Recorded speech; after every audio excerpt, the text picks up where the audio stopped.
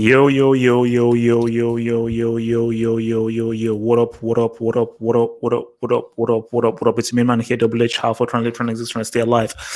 Hopefully everyone is doing good. Hopefully everyone is doing good. I think we're going to hopefully have a nice, interesting, joyous discussion today, and something that I think we can chew on. So obviously we've got your boy FG in the house, Ahmed in the house, Hazim in the house, Red in the house, and Abdullahi, and hopefully some other guys will get in there. So I thought we had a really good 3-hour session last night. I thought that was a really good session where we were really able to dig in deep and just really try to just break down things with regards to fanboys. Fanboys still scare me though. Fanboys still scare me, and I'm still rid of them. I just find it extremely strange. Actually, before we go to our main topic though, let's just because since you guys didn't talk about it, let's just clean this up before we go to our main thing. So for Red, do you think that we should get rid of these hardcore fanboys of players, or do they have a place in football discussion? I mean, they're always going to be there, HH. Usually, like, fanboys it's always going to happen. I just don't get it.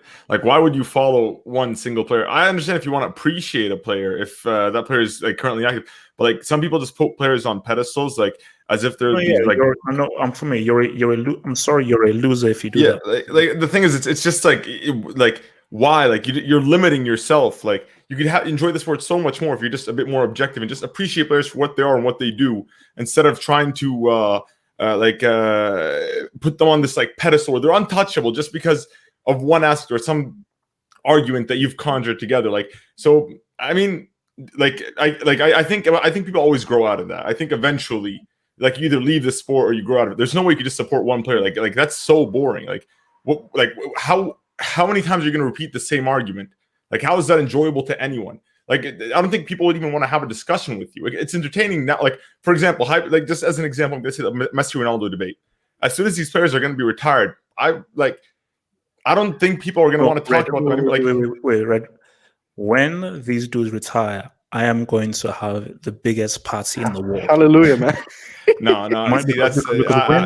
When these guys retire, I'm like, thank God. Finally. Go back to actually just having regular footballing debate. It's not Rolando around these two clowns. But yeah, that's the thing, is like, it's like for now, because they're active, every time they score a goal, people are gonna be like, well, you said they were finished. Oh, he's still the best because they scored this many goals or did this many things or won this many trophies. Once that's done, there's only so much you could say. That the story's done. That's the end of it. Like, so all that time you've invested into this one player, it's just wasted time, because guess what? The younger generation that's going to grow up and they're going to like eventually take the torch and like start talking about the sport and everything, they don't care. Just like we don't respect Di Stefano and Pele and Maradona, and we'll always undermine them and all their achievements, and R9 will. Just like we now disrespect them because they're not active anymore. The same thing is going to happen to Messi and Ronaldo. Wait. Save those bullets. Save those bullets. One thing, I'm just going to say one quick thing. Just one quick thing. Like, the sport is just a format change away from all these accomplishments being irrelevant. Let's just say, hypothetically speaking, La Liga or the Champions League do a format change similar to like the Premier League. All these achievements will be like, oh, well, that was in the old era. It's irrelevant now. They did that before VAR. Yes, they did that. You know what I mean? Just the same way you know what hasn't. You just reminded me. Just like people disrespect Serie A and disrespect like what Milan accomplished and what I'm talking about the back-to-back that went invincibles, that like people disrespect them and don't consider them among the greatest teams of all time nowadays. Just because Serie A is not relevant. If La Liga, let's say for example, starts becoming like, fourth or fifth best, like I'm talking 20 years, 15 years down the line, all of a sudden nobody cares about Messi's accomplishments. Oh, he did it only in La Liga. He never won a World Cup, because see that's why the World Cup is so important. The World Cup is always a constant factor in football. It doesn't change. It's not subject to rebranding. It is always going to be there forever, and only a select few have ever won it. So that's why. So I'm good. I think I said enough on the subject, though. Okay, so wait. So before I come into Hazem, bro, your boy Martin wants some trouble. Thank you for the super chat, Mr. Martin Rosario. FG, Defend yourself, bro. Mad crap was spoken about you. FG, that's a lie. We both called you WG and we said that you're the GOAT. I heard all 3 hours. I was Oh, labeled a God. fanboy twice. FG, that wasn't to me. But no, FG, we will come to you. We'll come to you, man. Thank you so much for your exercise. You know what's sad? I wish they played together. Who do you wish? Oh, I think he means Dino and Messi. No, he's talking about Messi and Cristiano. Oh, look, Amche, don't worry. I will tell you exactly why Dino's peak is greater than Messi's. I will get there very soon. Hazem, fanboys, what Yeah, should we do with these dudes? What should we do with these psychopaths? I mean, we should just throw them in the trash, to be honest, because they're Damn. just useless. They're useless. I mean, if obviously fanboy, what I define fanboy is if you are just attached to a player, one single player for your whole life, and you just basically praise him for every single thing. You say he's the best at everything, and even if you're provided with facts against your position that are contradictory to your position, you still maintain it just because of your love for him. And such people are just cancer to the football debates. We try to make football debates interesting. So people can actually bear to watch them. Or even on Twitter,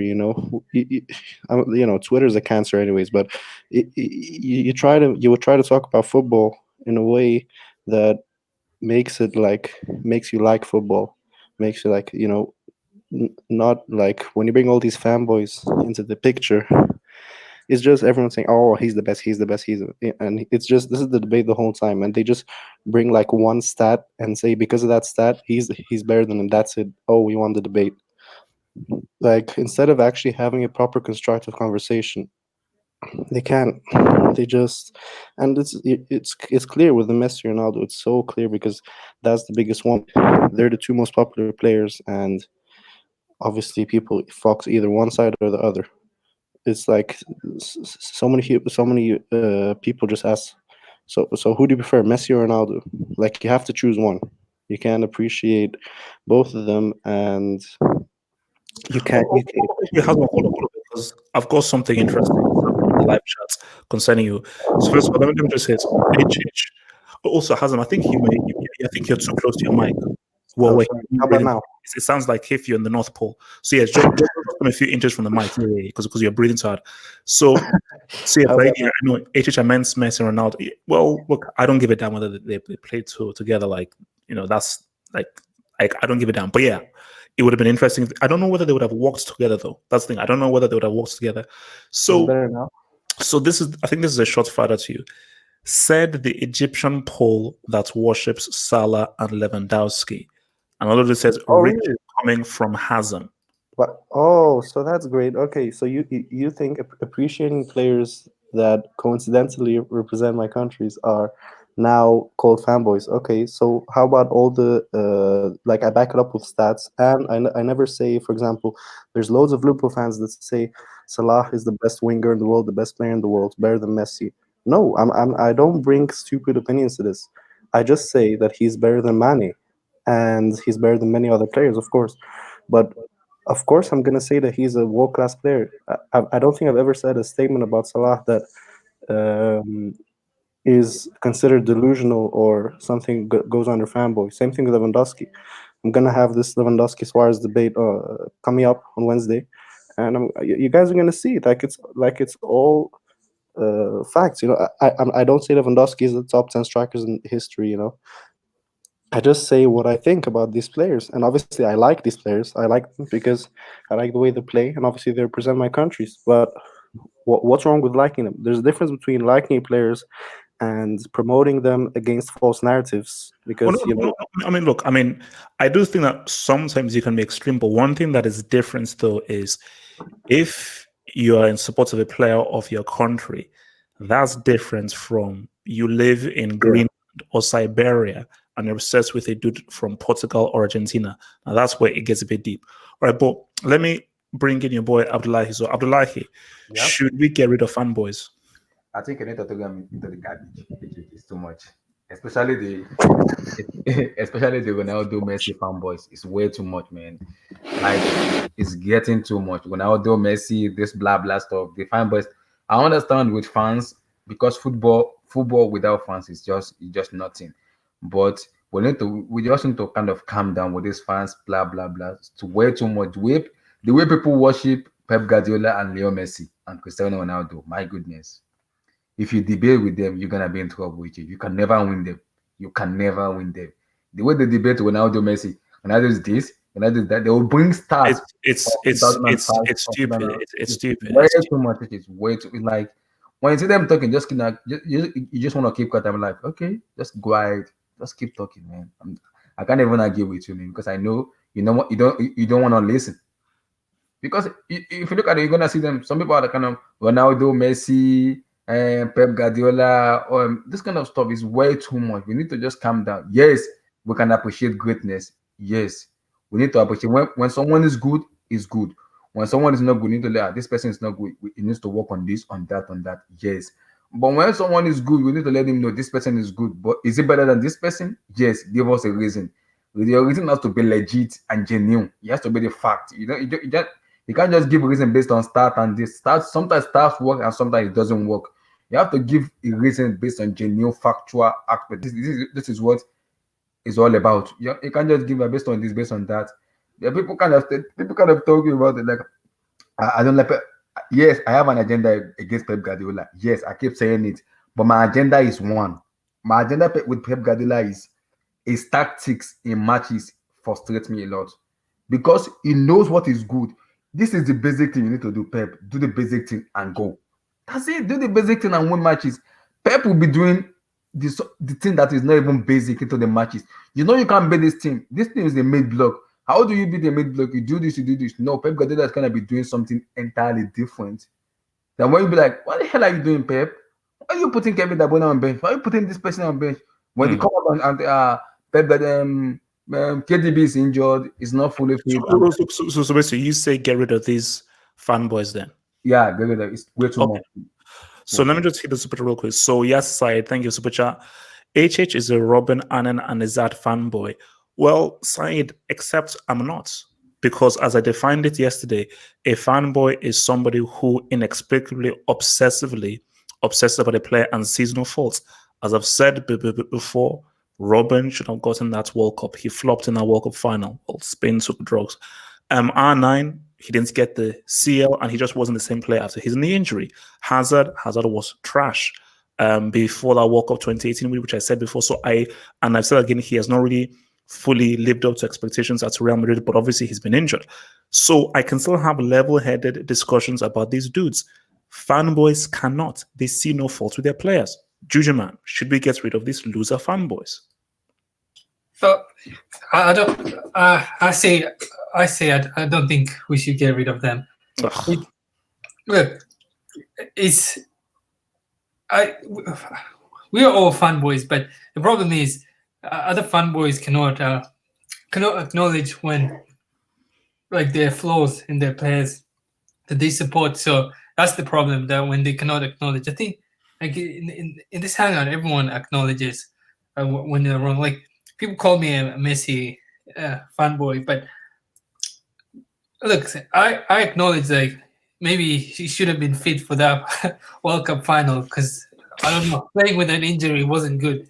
Wait. Which World Cup final are you referring to? 2014. Yeah, the only final. So wait, Jujuman, was he also unfit in the semi? Yeah, but he was like he's carrying a knock. So he was carrying a knock in the semi, convenient in the semi and so because he was carrying a knock, that's why he was trash in those two matches. Okay, cool. True, it wasn't trash, Double H. That's harsh. Look, the one reason why people have I'll look at the other side. Wait, real quick, Jujuman, I want you to respond to this. Why is Jujuman even here? He's even worse than a fan, but he's a plastic football fan. I want you to respond to that attack, Jujuman. First of all, people call me a plastic football fan. Look, I'm not the one that's forcing anyone to be attached with a single team. So if you have a problem, facts. I'm a winner. If a team exactly. I'm not going to stay depressed and down. I stay with the winners. Second of all, so when you say plastic, I'm sorry, you've been supporting a team that's 10th in the table for the last. Doesn't even care about you. Yes, that yeah, exactly. Don't care about you, so I'm not going to attach myself with losers. The other thing is the fanboy. I was called a fanboy.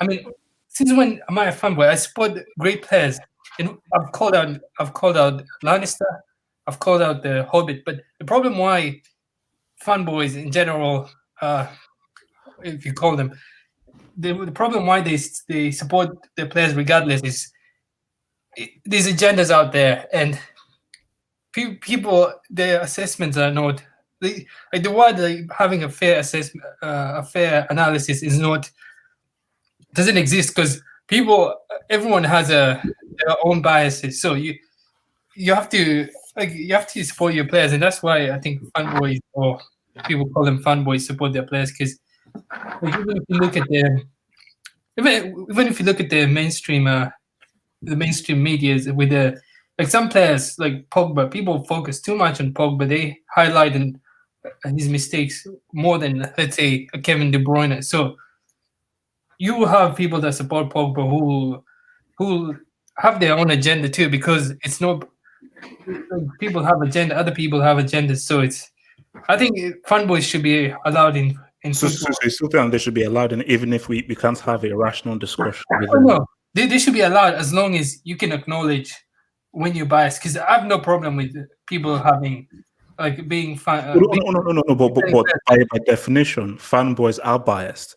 Fans are, whether they're hardcore fans, they can have a level-headed thing, but by definition, fanboys are biased, and these guys can only see one way because they want to have because they are obsessed with that one player. But you still think that we should still allow those guys in, even if they can't see faults. Yes, but I'll push back on. I don't think all of them like some of them see faults. Like I'll use FG. You're not a fanboy, but I'll use FG as an example. FG acknowledges like when Ronaldo has terrible games and stuff like that. So he's not he acknowledges sometimes. He even points out. So I won't say he's like doesn't and I mean he supports Ronaldo, but I won't say he's like Okay. Let me just say this well. So you said that then why do you hate Cristiano? I ain't saying I don't hate Cristiano side. I just don't think he's as good as people think he is. Yes, and you're allowed to have that opinion. I'm allowed to have an opinion like that. So yes. Sorry. Okay. Wait, actually, I want to just So what about this? This is interesting. Before I go over to Ahmed, Juju doesn't understand that when you stick with the club through downs, the win is the greatest joy you can feel in football. That guy supports Sheffield United, I bet. He supports Sheffield United. Yes, and I'm not sure these fucking stupid fucking teams, bro. So I'm not sure how someone can tell me what makes me because brings me the greatest joy. I thought that was feeling the joy of winning. Look, let me say this. I switched. I get a lot of joy from winning all the time, man. I switched teams and I've seen multiple Champions League wins back to back to back. I don't think many people in these live comments could say the same thing. Exactly. Enjoy your team not win a trophy for 30 plus years and finally get a chance to win and the league is cancelled. Enjoy that. Enjoy for all your lifetime. Exactly, and I think what's it called? Just because you make one mistake doesn't mean you have to stick. Just because you made one mistake like 20 years ago, it doesn't mean you have to stick. And one more thing, and add to that point, you want to talk about fanboys? How about like these football fans who always says, "Oh, there's one rule: you can change your wife, you can change your religion, but you can never change your football club." Like, come on, man! These people are like they worship their clubs for no reason when these clubs don't even give a damn about them. Wait. Yes. One more point, JFG. And the other thing is, I don't understand how people stick with a decision they made when they were 12. I mean, exactly. Do people not know how to grow up? When you grow up, you change. Like, learn from your mistake, man. Don't stick with the same mistake for the rest of your life. Exactly. And also wait, because I mean we've hit on a very interesting topic, which I think we will actually do after this. But before I go to Ahmed, if you're married to a woman, I know that when you do the vows, it's till death do us part and everything.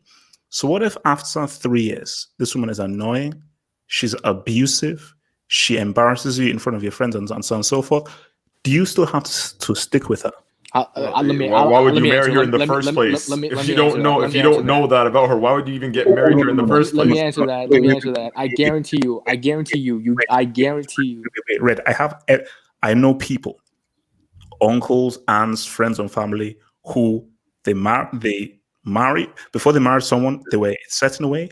2-3 years into the marriage, they were another way, and now they're divorced. Yeah, but Wait, Double H. Let me tell you this. I guarantee you, most football fans who are married, they've suffered more from supporting their club than from their wives. So I don't know why they're still sticking with that football club.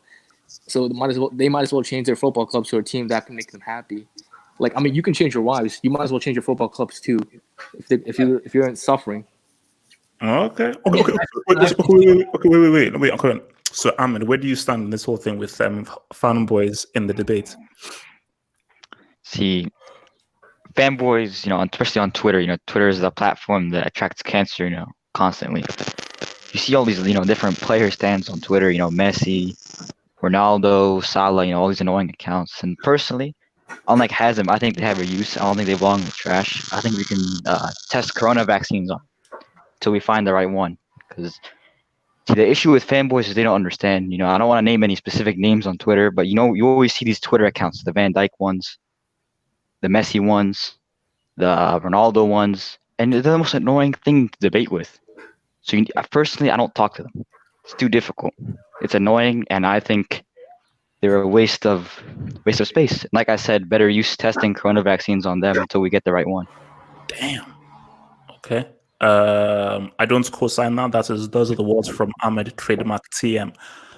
FG, what about you? What should we do with these so-called fanboys? Should they be allowed in football discourse? Look, man, it's pretty simple. If you don't want to talk to someone, you ignore them. It's the same thing as when you go to school or when you go to work. You're eventually going to meet someone you don't like. So what do? You don't interact with that person. You just ignore them.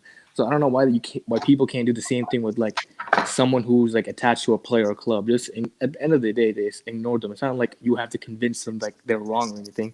And secondly, look. Eventually, these fanboys of a certain player or club, they're going to stop support once that player retires. They're going to stop fanboying that player too. They're gonna move on. And personally, like ever since this whole lockdown started, this whole football has been canceled, I realized that like this sport is not even that big deal in my life. Like if eventually, who knows, like 3-4 years, I might as well stop watching the sport because it's not like the same feeling I've had like a couple of years ago. So as all good things come to an end, that's all I'm gonna say. Okay. Wait. Let me just hit the super chat. So from your side, that if I say Maradona was completely utter garbage, people will consider me insane or racist towards Argentinians. That's literally how you sound, HH. I don't know in what sense though. But thing that it is. But thing that I've never said Messi is garbage. If you're saying that you're relating it to Messi, I'm not saying is garbage. So from Abel Miranda, HH criticizing Cristiano for football reasons is okay, but yourself have said you hate him as a person on the second video about your team of the decade. I said that I never said I hate him. I said I think he's arrogant and I don't like arrogant people. Not liking arrogant people is not the same as hating people. I hate racist people. Okay. I hate racist people and I hate abusive, rude people. Those are the people that I hate. I don't like arrogant people. I don't hate arrogant people. I just don't really like them. I hate racists. I hate very abusive people, and I hate violence.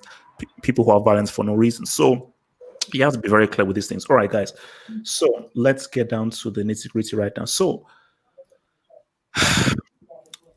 as we're doing the whole vid thing yesterday, I think that there is a divide. There is a divide, and who knows? Maybe this is going to be a several parts or not. There is a divide because for so long, I've debated with people of a younger generation of me who will swear by Messi and Cristiano, and I'll swear by Zidane, R9, Dino, and Maradona. And as we've been going back and forth, arguing, trying to convince one another, I believe it has come down to this: peak versus consistency. Now, let me kick things off. Someone who shows great consistency shows great consistency. And in my view, consistency is just consistency, nothing more. And wait, let me just hit this from Red Devils today. What about national teams? Is that different? Wait, what do you mean by national teams? Explain that Red Devils today. What do you mean by? Do you mean that as in what guys do for national teams? Explain that, and I'll look at that in the live chat. So, for me, if you're super consistent, and that is something I give you kudos for. Consistency doesn't equal greatness. Now, if you're a 10 out of 10 out of this world for 5-6 years, then you're like a god. But no player in history can be 10 out of 10 for 5, 6, 7, 8 years. Messi has been flirting between a 10, 9, 8, 8, 9 for so long. Cristiano, 8, 9, 10 for so long. But nobody has been able like that. For me, I wanted to see what you did when you were at your very best. At the peak of your powers, what did you do at your very best? Now, in my opinion, Messi destroys almost any player for consistency. And Messi easily destroys a Dino for consistency. At their very peak, Dino was different. And do you know why I say Dino was better? Dino didn't have peak Xavi, didn't have peak Iniesta. He didn't have Pep Guardiola's system with him. But he literally single-handedly helped bring back Barcelona back to relevance. Because I believe Barcelona won the Champions League like in the early 90s before they won it in 06, where Dino helped to end. So Dino literally carried that team by himself without an amazing team, because let's keep it real. The 2 times that Messi won the CL, those are teams that people have considered one of the greatest club sides of all time. And also, we saw what your boy Dino did at the Flipping World Cup in auto. So Dino, at his very best as an individual, stood out. Now, Messi has done amazing, great things, but all dependent on a system. He needs Jordi Alba making those runs. He needs to combine with Iniesta. He needs people to know how to hold the ball. Because when we now see him come out of the system to Argentina, where you now have to be an individual, he's not the same player. He's not the same player. This takes nothing away from what Messi has done. What Messi has done is still quality, still amazing, but it is still him leaning on to people knowing how to play a certain way and doing certain things because he defers and expects people to do things. He's not a thug. Like R9 is a thug. Zizou, I'm going to put Zizou in a separate category because you youthful people have been disrespecting Zizou. I'm going to talk about Zizou in a separate thing. But what I'm saying is that Zizou, R9, Dino, Rival, these guys are thugs because these guys as individuals can say what's up. These are mechs. These are mercenaries who can say what's up. So anything away from Messi, he's a team dude. He's coachable, and that's what we're talking about. So let me so before I kick it over to Hazem, I'm sure this what's Dino's better at than Messi? Well, he can score in a World Cup. Let's start with that. He can score in a World Cup knockouts game. Let's start with that. Hazem, peak or consistency? Yeah, I'm sorry, man. I have to completely disagree with you because the argumentation, like, what is consistency is basically you have a longer peak, right? So you're saying that a shorter peak is better than a longer peak. No. You see, again, when I say peak, I mean that you pretty much hit it. Basically, that's why I use the example of a Dino and a Messi. I believe that Dino's peak was a 10. And Messi's consistency has been like an 8, 9, 9.5, 9.5. I don't believe that Messi has ever reached the level as an individual that Dino has. So for me, Dino's very best is better than Messi's very best as an individual, not dependent upon a team or its system. So that is why the difference between the peak and the consistency. Yeah, okay, but a player's very best, if he shows it only for one season, that means you could say it's pretty much based on a variety of factors that are external to him. Because if he doesn't do it under different circumstances, then that shows his deficiency. Because if someone does it consistently, then that shows that he can do it in many different circumstances, and he is actually the player that people deserve to watch. So because if you just take peaks, then you can take like random players like Luis Fabiano, who had a great peak in 2010 World Cup, or Balotelli, who had a peak in 2012 Euros, and say that these are great players. Are these great players? No, they're not No, great no. players. But then, my response to that is that Luis Fabiano never had a peak close to a Zidane, a Dino, or an R9. No, okay.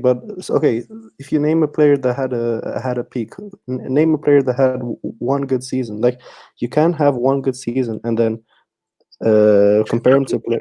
And also remember, are we saying that Dino only had one good year or one good season? He had a period. You could argue that 2-3 years, he was one of the best players in the world for about 2-3 years. But it just wasn't 7, 8, 9, 10 years as opposed to Messi. But for those 2 or 3 years, he was unlike any player that we've probably ever seen, and has done things on a pitch as an individual no one has ever seen. All right, so Messi has done this. No, has done things that no one has ever seen over 10 years. Like his achievements over 10 years. Okay, apart from that 1 year where he scored 91 goals, so what's he done? That so basically just saying, so basically goals and assists. That's what you're saying. Goals, assists, dribbling, impact on the team. The even that 2014-15 treble, he was the best player out of that MSN, and yeah, he was. That definitely Okay. was the Suarez, that's for sure. But yeah, anyways, yeah, I'm gonna be arguing this as well in the Suarez Lewandowski debate. If you have a peak like Suarez, who has like two peaks, and then most of his career is just average, well, average for a world class striker, and you compare him to someone like Lewandowski, who is consistently on the top level and scoring over 30 goals per season, then it's clear who you want to have on your team. You don't want to have someone who has two amazing seasons and then for the rest of his career is just good. No, that's not what you want. That's not what teams want. Maybe from a fan perspective, that's entertaining. Okay, oh wow, these moments were amazing. This guy's unbelievable. He reached levels. But for me, reaching a level so high for one season shows that that's not truly your level. That's just a collection of circumstances that helped you reach that. Because if you can't do it for many seasons, then what's the point? Like, how can we know that that is truly your level? That is truly your best level? How can we know that's down to you? But then in response to that, but before I sort of like hit it, whoa. There's a lot of breathing from your thing hasn't breathed. Try and come away from the mic, because another response to that is that you can then say that again for Messi, for all that consistency, how is it that you've always flopped at World Cups?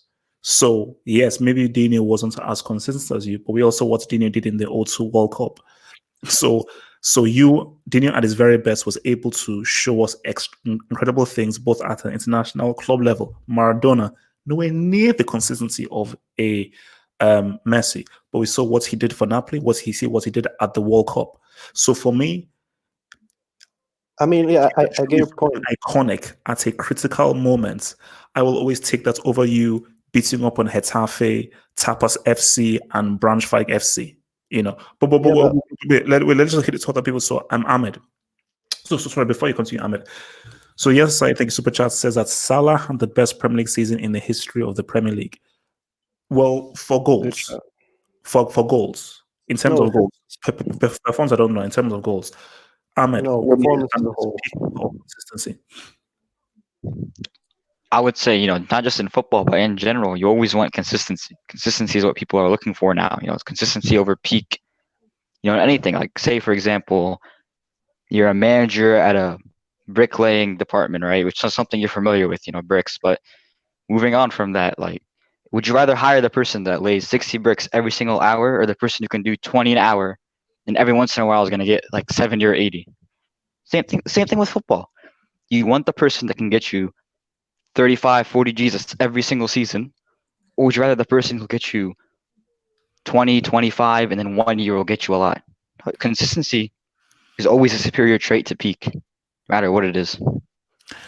Okay, so Ahmed, what if for all that consistency, you're not able to win the biggest prize, But even for the pick, you win the biggest prize, you win everything, but you don't really do anything outside to win your pick. Do you still get the consistent dude?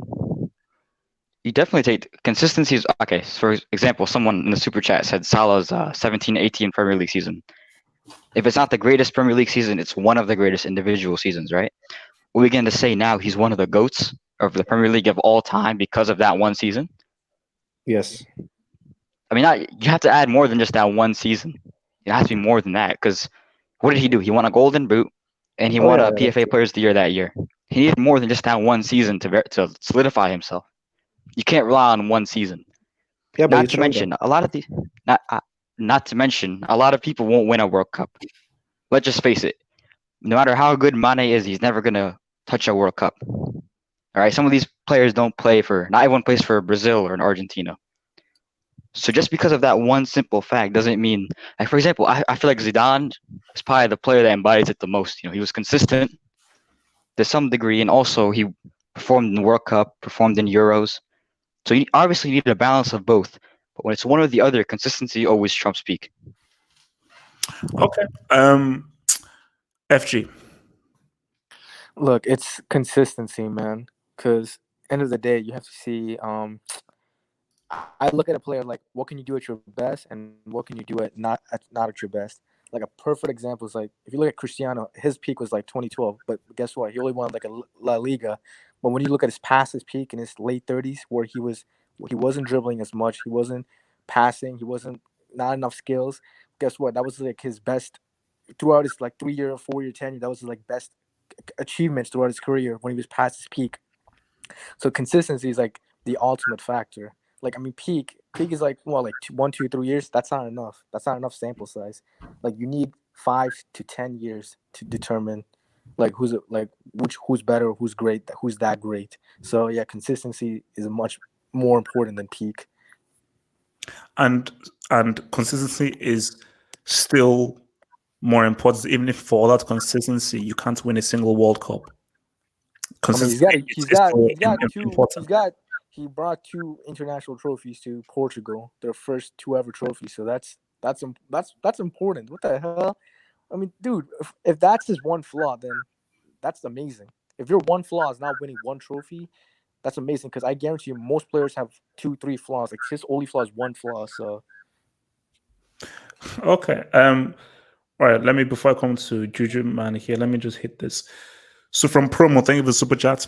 I love Dinier, but the guy didn't turn up in the World Cup final versus Germany or Arsenal in the 06 UCL final. He was below par in both games, but he turned up against England, scoring, having a superb assist for Rivaldo, and scoring probably one of the craziest goals at a World Cup from the halfway line.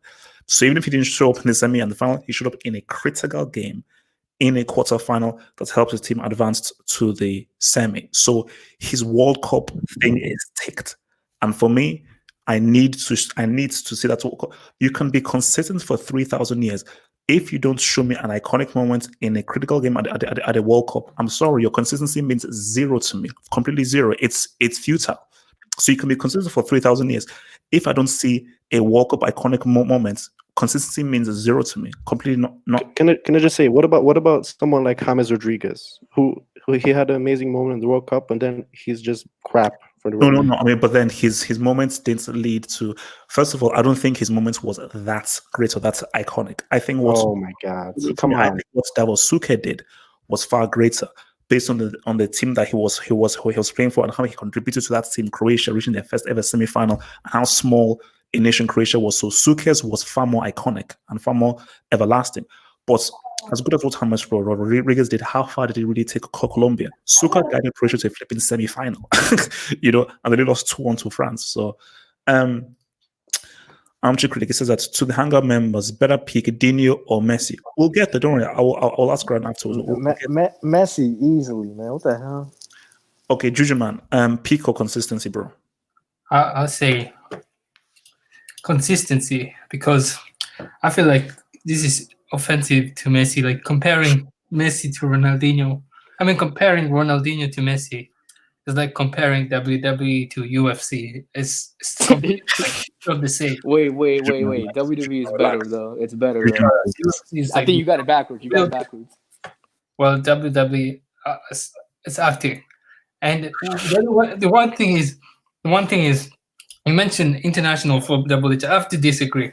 You mentioned international flop. He's not an international flop. I mean, He is though. He is. way overstated. Like I think he's performed really well, like internationally, because not only is he like the leading top scorer for Argentina. I mean that's not a flop, and he also led his country to a final. I mean they lost because of maybe error in. Maybe he wasn't in his best game. Wait, but Juju, 4 finals he took them and 4 losses. That's Never pretty bad. reached the final. Look, it's a team sport. That's why it's like we have to consider that it's a team sport. Like if it was 1-on-1, it would win all majority of the time. But Juju man, if you're so great, find a way of getting it done in the final. Stop coming up with excuses. It's no excuse. If you're giving 3 finals in a row, and you being the GOAT, you cannot come through one time and score the winning goal in 3 of those finals, there's something wrong there. Because Juju man, I don't get this. People keep attacking me at he's the GOAT. Consistency. For all your talents, for all your ability, for all your consistency, you were given 3 opportunities to help your country win a trophy. 3 opportunities. And in the final, take it upon yourself. You were given three tries in a row. Yes, but he's still the GOAT. It's a team sport, Double H. I'm sure if you played for Germany, you would have international trophies. It's a team sport. Like you need other players to show up too. And the other thing is the World Cup. Winning the World Cup is not a big deal these days. It's just another trophy. It's like winning a community shield. It's not a big deal. So it's like if we can all pick moments because I think Double H. Maldini, perfect example, bro. Why do you refuse to accept that this man failed for his country at critical moments? He didn't fail. I mean, if he failed, then Argentina would, without him, the country would not have made it to the. No. Wait. But Juju man, in the semi-final, yeah. Maradona scored 2 goals against Belgium to help Thank you, them FG. to the final. FG brought a good example. Maldini. So, HH, do you think Cannavaro is better than Maldini because of that World Cup 2006? Yeah, I think. HH answer. Oh, yes. No. For me, what Cannavaro did for me, it puts Cannavaro in a special echelon than Maldini. And for me, I would say, I would because Maldini for all of your you never said that before. For Maldini, for all of your consistency, you never did what Cannavaro did in the biggest tournaments in the world. Dude, so Cannavaro is better than Maldini. To be fair, Italy in 2002 should have won that World Cup, but they were robbed. No. Look, also was a mess. Okay, but wait, Juju man, finish your point. I can't believe you said that. Yes. So I say it's consistency, and I mean, I think Double H. We need to. Seriously, we need to update that Hostman list. Like, no, it's not. You have to win a World Cup. You have to win a World Cup, bro. I'm sorry. Because the World Cup, that's legit. What if you're playing for a bad team? What the hell? That's like asking. He hasn't. Modric plays for Croatia, and he went to a World Cup final. No that excuses. Croatia team was great. No. He lost. Guys, how about this? Look.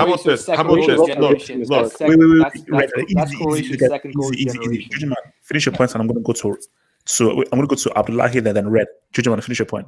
I think the World Cup accomplishment, like it's irrelevant to assess how good a player is. It's like winning a community shield. It doesn't mean that much because you have to be born in the right country and everything has to line up. You have to have other great players. You have to have a generation that's good. You can be the best player in the world, even if your teammates are not as good. I mean, you can play all day, but you're not going to win the trophy. So you need a good generation. So and it's a month, like 1 month every 4 years. So, and then that doesn't determine how good you are. Because I mean, some people can fluke it can fluke their performance, and other times you get I hear excuses, not bro. HH, by your logic, Mbappe is better than Ronaldo just because of the yeah. World Cup. It's like the World Cup is. I think you should No, move no, that. no, no, no. Mbappe's career hasn't finished yet. Let's see what he Wait. Double H. Double H. I could say that Mbappe at 19 was better than R9 at 19 because Mbappe won a World Cup at 19 and R9 never did. Are you going to disagree with that? Wait. Say again. Who's better at 19? Who's better at 19, Mbappe or R9? Mbappe has a World Cup at 19. R9 Wait, doesn't. So I want this answer right now. hold on, wait. Let me just Judgman, finish your points and then I'll answer you, FG. So Judgman, finish your point. Just run So the I'll paper. finish the point. I think we need to remove the World Cup as a measure because winning a World Cup, it doesn't. It's not a big deal. I don't think it's a big deal. No. It's like Okay, winning. don't take it that far. Okay. So FG, what was your question? My question was, who's better at 19 years old, Mbappe or R9? And don't forget, Mbappe has a World Cup at 19 and R9 doesn't. No, but see, you said who is better? Better. Yeah, who's better? Yes, exactly. No, who's better? Yeah. If you can't do if you didn't do it at the biggest stage, then you're not better for me. No, because you said that's better in terms of ability, not great. No, ability. he didn't say that. He Everything, just said better. everything. I said everything. Everything. Greater. R9 is better. Mbappe at 19 is greater than R9 at 19, 100%. But who is the better player? Based on just what they could do, it's R9. So sorry. Mbappe did it in a World Cup final. R9 never did at 19. Okay, so I can't. He did it. What do you mean by greater? Greater. What's greater? Easy. Let me just take super chat. So David could say, thank you for your super chats, David could say, if other GOAT contenders have a World Cup, you need it too. Thank you. Here's the fact. Here's the fact, though. Zidane is not a GOAT contender. Dino is not a GOAT contender. These are not is not a GOAT contender. These are not GOAT contender players. I don't know who thought of idea of Zidane as a top 5 player of all time. Red. I hope you're ready. Red. I hope you've do you want me to pull up the fact that Zidane in 2017 said Cristiano is better than I ever was? Do you want me to pull that up? Because he said that. FG, he said that's because he's trying to boost up Cristiano. Zidane doesn't believe that's crap. I'm sorry, but Okay. I'm stating facts. Let me answer this. So, why does HH always stutter? Because my dad stutters, and it's something that me and my older brother do. So it's a genetic thing, bro. So I heard stuttering comes from lying. So there you go. He doesn't stutter. When does HH stutter? Yeah, mine Abdullahi. your mic, Abdullahi. Can you hear me? Yeah, good. Hey, go for it.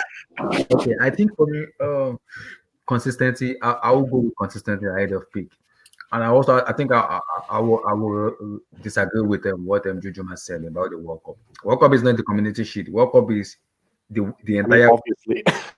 entire world are there. So if Ronaldinho, those players we talked about play in their peak and they won the World Cup. I didn't see why Leo Messi and Cristiano Ronaldo can win the World Cup. I don't care if they are playing for Argentina or Portugal. If they don't have an international trophy, I'm sorry, they flop. Yeah. Cristiano has 2, so I'm sorry, Abby. If you can't win, you cannot give an excuse to Leo Messi because he played for Argentina. He plays in 4 finals and he lost those 4. So you cannot give an excuse and tell me because he played for Argentina, he doesn't win. I'm sorry. Internationally, Leo Messi is flop. Until he wins that World Cup, we can put him in the wait. Question. I have a question to Abdullah. Yeah. Is Cristiano an international flop? No, I'm sorry. Because Ronaldo Okay. has international trophy. So Leo Messi has no win internationally. Right now, is a flop right now. He has to win some to categorize himself as a GOAT. He has won everything a player could win in club level. Okay, wait. But let me ask you this though. Because you may have a point there. But can't we take points from the fact that Cristiano didn't feature in that final? Okay. Cristiano didn't win it. With anything to the win in the most important game. Okay. I agree with you because Cristiano was injured in the final, but his name was in the Euro 2016 that Cristiano Ronaldo won this. If you pull out everything, you're gonna see Cristiano Ronaldo won this. Cristiano Ronaldo won this for Portugal. Leo Messi has not won anything internationally yet. He has not even won anything yet internationally. He won something for Barcelona and for them for playing for the club level, But internationally, Leo Messi has flopped. The last Copa America, we all watched the Copa America that went last. Leo Messi they didn't even show up at all. It was it was lost, entirely lost. It was lost entirely. So until he wins internationally, until he wins something internationally, then we can say yes, it's a goat. Right now, I'm sorry, it's garbage internationally. I'm sorry, it's garbage. Okay. Kylian Mbappe is ahead of Leo Messi internationally right now. I'm sorry. Okay. So let me hit the super chat before I go to red. So promo says that Dino would not take the 2014 Argentina team to a final, playing with bricks like Higuain, Maxi Rodriguez, Palacio in attack, Rocco and Demichelis in defense. Now let me correct you right now, because yes, Messi definitely helped them up until the quarterfinal, or was it the second? I can't remember. Okay, I don't know whether they played. So he got the assist to Di Maria against Switzerland. In Belgium, who scored the goal? Higuain. Wasn't Messi. In the No. He was the one who built it up. He took down 3 Belgian players, passed it to Di Maria, and Di Maria passed it to Higuain. He took down 3 Belgian players, Okay, bro. That's cool. But Higuain scored. That was an amazing strike. And we're still waiting for a Messi goal in a knockout game. Semi-final, he became Casper the Ghost. Mascherano had to tear his ass open to block Robin. Final, Casper the Ghost. So, look, he was given Double H. it was really easy. He was given the perfect team and the perfect opportunity, the perfect path. Germany had to go through Brazil. Germany had Algeria. had to go through. He was given the perfect path to win it, but he failed. I'm sorry, he I failed. I will say this: if you want to win an international trophy, the best thing to have is a great defense. And Messi had a great defense in that. Tournaments, you normally need a great defense to win a tournament. And Messi had that. So You also need a striker. I mean, there's no because dude, he had Di Maria, Higuain, Aguero, Lavezzi. These are world class players back in their time. No, look, I'll mention two points. The one was Palacio had a one-on-one, missed a one-on-one in extra before Goethe scored. So how's Messi's fault? Messi also missed the one-on-one. Juju, but here's the thing: why can't Messi put himself in those? Messi also missed the Why is he 1-1. relying on Wait. Easy. Okay. Let me just take super chat and then I'm going to go to red. So he has a side against super chat says that Messi and Argentina is like going to a gun battle with a knife. Nothing you can do with bricks. Arnan played for Brazil. Exactly. Messi played for Nigeria. Now let me respond to this. Argentina before the 2014, Argentina won the World Cup twice, and they were defeating World Cup finalist They have Maradona. Copa America too, I think. Doesn't have anything to do with. Let me land. Maradona won the World Cup in '86, guided them to a final in 1990. So Argentina have international heritage. That's the first thing. The second thing you say about Argentina with Brazil, if you watched the games in 02, Turkey outplayed them in the semi. Germany Rivaldo. and that 02 team was not a very good team. They had those like Kleberson and Gilberto Silva in that team. But if you actually watch the games, Annan as an individual rose through and came through as a hero. It was Rivaldo. Messi, Rivaldo was the main man. You be a hero, but you flopped. Red, peak or consistency. To be honest with you, I feel like your argument is flawed because, I think the guys hit it on the head when they said that consistency overall. You want a player like, for example, I'm going to use this as an example just because this has been a relevant discussion. Let's say Van Dijk versus Ramos.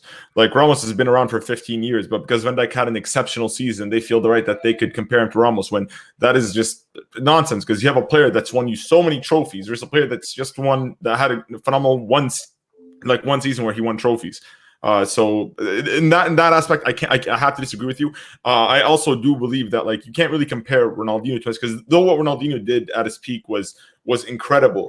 He also had a number of seasons that were 2, 3, 4. You know what I mean? In your number rating.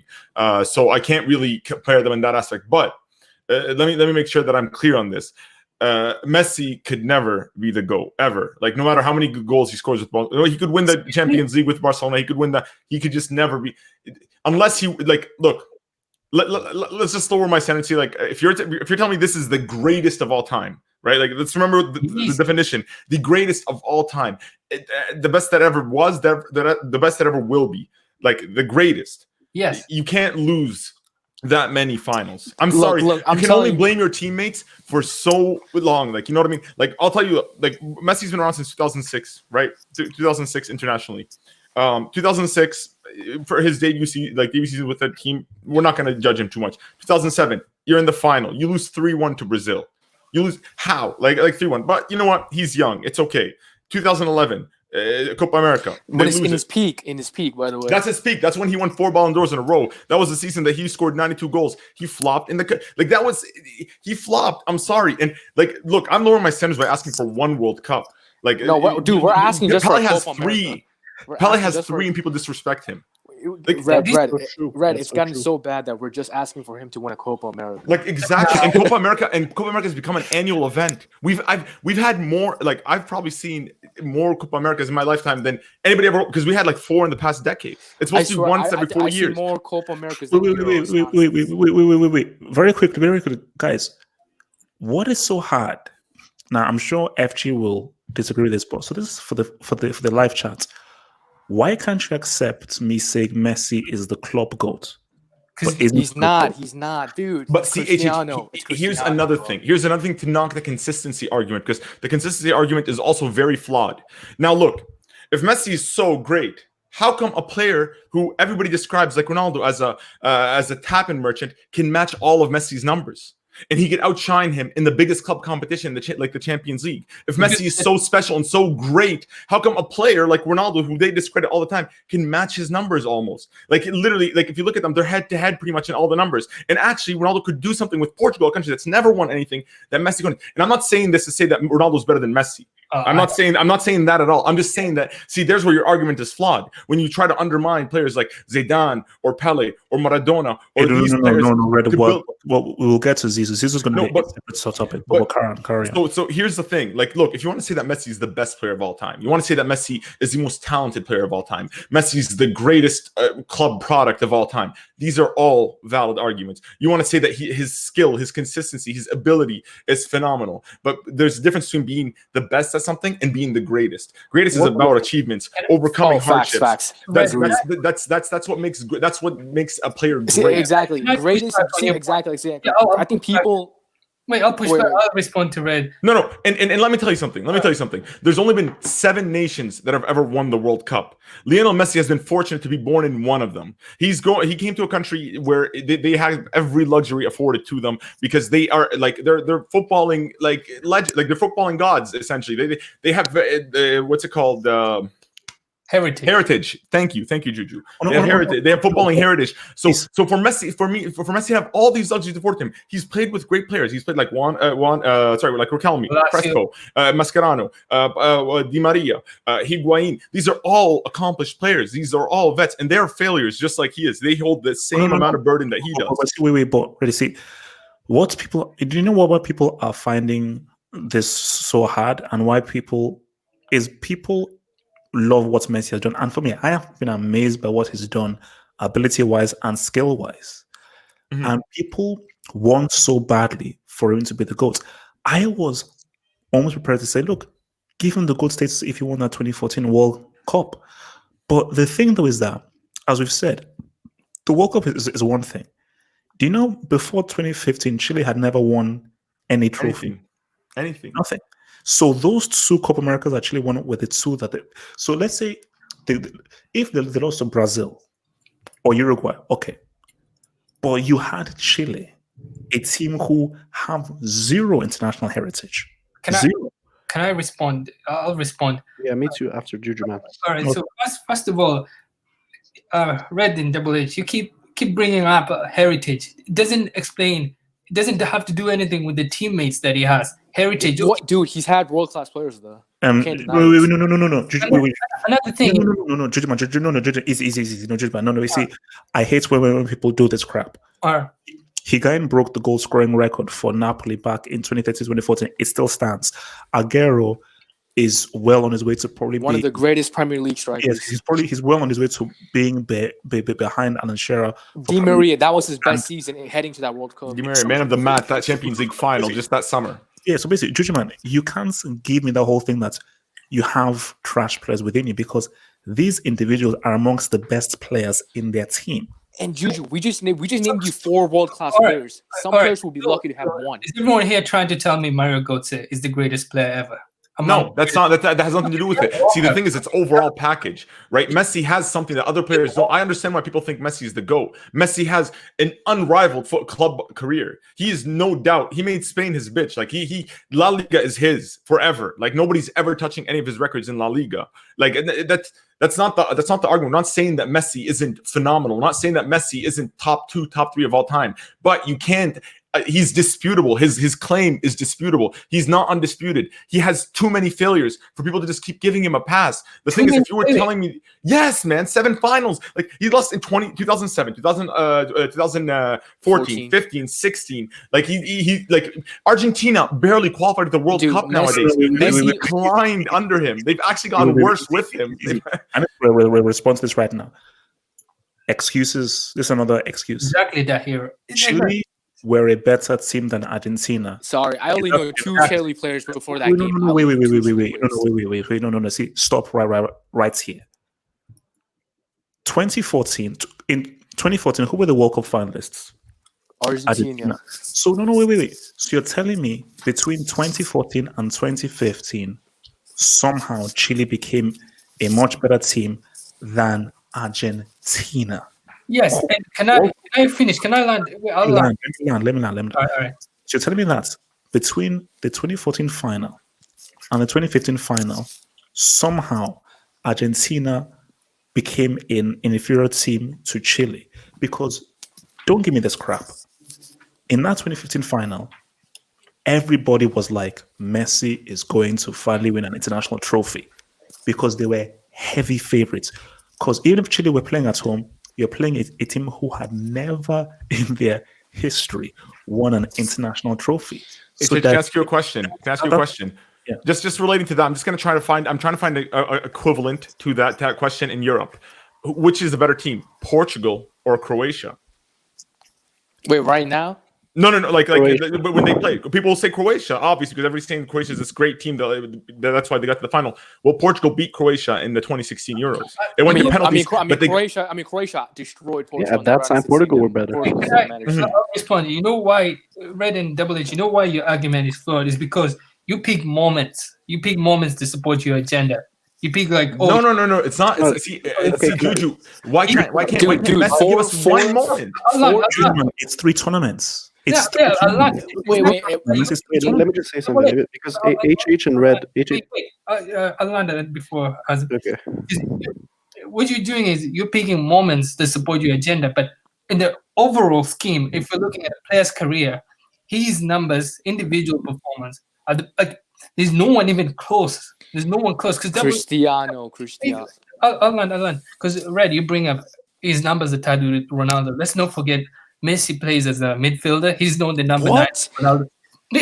Alan, he's an attacking midfielder. So people don't even consider that. His main job is not to score. The fact that he's numbers close, and he's, by the way, 3 years younger. Let's not forget that. And the fact that he has numbers close to who's supposedly the greatest player, arguably one of the greatest strikers is that's impressive.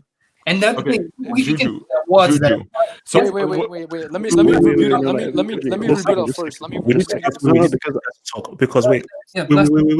Easy. I just Easy. Ahmed, have you talked? Wait, Ahmed. I think it's Yeah. Okay. About consistency. Yeah. I've talked about picking consistency already. I was like the first one. Because we're going to get a lot of guys just have a lot of this. So I said, so Hazem has been waiting, so Hazem, go for it. Yeah, I just want to say Red and HH are bringing the same distinction, right? They're saying there's a difference between greatness and the best, or better and greater. But Red has a different definition from HH. And Red is saying greatness is how good you are plus the achievements, so the whole package.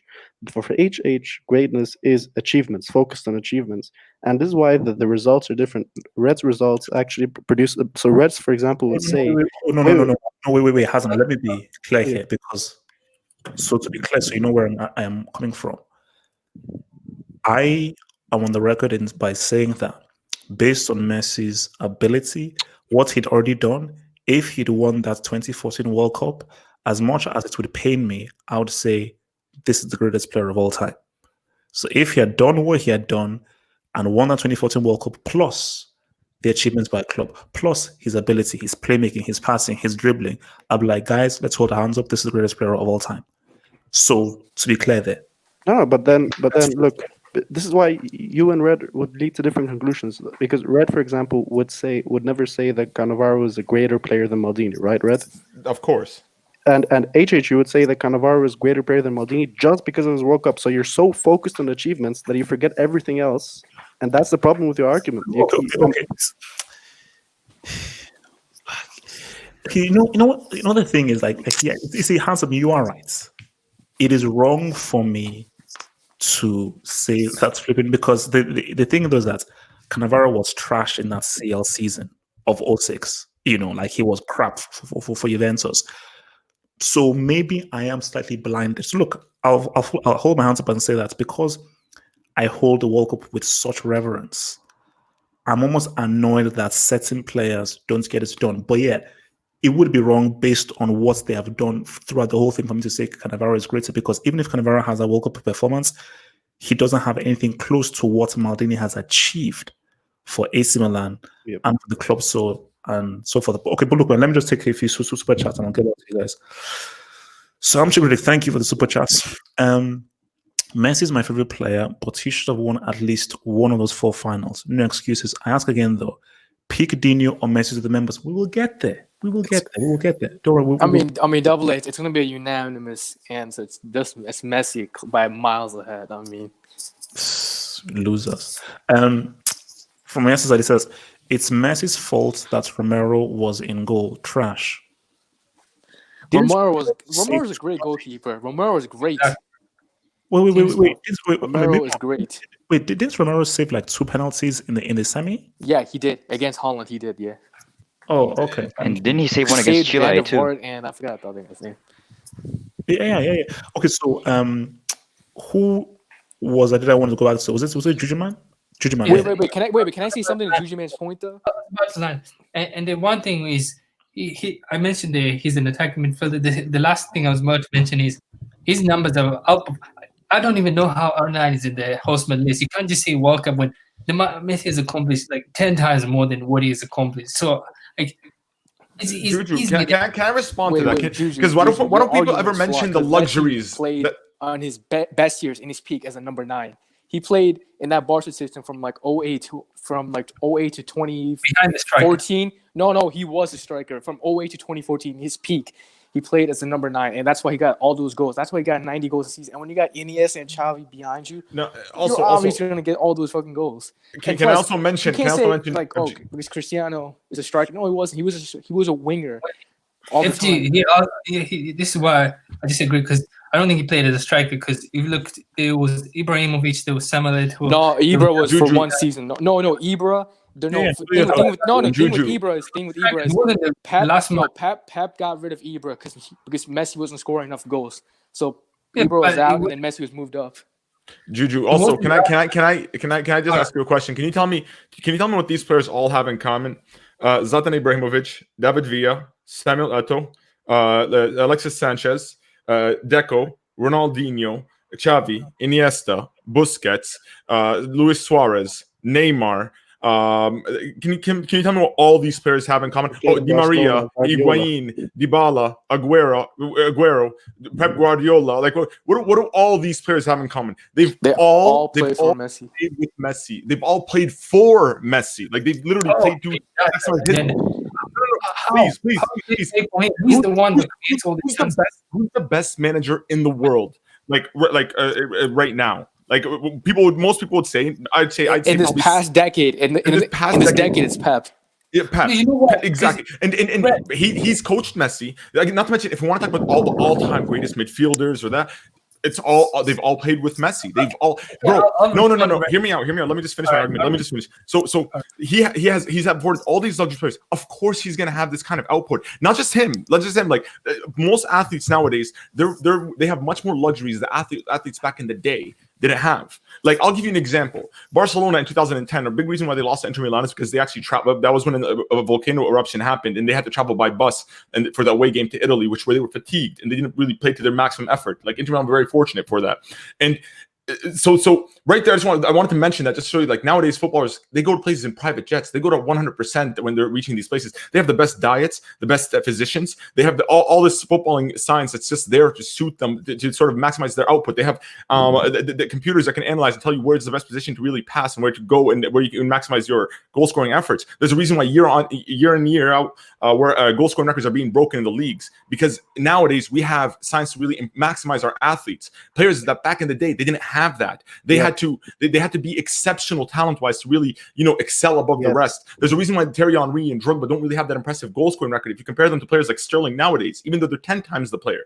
So you can't when you see these goal scoring records that they're breaking, it's because they're afforded luxuries that other players aren't afforded, especially world class players. Bro, this guy had Neymar and Suarez in the same front line. This guy had David Villa. They had his teams were flat out broken. Like, Barcelona was so great this past decade. Wait, let me just hit the super chat. Let me hit the super chat. For any society, man, thank you for the super chat, bro. Thank you for the support for the channel, bro, man. Top contributor, man. Messi scored 73 Gs in a season. Haters. And that was the same season the Copa America in 2011 happened. So, and I just want to add to Red's point. And to Red's point, Red, you say that. Oh, you mentioned all these great players that he played with, but you forget to mention that.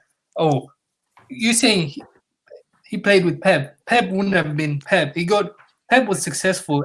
You can see the one Champions League or two he came from coaching Messi. So you can't say that Pep was this amazing coach before playing with Messi. Here we go, Juju. If I hold you, you're not going to even stand by this argument if you have a different argument later, because you're essentially discrediting Pep just to uplift Messi, to make excuses for Messi.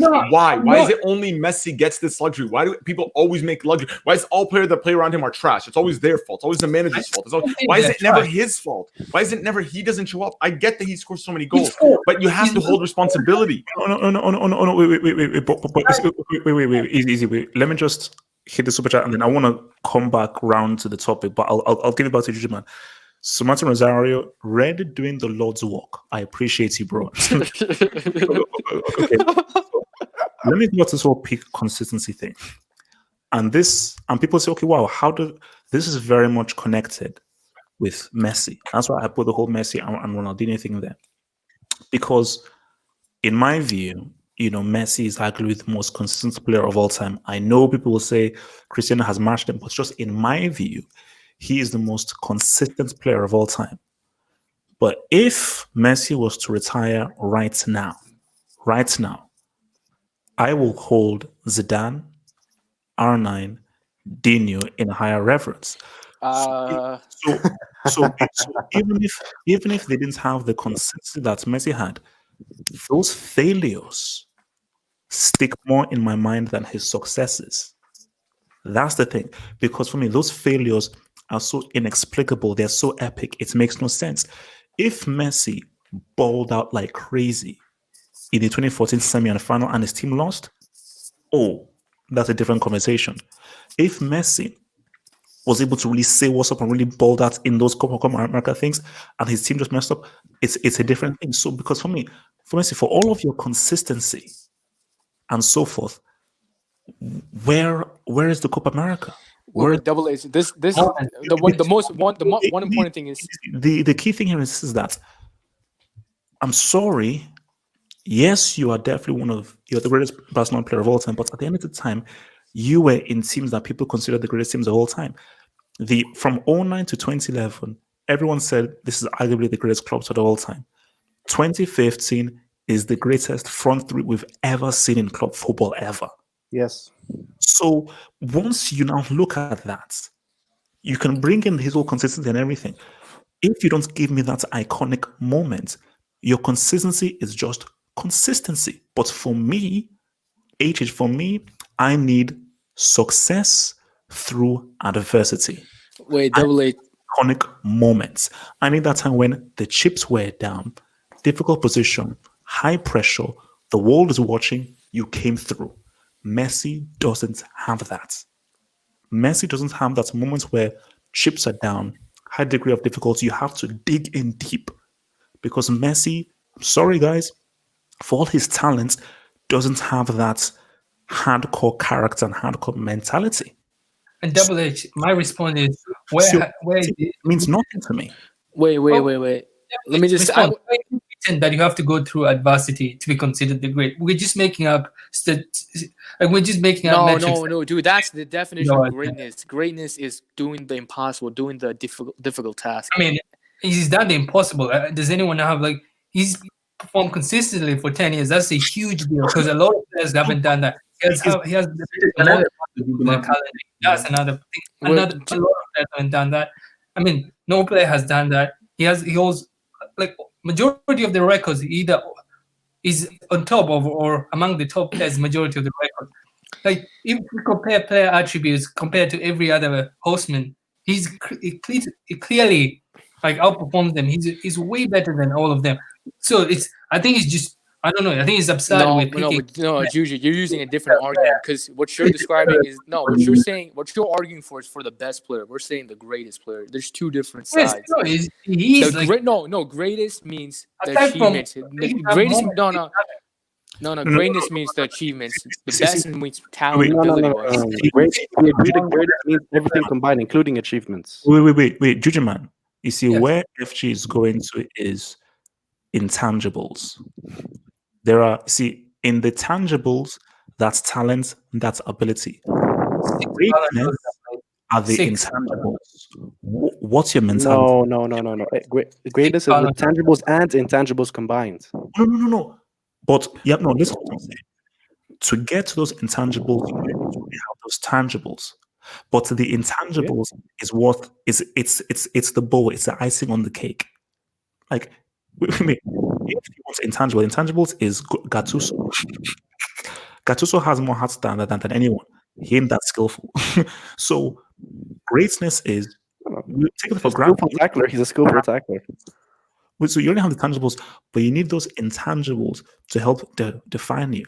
Messi doesn't have those intangibles, i.e., because this is what I've always said. Do you really want Messi in a final? Do you really want to rely on Lionel Messi in a winner or take all final? Do you? I don't. I don't. In a tough game, final, pressure is on. I don't want to rely on Messi. I mean, Double A's. You're talking about a guy who actually retired from international football after he lost the final. He didn't quit. We're talking about the same player. And 2 points. I have to make 2 points. Huh. And Double A's. I mean, you mentioned Zidane, Ronaldinho, and R9 being better than Messi. I have to say, I think Oli Zidane of those three mentions is better than Messi. And second point is, I mean, Messi has the Copa America next year, which is hosted by Argentina and Colombia. So the final is two-legged. If Messi does not win that Copa America next year, he's done. He can no longer be in the GOAT conversation ever again. He's in his home turf next year, so he has no excuses. Double H, can you include Sean to add like No, because Sean was on yesterday's stream because like these are members only. But wait, I wanna Can I respond to what Juju said, please? go for it. Okay. So Juju, when you talk, was talking about attribute and that. Yeah, we could remember very, very well. Lionel Messi has been very, very good since from his debut season from Barcelona to Argentina to this year now. He's been very good in both club and country. But we need to go back to the country for the country. He has 4 finals which he lost from 2006 back to the Copa America recently. He lost those 4 finals. So you cannot compare internationally to club level. There's a difference between club level and international football. Club level, yes, Xavi Hernandez, yes, Andres Iniestas. Who are those at their peak? I would say top 2, top 3 in the world in the best midfield. So you have them in your team. You can guarantee a trophy. But Leo Messi doesn't have that in international football, which I understand. But you have a peak. Di Maria. You have Mascherano in defense. You have Gonzalo Higuain with a peak in Higuain. Sergio Aguero is there. Wow, a good goal scoring team. You cannot give that an excuse because those are goal scoring strikers who delivers for you. We need to accept this. Leo Messi is flop internationally. We have to accept that. We're not going to excuse that. Next year, is they are hosting the It's Copa. next year is the deadline. It's a deadline. No, it's not. If he doesn't win the Copa America, he's done. I don't want to hear any goat anymore. He's Abdullah, out. Yeah, Jujuman. You said that guy missed the 1-1 in the final. Messi almost also missed the 1-1 in the final. yes, I In the missed Biblia that. pass. It's a moment. Like Copa America next year in Colombia and Argentina, Leo Messi is entirely done. He's no, done. he's not. Abdullah. Wait. Before I come to Jujuman, wait, easy. Before I come to Jujuman, easy, chill. Let me say this to chat. Steve Lecote, Messi fanboys have this holier than thou complex. Now, let me just do this. And see, this is the thing with people. The people that are very over defensive of Messi, they know what I'm saying is the truth. That's the sick thing, and that is why they are being so defensive. Because do you know what And it is? attacking. No, They don't. Wait, easy. They can't fathom that someone so exceptional for his club side can't do it internationally. And because they can't accept it, they will blame the manager, they'll blame the players, they'll blame the team, they'll blame the weather, they'll blame the food, they'll blame anything because they're like, no. He has to be the GOAT. He has to be. Because, and that's what I say to people, Messi can score 50 goals next season. He can win the next 3 Champions Leagues, scoring 50 goals in each of those seasons. I don't care anymore. If you don't give me an iconic international moment, keep being consistent in the club. Because you've already done what you've done in the club now. Give me what I need. Wait. That's a good point, Double H. Does he have an iconic moment in it's not a international good level? point. Because Wait, the I'll only see. thing I can remember Messi doing that was so great international is probably that free kick against USA in the Copa. That's it. That's like Come the on. closest. I'll That's say- the I'll closest. respond to respond to Double H.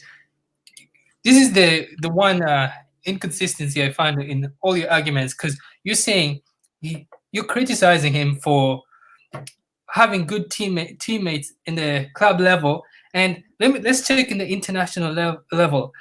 R9 had great teammates. Zidane had great teammates. Pele had great teammates. So you're criticizing someone for having great teammates at the club level. While But all these No, dude. We're saying he had great teammates. No, he had great teammates and lost the final. Yeah, he had great teammates on LA won. international and club. Chill. So Sean, Hey, bring in Sean. Give the people what they want. Just bring him in. because he's already there yesterday, so I've got to give everybody on the Sunday fair dues. So move him down. Is Sean, it don't join the Saturday one, man. Yeah. Sunday, Sean.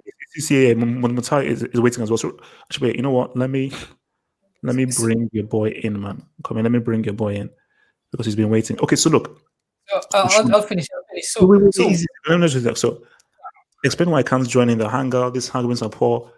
Now, Sean, I am not ganging up on Juju Man. I am not. This is not a messy bashing session. These are all It is facts. for me, man. It is for me. LG, that's how you roll. Thank you. I'm not here to bash anyone. Because what I'm saying is factual. Exactly. What? Look, if Sean, if you come here, what are you going to say about his international success? See, this is what I find so weird because this is when you're being overtly defensive. If anyone says that R9 did when he did Champions League, yeah, he didn't. He flopped. Okay. how is he considered a god, Double H? Let me land. But what I'm saying is factual. He doesn't have a World Cup. He doesn't have a Copa America. And I can't, and for me, you can be consistent all you want. If you have no international trophies, I scratch my head. To be fair, Messi is consistent. Messi's on record saying that I would swap all my Ballon d'Or for one World Cup. Oh, no, He's desperate for it. He's desperate for international success, and he still can't hack it. He still can't hack it. Why is he desperate? He First of said all, he would swap all his Ballon d'Or for a single international trophy. I had one point to say, because first of all, everyone was criticizing him they were criticizing the player for having good teammates at the at the club level, while the GOATs had great team. No, you got to confuse. We said Messi had great teams on both sides. So what you're essentially saying, Double H, what you're expecting is you're saying Aaron should win the Champions League playing for Ajax, and he should score the winning goal for him to be No, considered. he should have won it with Galacticos, but he failed. He failed. Yes, and Yeah, how he is he failed. ranked above Messi then? How is he ranked above Messi? Like, No, but thing is, Wait, Double H wait, admits wait, wait, Double wait. H admits that he failed though. But let me be clear here because we are going to get to Zidane. I have never called R9 the GOAT. I call him my personal best player, and I just say he's my personal GOAT because that's just Alright. my personal bias because he's the best player I've seen. I've always said that. No, wait, I've always said that Zidane is greater than Messi, 100%. No, he's not. Come on, Double H, he's not. Easily. I'm telling you right You now. can make the arguments, man. Honestly, There's no argument. because Zidane's got the Ballon d'Ors, Champions Leagues, international success. He's got to tick that all. Someone else knows. So when he wins forward, Right, because this goes to the whole peak consistency thing. So so it says Portugal has never won an international trophy until CR7 GOAT. He didn't Yes, say he's greater than Messi. Yes, we know that. So Montaha, where do you sit with this whole peak versus consistency thing? Bro, for me, it's depends upon the position you play in football. That's what I see, you know. For example, if you're a defender, so I want a consistent defender, you know. I don't want just a 1 year peak defender who just peak for 1 year and like trash for like throughout his career. So definitely it depends on position. Finally take some coins from. What? Okay. Sorry. Okay, go Yeah. carry on. Yeah, and aside from that, bro, it depends totally upon like what kind of peak you're looking for. It's like World Cup, everything in 1 year, or just a World Cup, or just a trophy. For example, Ronaldinho's peak. I don't like Ronaldinho's peak, you know. So I'll take consistency easily over Ronaldinho's peak, you know.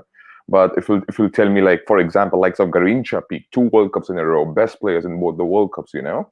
I mean, back-to-back World Cups over Messi or over Cristiano Ronaldo, then I'll go with Garincha's peak, for example, you know. So I'm just throwing some names, you know. So overall, bro, I think so. I'll lean towards consistency with respect to midfielders and attackers, but like if you just genuinely just want about this peak, you know, biggest moment at the end of the day, World Cup is the biggest moment, bro. I mean, like the country, the host nation, invest hundreds of billions, bro. All eyes are. Not today, Muta. It was irrelevant in the 60s. It's not any modern day World Cup is not a big deal as people say. Like it's good for the occasion, but it's not a big deal. It's a festival. No, I agree. Wait. Jujuman. To some extent, I agree. Okay, it's the quality of World Cup is not it's not that like, you know, top notch quality, but the stage, the competition. Okay, and look, for me overall, I lean towards consistency, but you can make an argument for peak. That's my point. And with respect to Messi, I just want to add one more thing over here. Since 2006, Barcelona have invested 1.4 billion US dollars. Can you tell me Real Madrid invested 1.4 billion or even 600 million US dollars at the time of Zidane, or Inter Milan has invested 1.4 billion or 1 billion US dollars at the time of when R9 used to play for them? Actually, you're wrong. Because Inter during R9's time, they spent the most money during that. Yeah, most money, but 3-4 years they spent the most during that time frame. No. Wait. During that time, it was expensive. FG. Even if you try to convert the inflation rate and all those things, right? It doesn't even hit the level of Barcelona has invested. So, but you can't fault Messi for that, though. No. I'm saying no. I'm not blaming Messi for that. I'm not blaming Messi. Of course, I'm not blaming Messi. Is one of the greatest. No, I'm not blaming him. I want to do some super chats. Easy. Okay. So from Adage 3, best World Cup teams equal evenly matched. Champions League equals teams that are stacked. And this is why I bring the degree of difficulty, because I hate people living in their flipping comfort zone. Can we please test these people? Can we please challenge these people? Because look, wait, easy. It is all well and good being in your nice, cushy team that has been perfectly assembled. You've bought all the players you want, you train every single time, and they have all this mountain. No, go and work with what you have. Work with the country that you have and make it work. Adapt. Like Cristiano, the GOAT Ronaldo. That statement is so contradicting. Double H. How is World Cup the best team? World Cup are stacked teams. Like you look at Germany 2000. Juju, forget the World Cup, or even Copa America, bro. So how can you criticize club football for having stacked teams when Okay, then what about Copa America? Copa all America. stacked? So it doesn't. Copa America, Chile, that was their best. There's no dude in Copa America. There are so many bad teams. There are so many bad teams. Contradicting because we're criticizing one thing for the same. Like we're criticizing teams for being stuck in the club But level. Juju, brother Juju. But you have to understand as well. If even in Champions League, I mean, the team who invested a lot, the team who buys a lot, the team who works a lot in a sense, like all together in a team, they only win the UCL. Let's be honest. Like, look at Real Madrid, look at Barcelona, look at Bayern Munich. Look at Man United. I mean, come on. I mean, even it's the same scenario with the Champions League. The best you get. I mean, how much you can spend, and right way, everything should be in the perfect order to win UCL. I understand, but like even UCL is a similar. Like only best team can win UCL nowadays. I'm talking nowadays.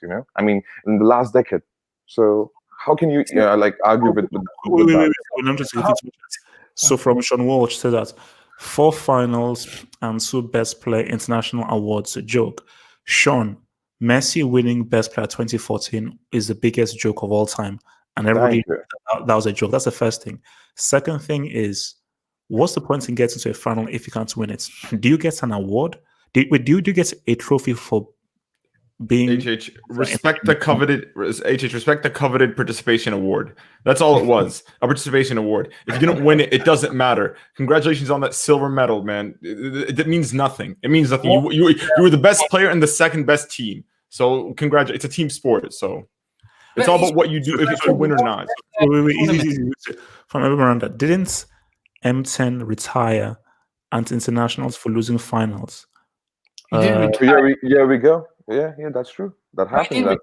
It shows mentality, and mentality is one of the biggest factors to measure your greatness, I believe. Yeah. He didn't retire because he came back. Come on, Juju. He retired. You know that. He played the World Cup. He didn't retire, and he came back.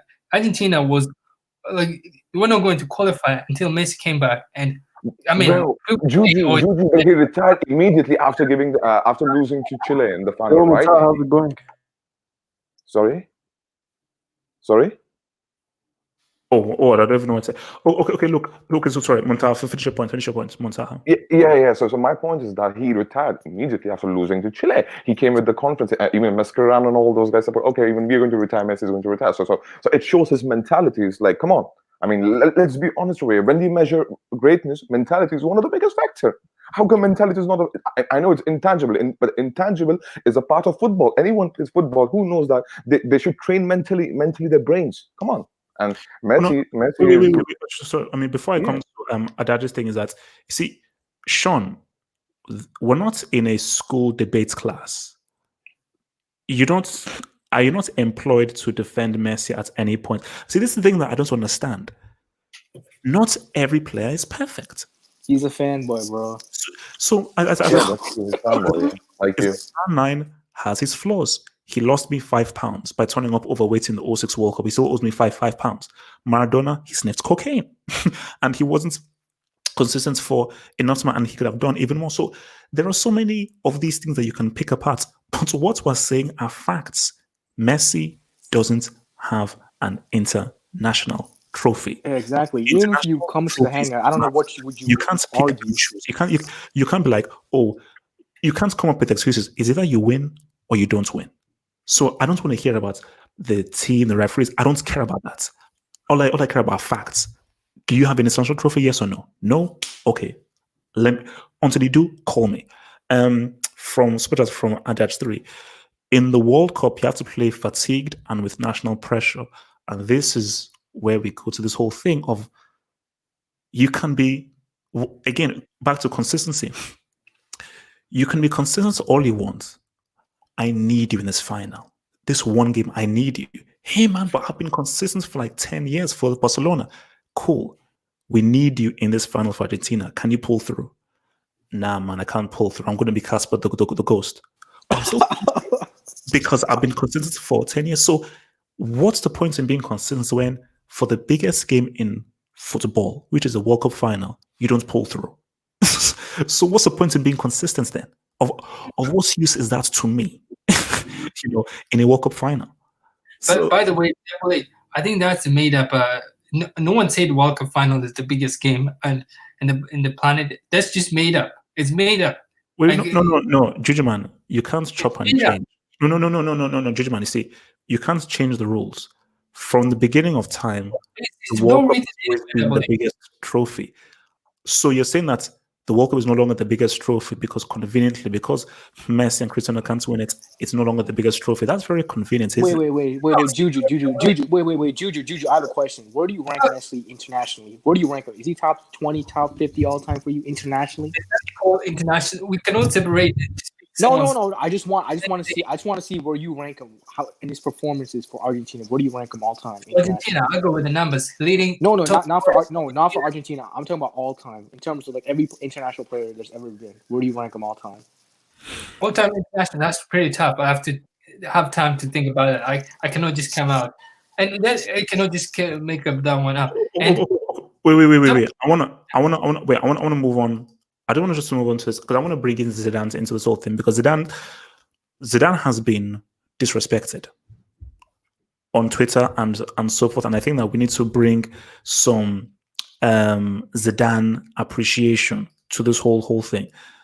So I want to take it to Red. So Red, where do you see and where do you rank Zidane personally? Look, if it's my objective opinion, me trying to be, because I have very heavy biases with Zidane, I'd say top 3. But for me personally, he's the GOAT. Zidane's peak from 98 till 2002 is arguably the best. That peak, he won everything internationally. He was winning league titles. He won the Ballon d'Or. He won the Champions League. He scored bangers in the finals. He did it all, in the span of those 6 years. He didn't score 500 goals.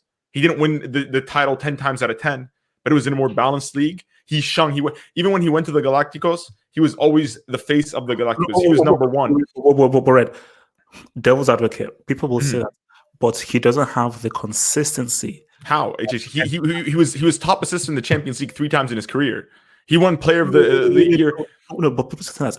He didn't have like a 5, 6, 7 year span where he was arguably the best player. So that's what kind of standards do they have? He went like undisputed best player? No, because that's not natural to have that. He also didn't have managers being switched in and out for him. He also didn't have players specifically bought to suit his play style. Even the Galacticos project as a whole was a failure due to the poor management because they bought world class players, but they didn't have a common goal. They didn't have a proper manager to really direct them. They didn't understand that big personalities need big managers, which the superstar manager didn't come till after. Not to mention, Zidane could have been part of the first team to win back-to-back Champions Leagues. They won in 2001 and 2002. Not back-to-back. Sorry, in 2003-4, they were robbed in the semis by Monaco. They scored a goal in the away leg, and it was ruled offside when it wasn't offside. And it was a valid goal. Raul scored it, and it was ruled offside, and we got knocked out. He failed. Right, he failed. How did he fail? He won the Champions League. He won the league title. He won the Ballon d'Or. And during that time, he went to the World Cup final in 2006 at the age of 34. All right. Messi's 2 years younger than him and couldn't do that in 2018. Wait, easy. See, my thing is that how can't we put Zidane as arguably the GOAT or greater if he has a Champions League, he has a World Cup, he has a league title, and he's seen as arguably one of the best players that we've ever seen. Not only that, in the wins that he won in the Champions League, he scored in the final. He scored the winner in the final. And he scored a banger. The greatest Champions League goal final of all time. All he can give me is Messi was more consistent for Barca. My question is, you can't give me anything for Argentina. Look, how can we even call Zidane the best player ever when he's greatest, not best? Different. There's a difference. And we're calling him the greatest player. He's not even better than Iniesta. How can we call him? Your opinion. Oh my god. Jujuman, didn't you say that Zidane was better than Iniesta 2 weeks ago? He's better. I can read an entire. We can read the stats. Like he's won more than. better numbers than Zidane. How can we say Zidane is the good when Iniesta is better than him? Did Zidane ever have a manager with the quality of Pep Guardiola? Like with that, did Zidane ever have literally the most elite strikers or players of the time playing around him? Because when he got R9, he had Figo, R9, yes. Beckham, Roberto Carlos, Hierro. He had a stacked team, bro. No. Now hear me out. R9 was not at his best at that time. R9 was not an elite player at the time. He had won the World Cup, but he was not at his best. Aside from that, that was a team that was better than any striker out there, though. No. Shevchenko won the Ballon d'Or literally that year. I'm pretty sure the year they bought him was the year.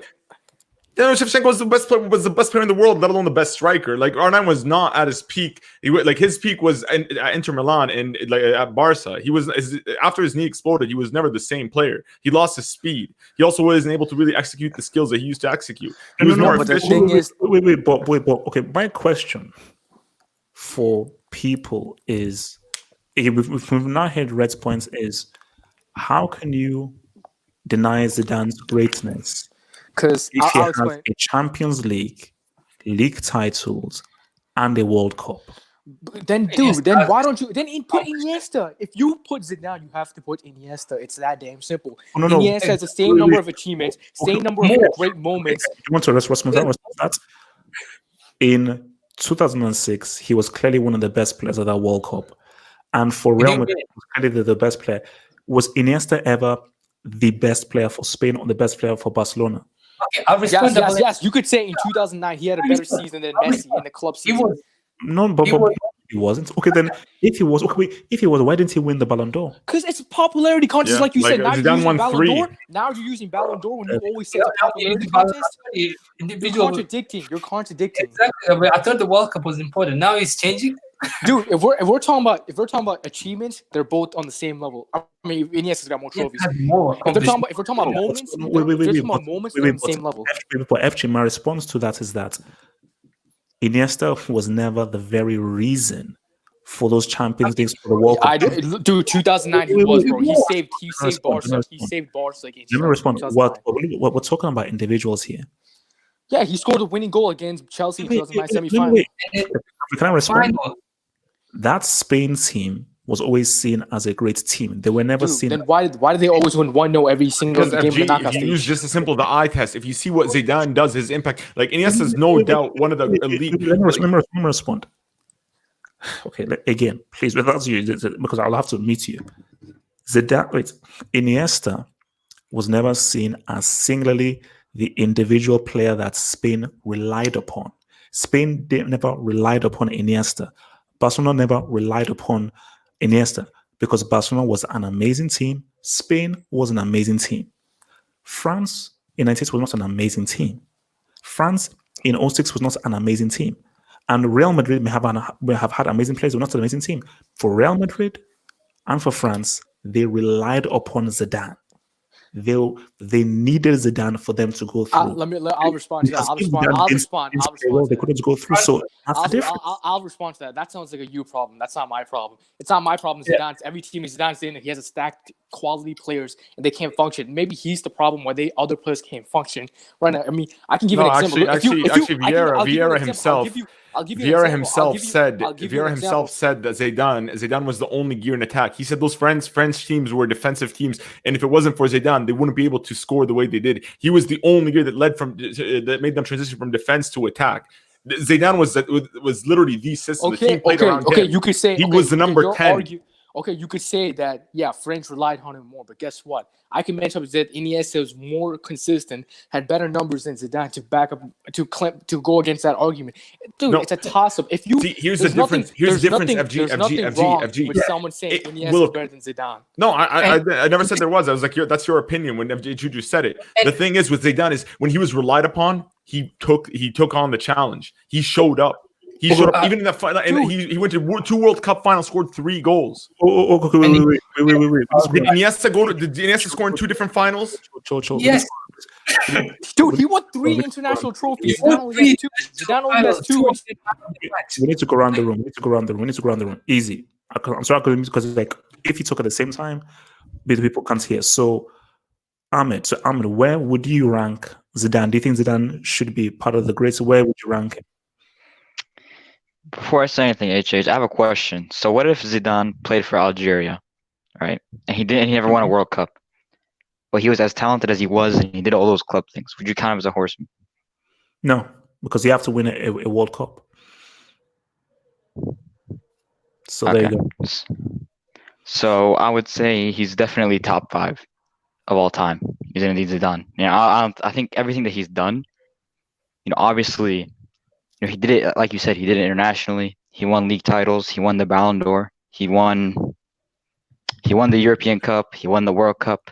He was also La Liga's Player of the Decade. He was also he won the Champions League MVP final. He was also the only thing he's missing. The only thing he's missing is that 06 World Cup. The fact that he got sent off, I think that's a blemish. Because if he had won that 06 World Cup, he would definitely be considered, the GOAT by more people than. Okay, question. I have a question then. Where do you rank Iniesta all time? I'm talking to you. I'm talking to you, Ahmed. Where do you rank Iniesta all time? As a player? No, as a player. I mean, maybe top 20. I mean, if you want to say as a come on, man. See, if you want to say just midfielders, if you want to say just midfielders, that's a different discussion. Dude, the gap is not that far between Zidane and Iniesta. Yeah, but you said as all players. You didn't just say midfielders. Yeah, you got to count all the goalkeepers. You got to count the better defenders. You got to count. I'm sorry, but if you have Zidane's top 5, Iniesta has to be top. FG, how about this? Like, let's compare their individual trophies, because does Iniesta come close to Zidane when it comes to individual accolades? Oh, dude, Zidane has a La Liga Player of the Decade award. Zidane has that. Okay, I can say that by Platini has 3 Ballon d'Ors compared to Maradona's 0.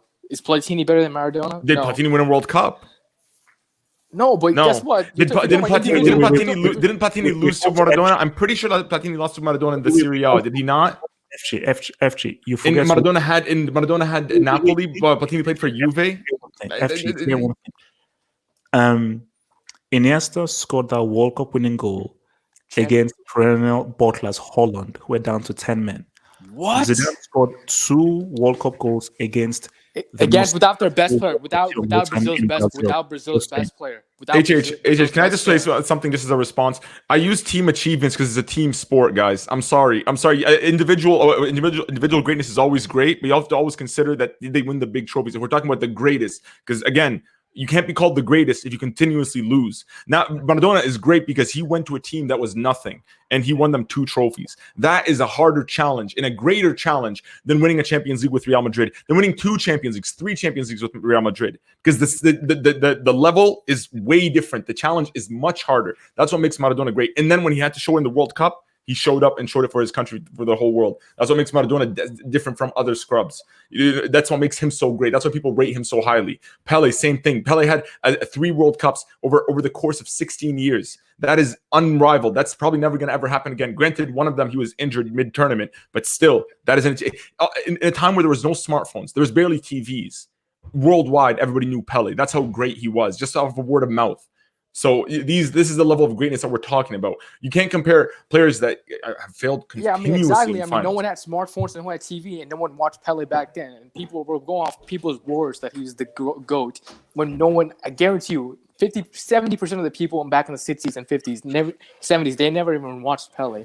They were rattled by an 18-year-old. 18-year-old Pele had the world on string. Guys, easy. I need to get through to some other people. So, just from this dude here. I'm not watering down Iniesta's goal. I'm just comparing it towards Zidane. Dude, Zidane had 2 headers. That's impressive. Come on, bro. Iniesta's goal in that World Cup final was more technically far superior. So headers aren't important now. Headers don't count. No, I'm saying that if you're going to water down Iniesta goal, Zidane goals. Bro, Zidane scored a Panenka in the World Cup final against the best keeper in the world.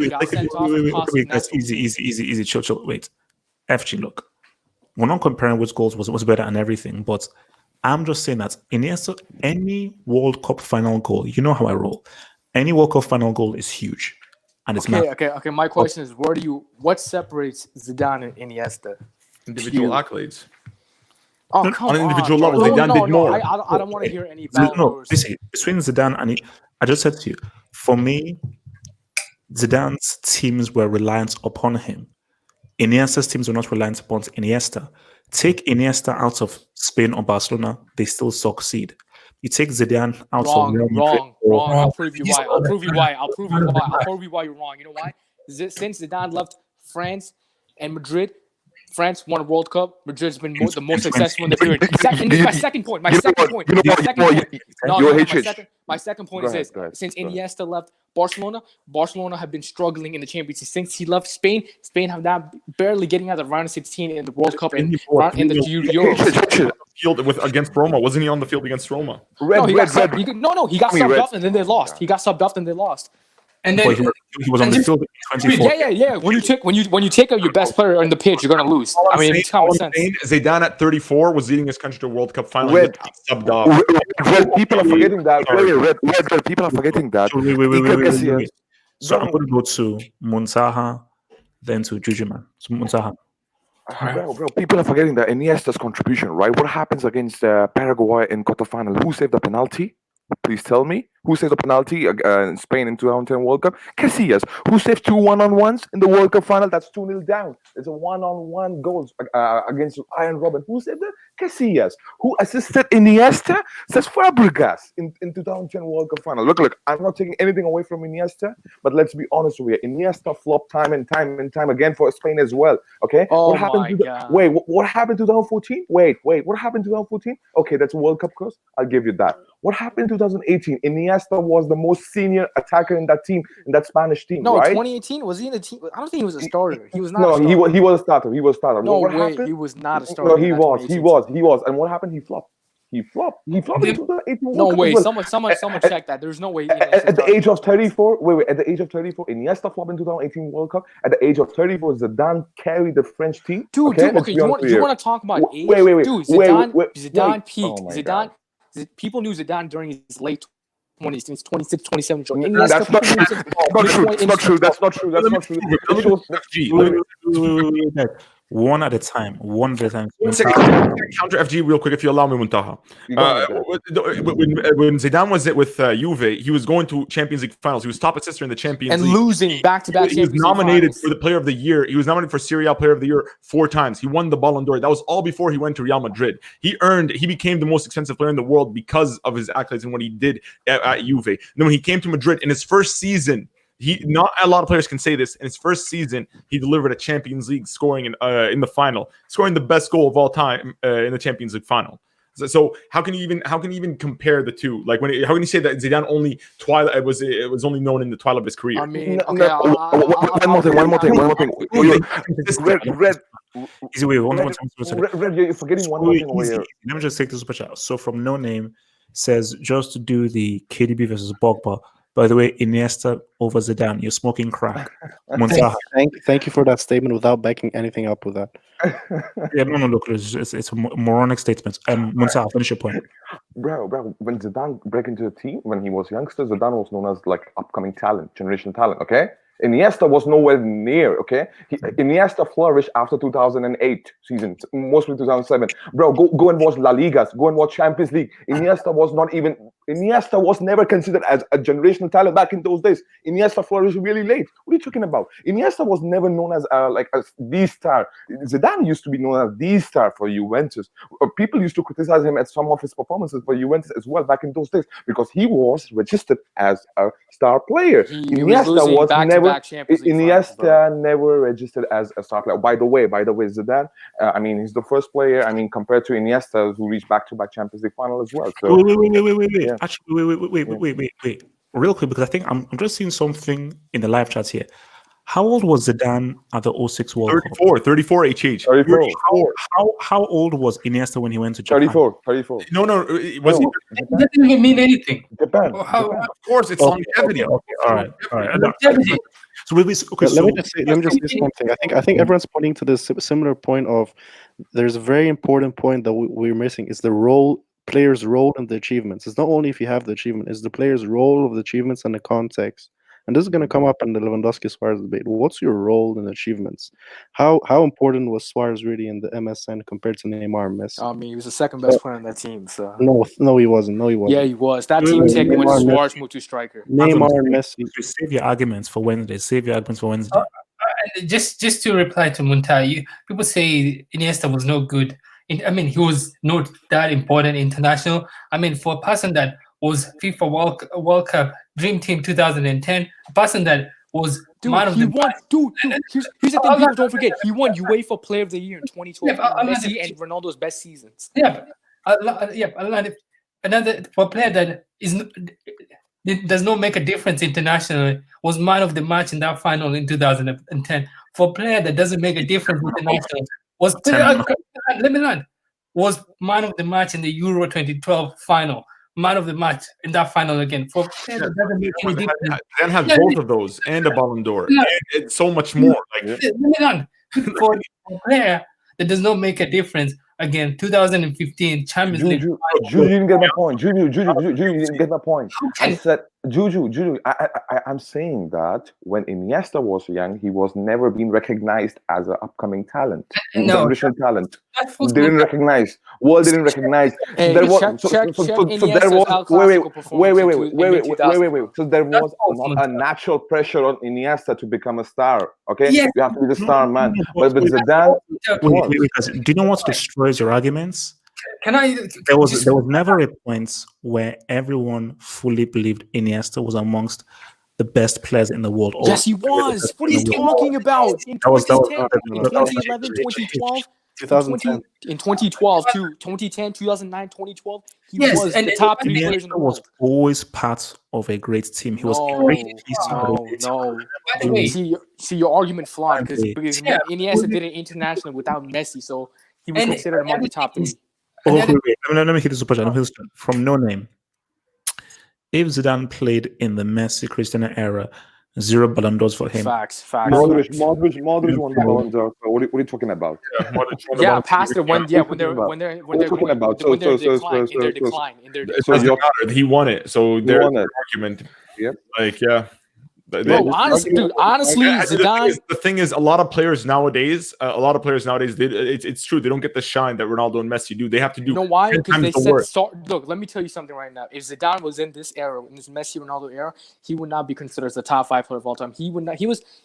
Look, dude. This is the most demanding era in football ever. It's Week in, really week out. If you played bad for last week, you're considered a fraud. Zidane.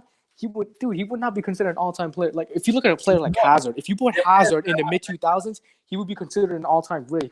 But this era, this is the most. I don't think Zidane would thrive in this era. No, that's not true. FG, I'll explain you. FG, I'll explain you. Wait, no. We have got to go to some other. So, wait. So, Hazem, where would you rank Zidane then? As a midfielder or as a player? No, overall, all time. All time, I reckon top 5. I reckon top 5 easily. Yeah. I mean, I think everyone just presented the arguments quite well. Zidane has everything. Zidane has natural ability, one of the best natural abilities a midfielder has ever had. He has achievements, and his role in the achievements is so great. In the World Cup, he had a great role in that achievement. And even 2006, even though he didn't win that, he had a great tournament there. And I think no one comes close to what Zidane has in terms of big performances, iconic. Like, Zidane is so iconic around the world that I don't think. Can I? Yeah. Wait, what is it? But chill. Just to your point, Hazem, for what you're saying. See, this is a comment that makes no sense. It makes sense. That's what I want to read. No. Do you know why it doesn't make any sense? We're talking about individuals. No, we're talking about greatness. If we're talking about greatness, achievements Dude, matter no, too. greatness, Yeah, exactly. we already discussed this. Achievements Wait, and the let me- fact. No. This is FG. I have a question for FG. a big problem with that comment.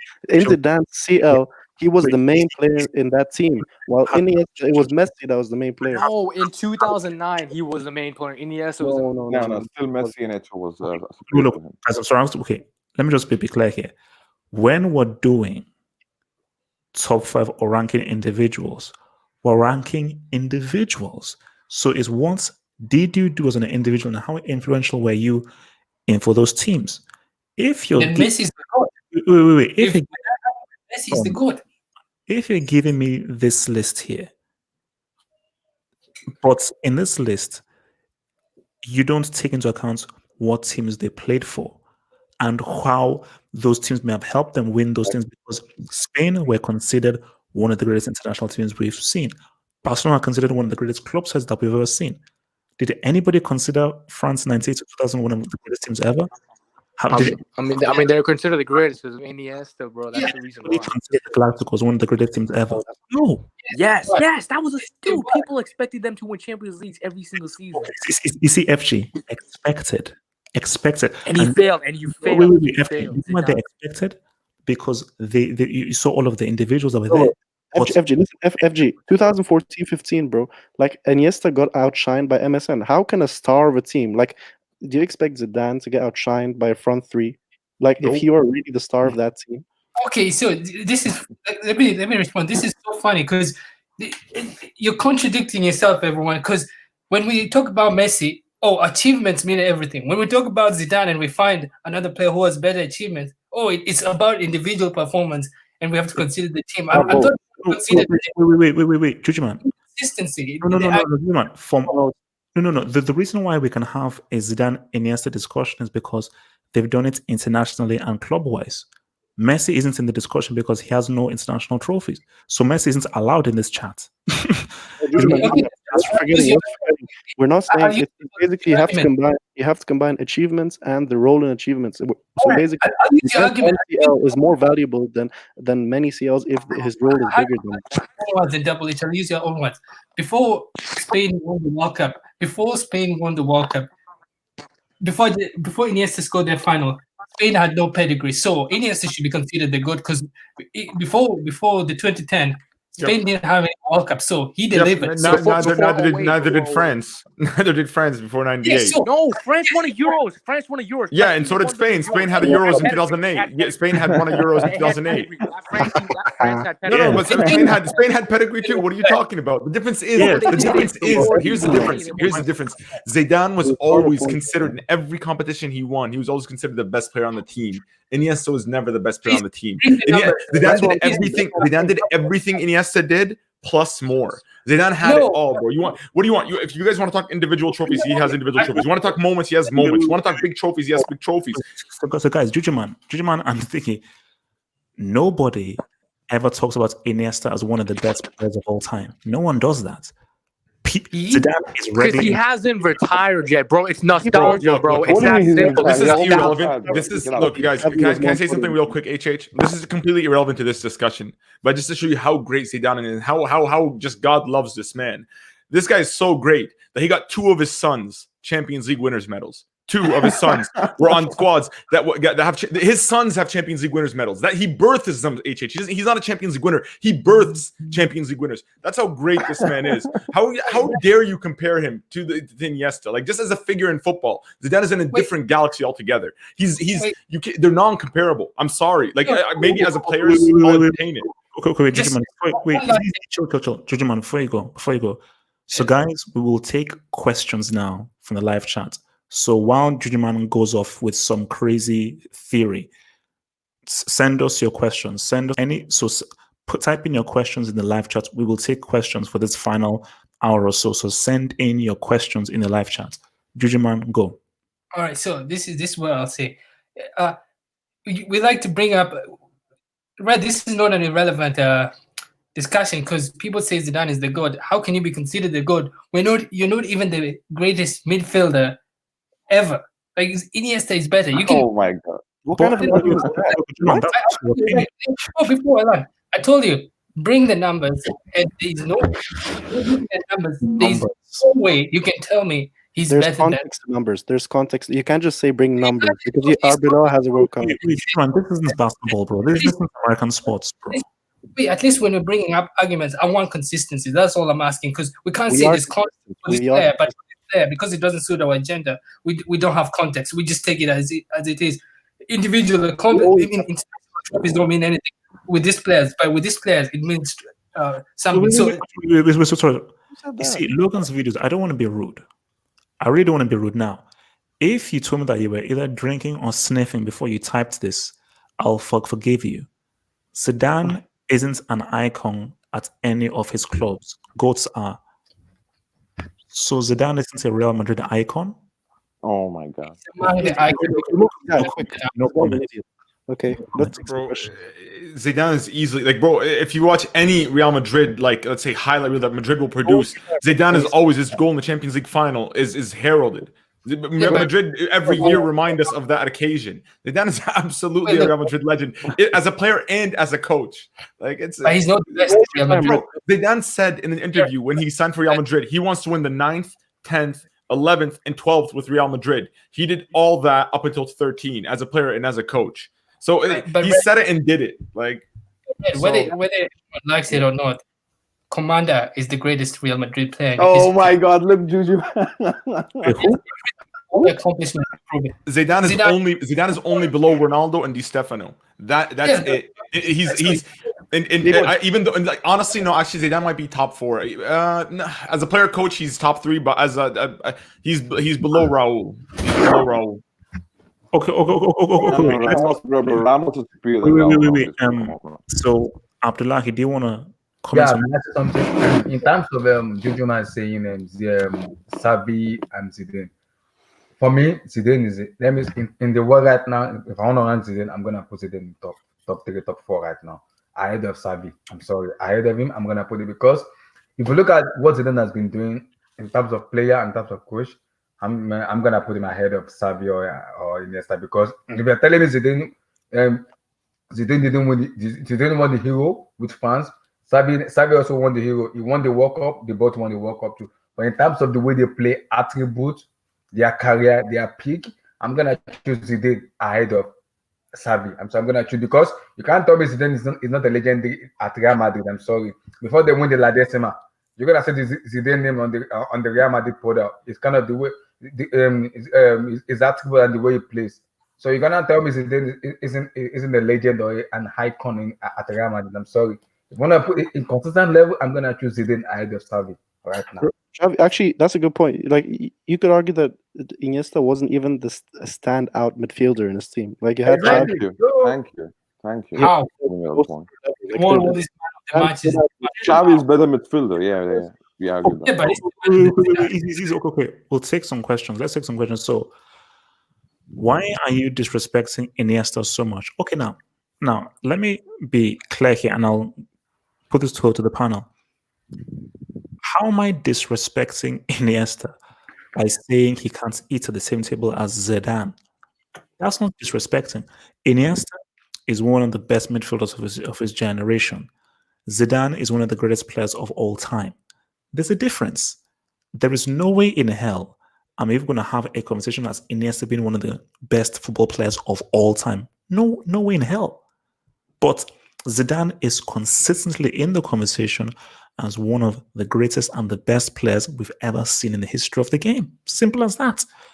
So there are levels to this whole thing. So it's not been disrespecting Iniesta by saying that he's not in the same stratosphere as Zinedine Zidane. I mean, guys, is that fair? it's unfair. And because I don't think I don't think if you say Zidane is the greatest player, there's no numbers to back that up. It's basically, that's like an opinion. There's no numbers to back that argument. There's no numbers. By numbers, Pele should be the GOAT then. No. Come on.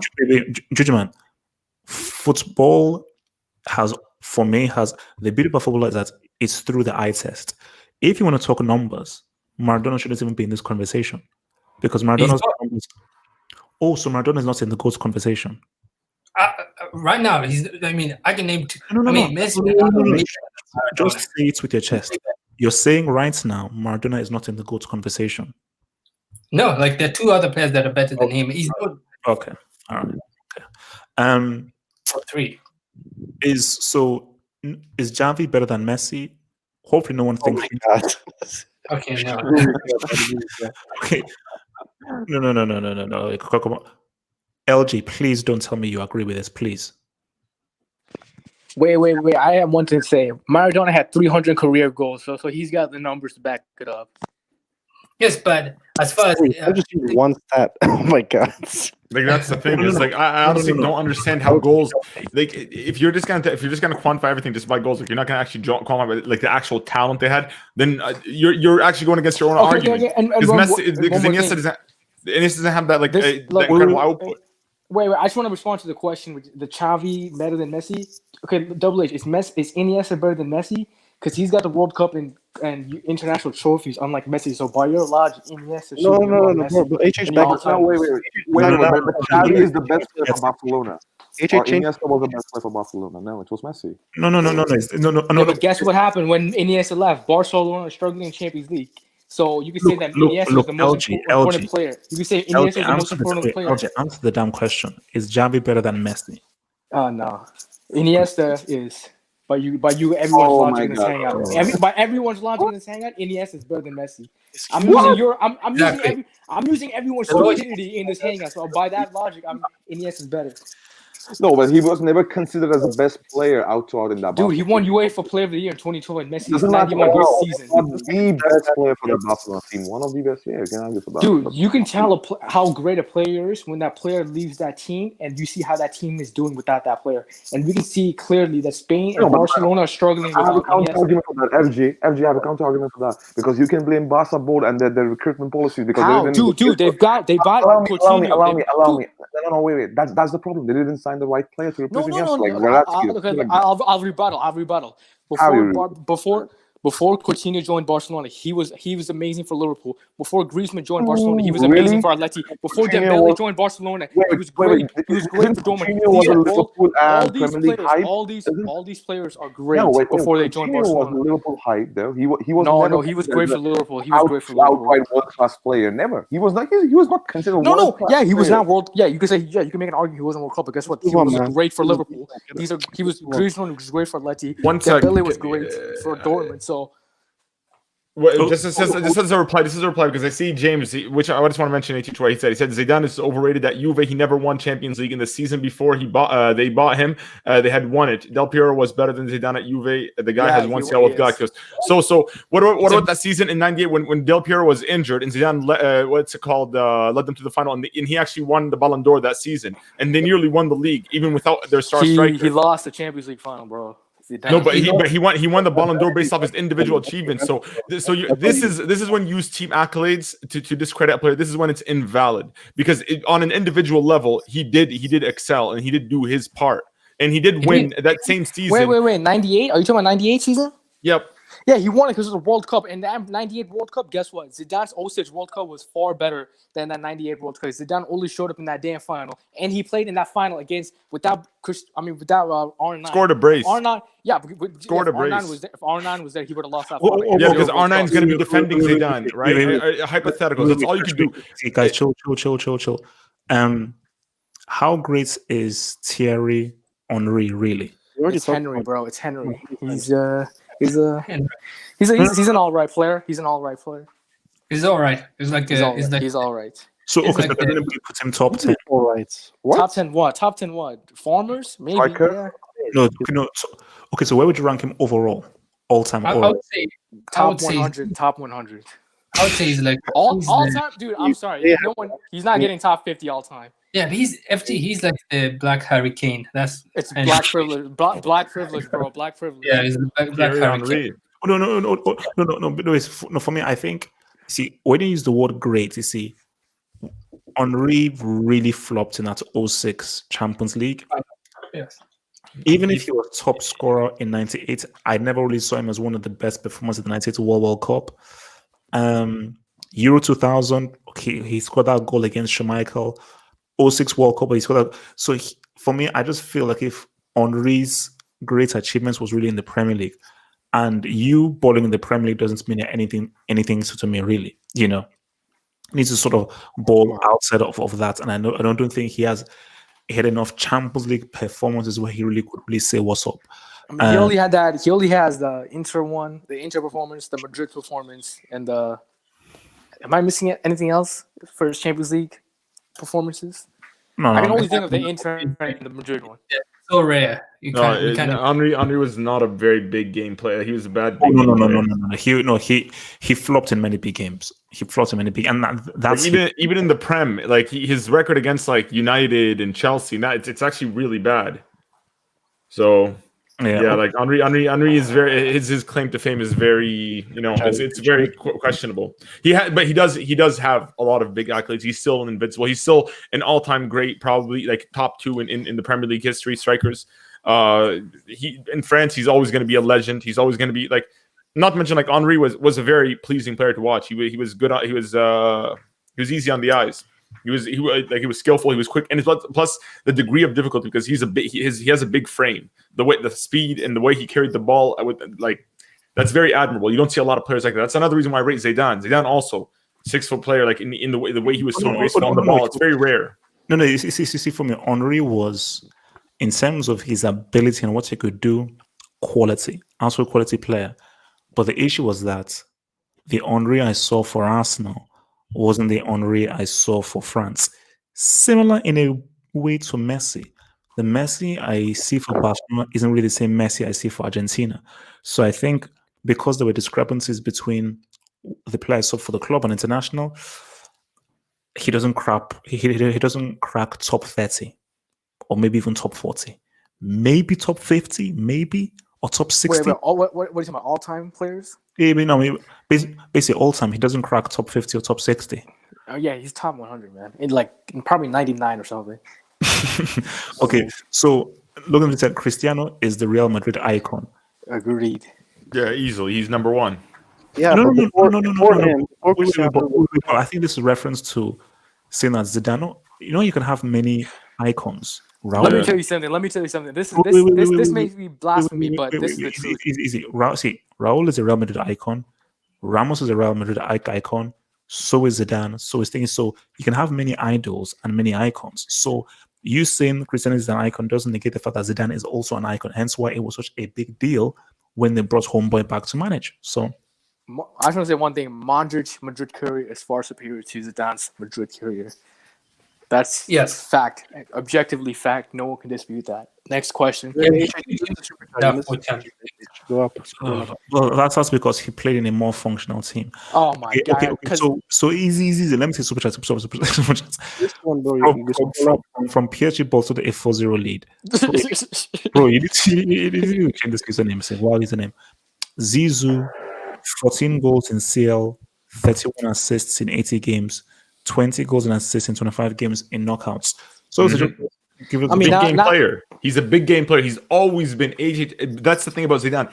He was always a big game player. You could rely on him. When the team needed to function around him, he would get it done. He wasn't people may critique his league performances, but back then, let's be honest, La Liga was one of the toughest leagues in the world. Let's not forget that La Liga teams made 5 finals in the early 2000s during Zidane's Galactic years. Valencia was reaching Champions League finals. Deportivo La Coruña was making semifinals. Deportivo La Coruña made one of the greatest comebacks in Champions League history against AC Milan.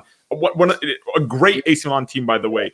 You had Barcelona were always a contender. That was a very tough La Liga side. People forget, they compare right now super teams to leagues back in the day. Back in the day, you had Gabriel Batistuta, which is arguably one of the greatest players during that generation. He was playing for Fiorentina.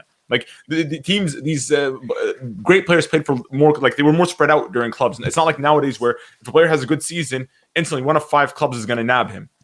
It's just how it is. Nowadays, the balance has shifted. It's easy for Ronaldo and Messi to dominate because guess what? There's only 4 teams in the league that they have to really be worried about. In La Liga, it's Sociedad, Valencia, Atletico Madrid, and one of Madrid or Barca, maybe Sevilla on a good year. The rest are all just fodder teams, just free 3 points. Bro, you're smoking crack if you're saying Henry. No, he's right. Henry's top 10 in choking. He's top 10 being a farmer. Top 10 in going to a 19-year-old to win a Champions League. Top 10 in being a non-existent for internationally. Yeah, you're spot on. Wow. Okay. How good was Drogba now? Let me say this. See, that guy's better than Henry. See? Let me say this. Drogba is one of the most clutch players of all time. I don't care what anyone says. I don't care what anyone disputing. He scored the top most 3, man. clutch goal of all time. He's top 3 clutch. No, easily. So basically, if you want to talk about, I'll say pretty good strike and everything, but for clutch, you see, for me, give me Drogba in a final over Messi all day, every day, all day, every day. Wait. Here's my list of Doesn't top make me three. Here's greater or wait, better than Messi. That doesn't make me greater or better than Messi. What is it? No. But did you hear what I just said? Yeah, Give of course I Drogba agree. final over Messi, because sometimes in a final, it's not about you being good; it's about you having quality. Can I just say one quick thing just to Caleb Ashes? Zidane scored in the final. He lost. Messi has been to those 4 finals and has 0 goals. Did nothing, man. He did nothing. He literally gets to that stage and does nothing. You have to critique that. You can't just let that slide, especially when you're saying he's the greatest player of all time. And guess what else you can't use? You can't say that Chile's a better team when arguably the greatest player of all time is playing on the opposite team. If you have the greatest player of all time, then you're automatically the better team. That's It's the a team difference. sport.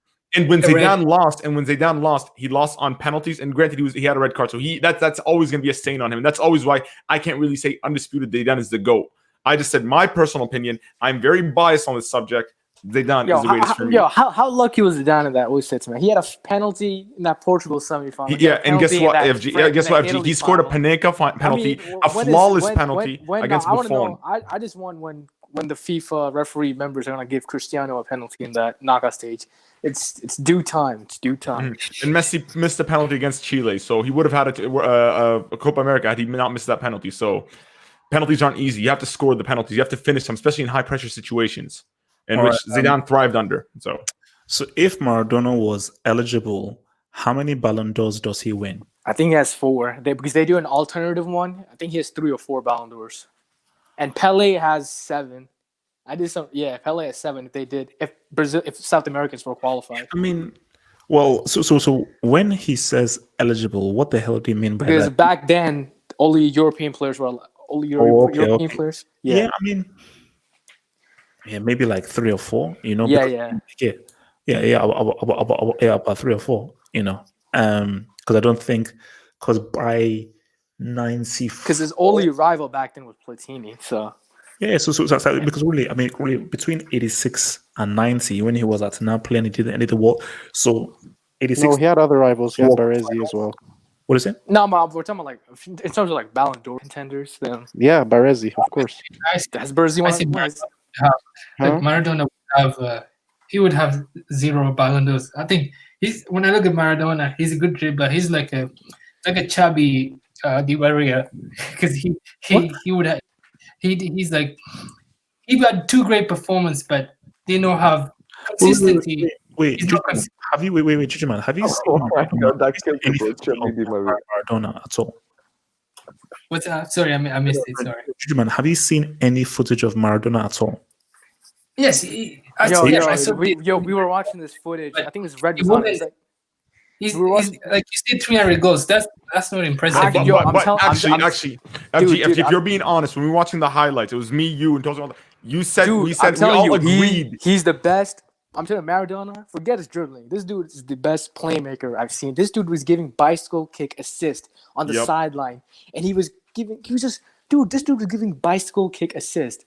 That's how crazy this dude is on. And when he was fat, he was still doing bicycle kick assist. Not just 1 or 2 every single game. Was difference, man. Because see, Maradona is the kind of player where puts him in any system, any team, any situation, he figure it out. Because you see, this is what greatness is. Because people keep saying, "Oh, Napoli." Do you know what it means to be the inspiration of winning the only titles a team has had in their entire history during one of the toughest times against tougher teams in Milan and Juventus, being a small, short player who was kicked, hacked, and fouled all the time? Do you know how crazy that achievement is? Wait, but being short is not a disadvantage. That's a blessing. That's a huge advantage because you got the low center of gravity. You can dribble easier. It can be because even when I was watching the Maradona documentary, he even said about how, of course, it could be an advantage. But as he said again, it was hard because he was so much smaller. Going up against the bigger guys, it would be harder for him to really, get his strength and his body around. So he took some hits. So hence why he said he had to toughen up. But he's also left-footed, so that's also another advantage because most defenders are trained for right-footed players. So when they have to face like a quality left-footed player, Like it's very difficult, like in game, to manage that. Oh, no. Shots, no. Trust me, trying to tackle shots, guys, is hard. Trust me, I've tried. It's hell on earth, But see, no, Maradona was different, bro. He was the guy was just different. Like again, it's like he's the kind of player where, and that's a key thing, which is adaptability. You can put him in any team, any situation. He'll do crazy things. If he wasn't caught for drugs in '94, I think he takes Argentina, so that's fine. HH, by the way, two things, and like one thing about Maradona that I like really rate him really highly is the mentality he had. He was tiny, but he really was like an asshole to play against. He would get into fights regularly. He was a tough dude. Yeah, did you know during Maradona's Barcelona career, there in that Copa del Rey final against Atletico Bilbao, he started a fight. Yep. And that player he started a fight with, that player is actually known as in La Liga. I think he started attacking 6 or 16 players, Bilbao players, something like that. No, but that player FG, there's history. That player that was fouling him, he was actually known as the Butcher of Bilbao. That's that's literally the name that they describe him. Because I remember watching a documentary, they were saying that like even before that he had injured Maradona and put him in like out of commission for a while. Like back then it was a different ball game than today. Today the players, if you can just dive and just get the other team sent off. Like Messi literally scored in the semifinal based off of punching Fabinho. That's a fact. And he got a goal and scored. Back then, that would have never happened. That punch against Fabinho would have just like said, like back then, you get chopped, you get destroyed. The other team would just literally rip out, like tear your Achilles heel. Players didn't have a long shelf time. It's very rare that you had consistent players because the careers were being ended early. Because they had bad diets, bad physicians. The sport was more rough. You had fans like but you could say it was harder for a player like physically and like nutrition wise. But guess what? When you're facing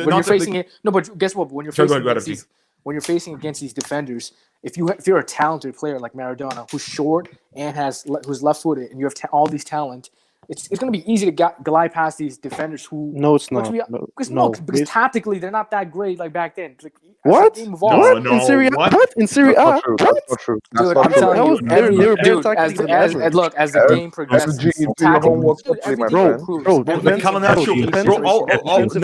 nowadays it's all a variation on the Calenaccio like system that was set up in the 80s and 70s, but from Serie A. Most of the tactics nowadays are twist on that. Defensive tactics. What I'm saying is as generations go on, players, teams, tactics, they all get better. Not that one. We don't know.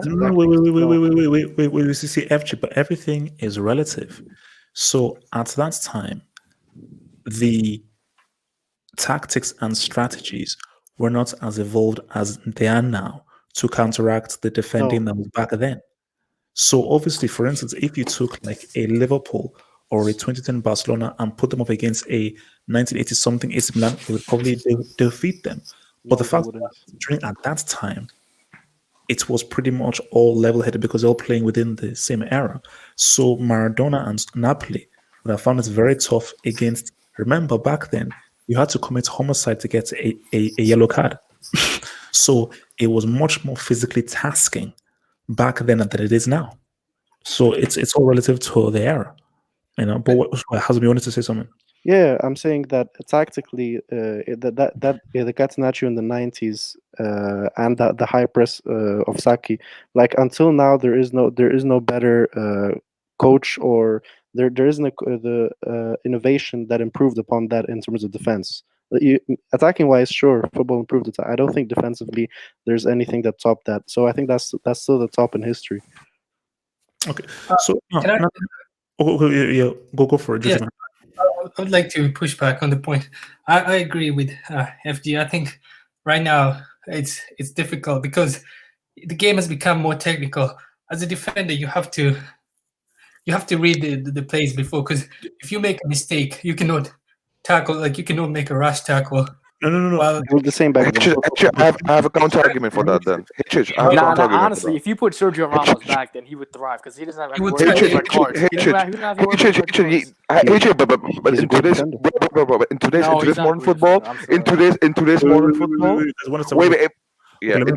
football, I'll go. Yeah, in today's modern football, I mean, referees are biased with attackers. Let's be honest, super biased.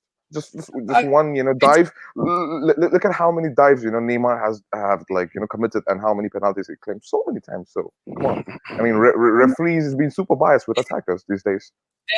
Monta, then that makes defending more difficult now because you have to read the game. No, If it makes attackers more privileged to do whatever they Yeah, can which do. also You know? which is also a disadvantage for the defenders. yeah, The exactly. attackers get privileges. Yes, because with defending, if you make mistakes, you can if you make one rash No, tackle. but how do you know that? How do you know that back in those days they were making that many mistakes? No, I mean Well, they weren't. sometimes They were going for balls. They were going for directly for ball. yeah, So you you can see can. the videos, like you got away. And the second point before you continue. No, wait, Juju. I just want to finish it over here, okay? People says Premier League is most physical league, more because it's more difficult league because they're they're physical and all those things, right? In the mid So 2000s, no, before wait. Even now, some of the Premier League fanboys they claim that Premier League is the most physical league. Not anybody can survive and all those things, right? So how is happening in Premier League then? So it means that Premier League is a rubbish league because of the No, physicality. no. Just before I respond to your point, Munta, I want Go to ahead, sir. respond to like Double H said that in the past it was difficult. But I mean, you look at players like Garincha. It was Garincha, I believe, or one Socrates, the doctor Socrates. Garincha was great. Yeah. Yes, but Socrates after the games he used to go. He used to go to the bar and play. He was an alcoholic. He used to go to the bar and then he went out and played after. We're talking about after. Bro, you're going way back. Okay. Than today. Today you won't even have you won't have energy to even go out. Actually, Balotelli was doing that. Actually, what's that? Balotelli was doing that. Wait, Marco Verratti smokes. Yes, but Socrates went out after the games. He went out to hang out with people in the bar, and then he went and played football on the streets. Yeah, like, so this is Ronaldo he's not allowed to play football on the street. Ronaldo used to do that. A party. Neymar does Ronaldo party. does that, yeah. So I mean, What's wrong with I don't that? understand. Yeah. Yes, but so I don't think it was more difficult. Like he wasn't as difficult. I know you saw the footage. Like, No, but Juju, No, how you but going to but justify that?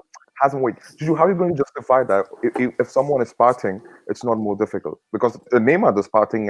they're being less professional. That's what Juju's saying. Yes, Back then it was less professional. Bro. Even Neymar is being less professional, so it means that Neymar is. But Neymar's not considered serious. He's not considered a serious player by No, most I mean, people these I'm days. just throwing names. Ronaldinho was not that professional. And he was finished by the age of 28, though. Yeah, exactly. But these guys lasted even being so unprofessional as well, according to you. And by the way, Garincha's drinking problems were towards after his career, and that was what made him end his career. Actually, So from Eber Miranda.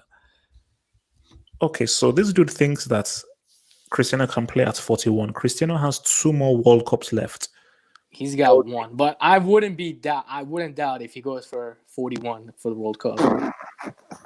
LG, do you honestly? I mean, he can at 41. Let's say a what, middle-aged 2026? man. No, I'm talking about in 2026 if he comes off the bench. I think he would go in the bench role. I don't think he wouldn't mind if he goes on the bench for 2026. Okay. So FG, do you think it is advisable to take a 41-year-old to a World Cup? I mean, if I don't know, like say you have 10 minutes left and you need a goal, you might as well bring him on. Let's say you have a set piece or something. 80. How about when he's 80? Yeah, I mean, if he can still score goals and set pieces, you might as well. When he's 80. Bro, FG, you're stoned, my friend. You're stoned, bro. Come on, man. You can't say that. Like, what? Imagine an 80-year-old sitting on the bench. Until I see this man decline. Okay. So Hazem and FG, what's your top 5 of all time? So Hazem first, give me your top 5, and then Yeah, FG. I know. I'm gonna change because I said Zidane's top 5. I'm gonna move it to top 10 because so you're right there. My top 5 I would say is Pele, Maradona, Messi, Ronaldo, and Garincha. Sorry, say again. Pele, Maradona, Messi, and Ronaldo the same third, and Garincha. Okay. Mine is Cristiano for second, Maradona, third Zidane, fourth Messi, fifth Pele. Good. Okay. I know, man. I found it very hard to put Pele in that list, man. You're so dumb. Oh my god. Actually, why do you give African players like Drogba and Mane a pass for being international flops? Drogba never won AFCON with Ivory Coast generation and never made. Nobody's saying they're the GOAT. That's why. Because nobody's saying Drogba's the GOAT. Nobody's saying Eto's the GOAT. You guys are saying Messi's the GOAT. But let me That's the okay, difference. but let me respond to it. See, first off, we already had a discussion about this yesterday about the issues with African teams and why I don't think an African team is coming close to winning a World Cup anytime soon. That's the first thing. Second thing, as Red said, I've never come out and called either Drogba, Mane, or these dudes goats ever.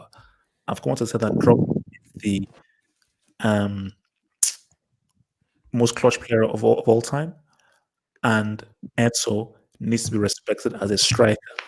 Speaking of Eto, let me even tag this. I want to tag this. I want to tag this Eto. Speaking of Eto, is is Eto unappreciated?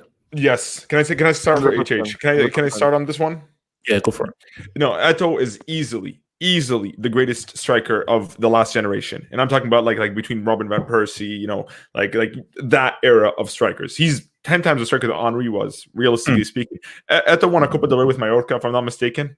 Went Oh, to did he? Barca. Yes, he did. He won a Copa del Rey with Mallorca. He went to Barca, right? Mind you, like he had been rejected by Madrid. He was sold from Madrid's academy. He wasn't given a chance. He goes to their arch rivals and balls. Not only does he win the Champions League in 2006, scoring the final. Not only did like honestly, I'm not just gonna sit here and list his accolades, but Easy.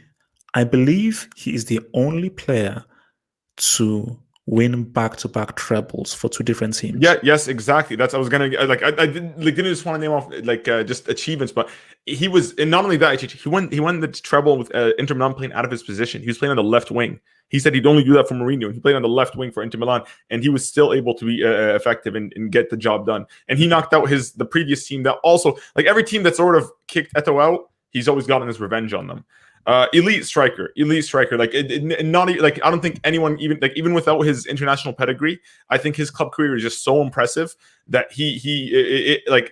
I edge him a little bit over Suarez, even though Suarez has a Copa America, just because of how good he was and how clutch he was, and he was very consistent. Like he has just so much going for him. So now for me, Eto is definitely one of the most underrated strikers. Not because people rate him, but I feel like he deserves to be rated higher. He he should be. I mean, club wise, because I know Villa has his international career, but like club wise, I feel like he's just above. He's above Villa. He's above other strikers of his generation. He's easily one of the best. All right, Jujimon, where do you rank Eto? I think he was all right. I mean, he was good as far as. What do you mean? Yeah, Wait, what do you mean by he was all right? What do you mean by all right? I mean, internationally, he was successful internationally and with club wise too. I mean, this is based on personal bias, I guess. His playing style. I didn't see anything that good. No. But In terms of a striker, you still don't rate him. I mean, he was alright. He wasn't like generational. It was alright. And I mean, Okay, no. Fair enough. We respect him. Hazem, Eto. Yeah, I think he's underrated. I think a lot of it comes down to the way Guardiola disrespected him, the way he kicked him out of his team.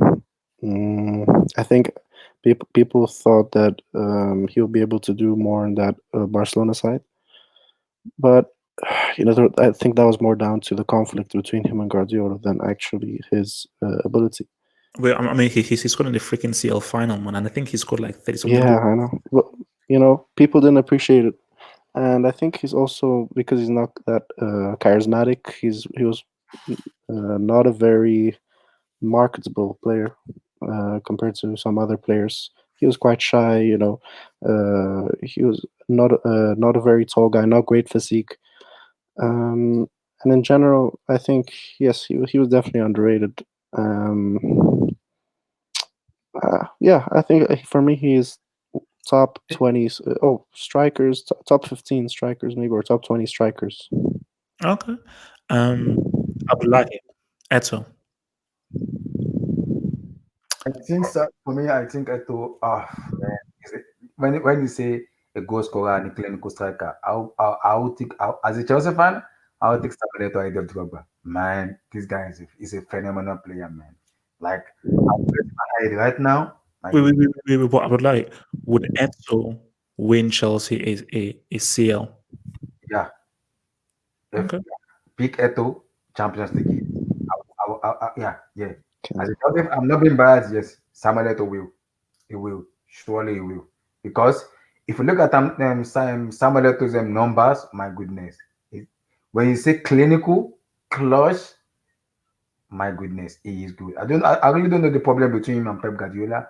Pep Guardiola doesn't like him, but Eto from Mallorca to Barcelona to Inter Milan, oh my goodness, Samuel Eto. If you remember, he also come to Chelsea too. He played in APL too. Yeah, he did. Yeah, yeah, yeah. He came to Chelsea too. So in his early 30 years, also you can also see the how good Samuel Eto is, man. I would take him. I think he also won the African Player of. Did he win African Player of the Year? He I think. Yeah, might. he did. He won two AFCONs, but one of them he didn't really do anything in. But in 2002, he contributed in one in AFCON. But like I said, like when you look at the other strikers during this generation, like when you look at like David Villa, because I'd say David Villa is his probably biggest rival during that era. Yeah, Ibrahimovic you could also say, but Ibrahimovic is only club wise. He's only ever relevant, and he only scored mostly in the latter half of his career when he was playing in the Farmers League and Ligue 1. No disrespect. Boeto, my goodness, Eto is a Wait. Are we saying Eto is better than Ibra? I mean, career wise, legacy wise, No, definitely. I'm sorry, Ibra. You can't compare. You can't compare the Bro, two. Eto's a god in Cameroon, bro. Like Eto. Not only that, he's he's part of one of the greatest teams ever for their clubs. Barca 09 and part of Inter Milan 010. He's part of both those teams, man. Like Wait. FG. You brought up Ibra. Perfect. Didn't we have a swap deal? Eto went to Inter. yeah, Ibra went to Barca. Why exactly. did Ibra bring Barca? Yeah, and Pep the moron played Ibra as a right winger instead of playing him as a striker. What? He played Ibra on the wings instead of and he played Messi up top. He was played as a striker as well. In a Nah. I believe he was also played as a striker as well. In some of those, but for me, Eto was the better striker, more clinical striker, and achieved more. Did Ibra even sniff a CL final? I don't think. Who Ibra? Yeah. No. Yeah. I thought so. Okay. Muntaha, Eto, how do you rank him? Bro, Sam is like one of the most underrated striker, not in just in his own generation. I mean, football world just never appreciated him, I believe, and like he's not a marketing machine or cash cow, where fanboys, lick their idols' asses. So he's not that kind of player. But I mean, Eto as a striker, I mean, he's best in his generation. Name me a striker better than Ibra, better than Drogba, better than Thierry Henry, better than Van Nistelrooy, better than Wayne Rooney, better than you can name many players, like if you want Van Persie, as Red said. I mean, Eto technically gifted as well, I believe. Best number 9, outright number 9. He knows how to score. He knows how to play, positioning, everything. Finishing, touch first. I mean, bro, this guy's next level. And you know what? The biggest mistake Pep Guardiola did by selling him and replace with Ibra. You know what? That Barca team could have won 2 in a row. Could be the first team to win 2 in a row. If Eto would have played in that team, I still believe that. Yeah. Did you say Eto is better than Rooney? Or did I Better than? or did I No, which Rooney? Sorry, your mic is cutting off. Yes. Who? Eto is better. Yeah, Eto is better than Wayne Rooney. Yeah. I mean, yeah. Like if we're talking about between Eto and Rooney, I don't. Like the thing is Eto was like we really sleep on what Eto's accomplishments were. Like he was very consistent with every team he went to. For his major career moves, like both in Inter and Barca, he was a key player. He won the series. He won 2 trebles back to back. Like who else could say that? Not only that, he's won he's won on the international level with Cameroon. Like the only thing is, I didn't want to mention that because I know a lot of people don't really rate AFCON in the same breath as like let's say a World Cup or Euro. Because if I said it compared to like comparing to Villa, they would be like, well, Villa has a Euros and a World Cup, and they're much difficult. But like overall, Eto on everything he could do, like he did it. He was getting his country to World Cup. Red. He was scoring important goals, vital goals. Red. By the way, Eto has beaten all his oppositions, bro, which I named just now. Yeah, and there you go. All of them. Like he beat Rooney in final. He beat Rooney like everywhere. He was a better player in semifinal against Manchester United in 2008. Wait. He beat Ibra. He defeated Villa on the weekly basis in fucking La Liga. I'm sorry, excuse me for my language. Where do you rank Eto then? Where do you rank Eto? Wait, who, me? Yeah. Yeah, I don't know, maybe top 20. Strikers, as how do you rank him? Where would you rank him as a striker all time? Yeah, top 20. That's very fair. That's a good placement. Okay. All right. Yeah, but I have a question. Has there ever been a season where he was the best striker? Wait. Mm. Say again. What? 2009, Has there I ever been believe. a season? 2009. Has there ever been a season where Eto'o was the best Actually, striker? what would you say again? Has there ever been a season where Eto'o was the best striker in the world? 2009. You could argue 09. You could argue that he was probably the best striker in the world in that's what's it called 08-09 season when they won the treble. Yeah. Well, yeah, in 2006, 2006, I'm pretty sure he won. What did I forgot what he won, but he won like a UEFA award when they won it because Ronaldinho won Player of the Year, and then he won. I think he won Forward of the Year because he scored in that fight. Like he was always.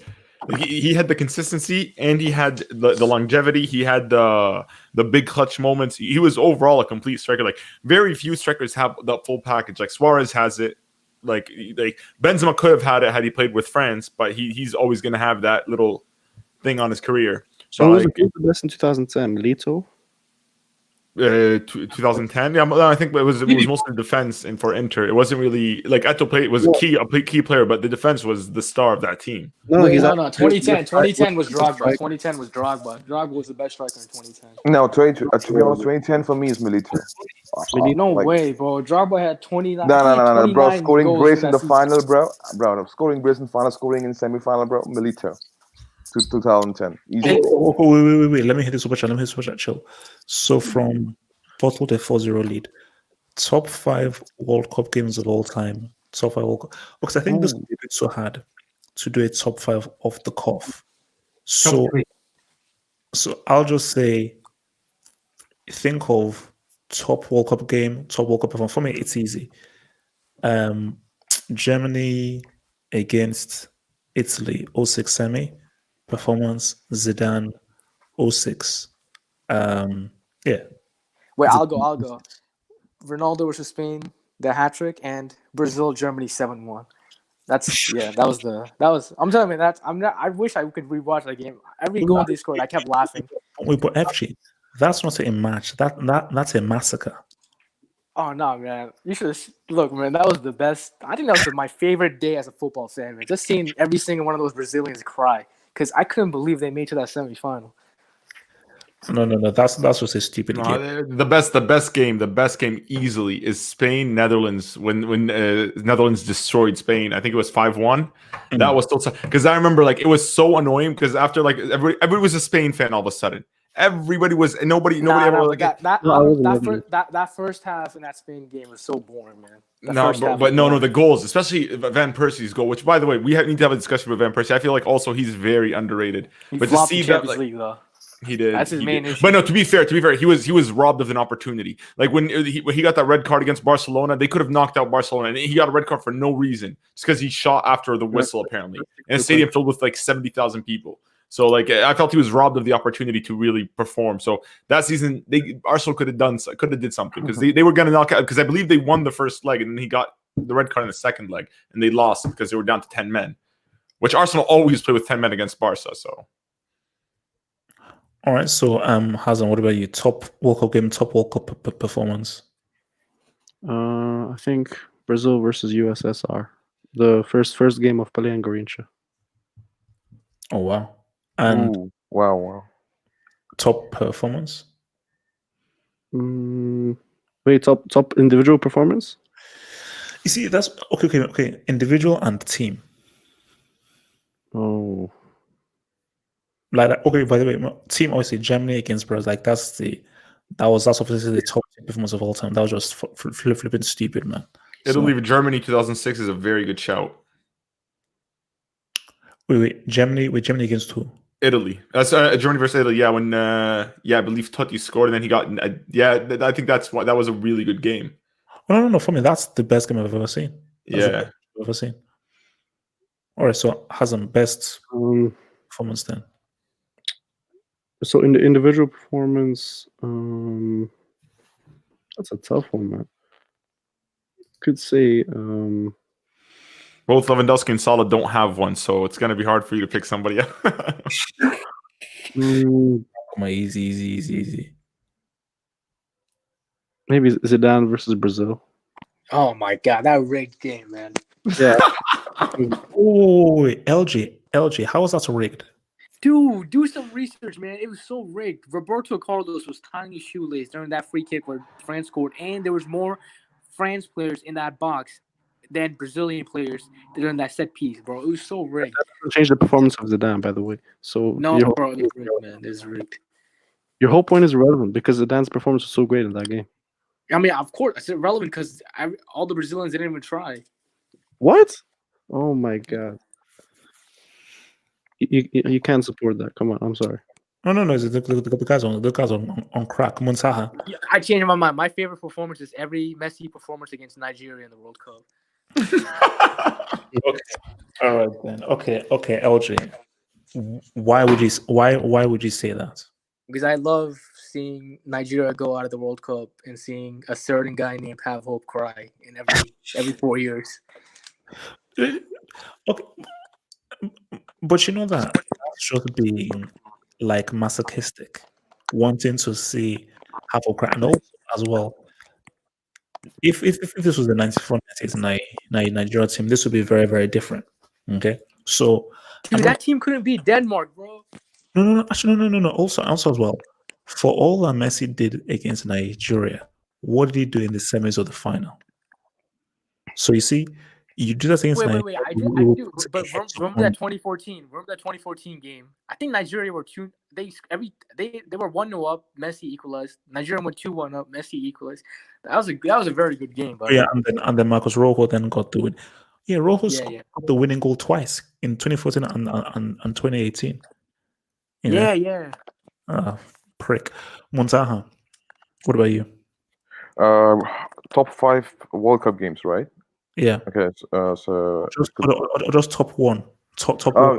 okay, for me, top one, bro. I'll go for 1958 Brazil game, Brazil versus Sweden final. I've watched that final, so I mean, watched on the website. So you have a website, you can watch the all the games, and I've watched many games, in my leisure time. Was it on black and white? Yeah, it's a black and white, but you know what? If you do that, there's no emotions attached to you towards or bias towards you when you watch the old games, so you can analyze in much better way. So I'm giving you tips. How? I have a question. Wait, man. Okay, and the score line was 5-2. I believe that was like one of my best. I think so. Best game I've watched. I believe compared to Zidane 2006 Brazil games, really good. And the performance you want, top for performer for me in World Cup, I believe. I think so. I'll go with R9. Yeah, top performer in World Cup 2002. Abdullahi, what about you? I would think Germany versus Brazil. 2014 World Cup that they broke 7-1. My goodness, that was the best performance I've ever seen in World Cup. My best, like beating the host nation. I think they are the host nation when they lost 7-1 to Germany. My goodness, like it was very, very terrible. But I think it was one of the best World Cup I've ever seen. Like the goal scoring and everything. I think I would choose Brazil, Germany, the 7-1. Okay. I'm going to say something that might piss people off, but I don't give a damn. Oh. Hazard against France, I will argue, is the best. No, it wasn't. Island. Iconic. Hazard. No, dude, I rewatched that performance so many times, man. Hazard single-handedly ushered in a new era in football. He brought the future. The future is now. Dude, it was so easy. Dude, they made Hazard dribble on the sidelines. I've never seen anything like it. What Hazard did in that game, like football had, like in football history, there's pre-Hazard versus France and post-Hazard versus France. That's how massive that performance was. Oh my. Easily the greatest individual performance that World Cup saw. Like easily, no one comes close. Wait, versus France must arguably be the best individual performance of a player on a losing team. Dude, dribbling on the sidelines is important. What? Oh my god! Like you can also name me a better individual performance by a player who was on the losing team. at a World Cup. You can't. I got you one. Copy Double what? H. Watch Cristiano versus France 06 against Oh, Zidane's you mean- France. That was a better performance than Hazard's. How about Wait, is that one That done? France. That Yeah, was no. To be honest, HHA, that's the thing. Ronaldo during actually, you know what? That's a good point that FG pointed out. Ronaldo's 06 World Cup campaign is massively underrated. Like that was that his run best yeah. easily his best performance in Dude, the World Cup. he faced against England, peak England. That's Zidane France. Oh my God, Figo, man! If I see Figo on the streets, man, he had to miss that fucking header. Yeah, no, it was like he was like if Zidane hadn't done that like thing with Rooney where England just sort of destroyed his rep, I honestly think Zidane would have won the young player like the gold ball for the young player of the tournament. Like he was so good during that World Cup. They gave it to what's his name, Podolski instead of Ronaldo because of the Yeah, whole like Rooney and thing. who the hell's Podolski? Like he couldn't even make it. He couldn't even start for Arsenal at the time. France beat Portugal and by a penalty too, man. That game was mad tight. By the way, I can name you a better performance on a losing team. 1994 final, Brazil, Italy, Baresi versus Brazil. Oh yeah, Yeah, that is an incredible performance.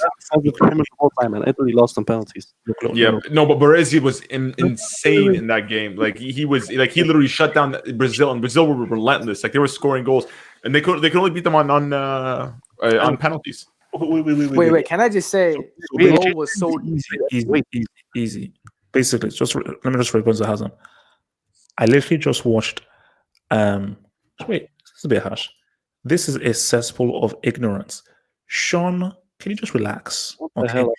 Damn. Bro, he's hurted, bro. So So Hazan, so basically, I literally just watched highlights. And you know what I'll say?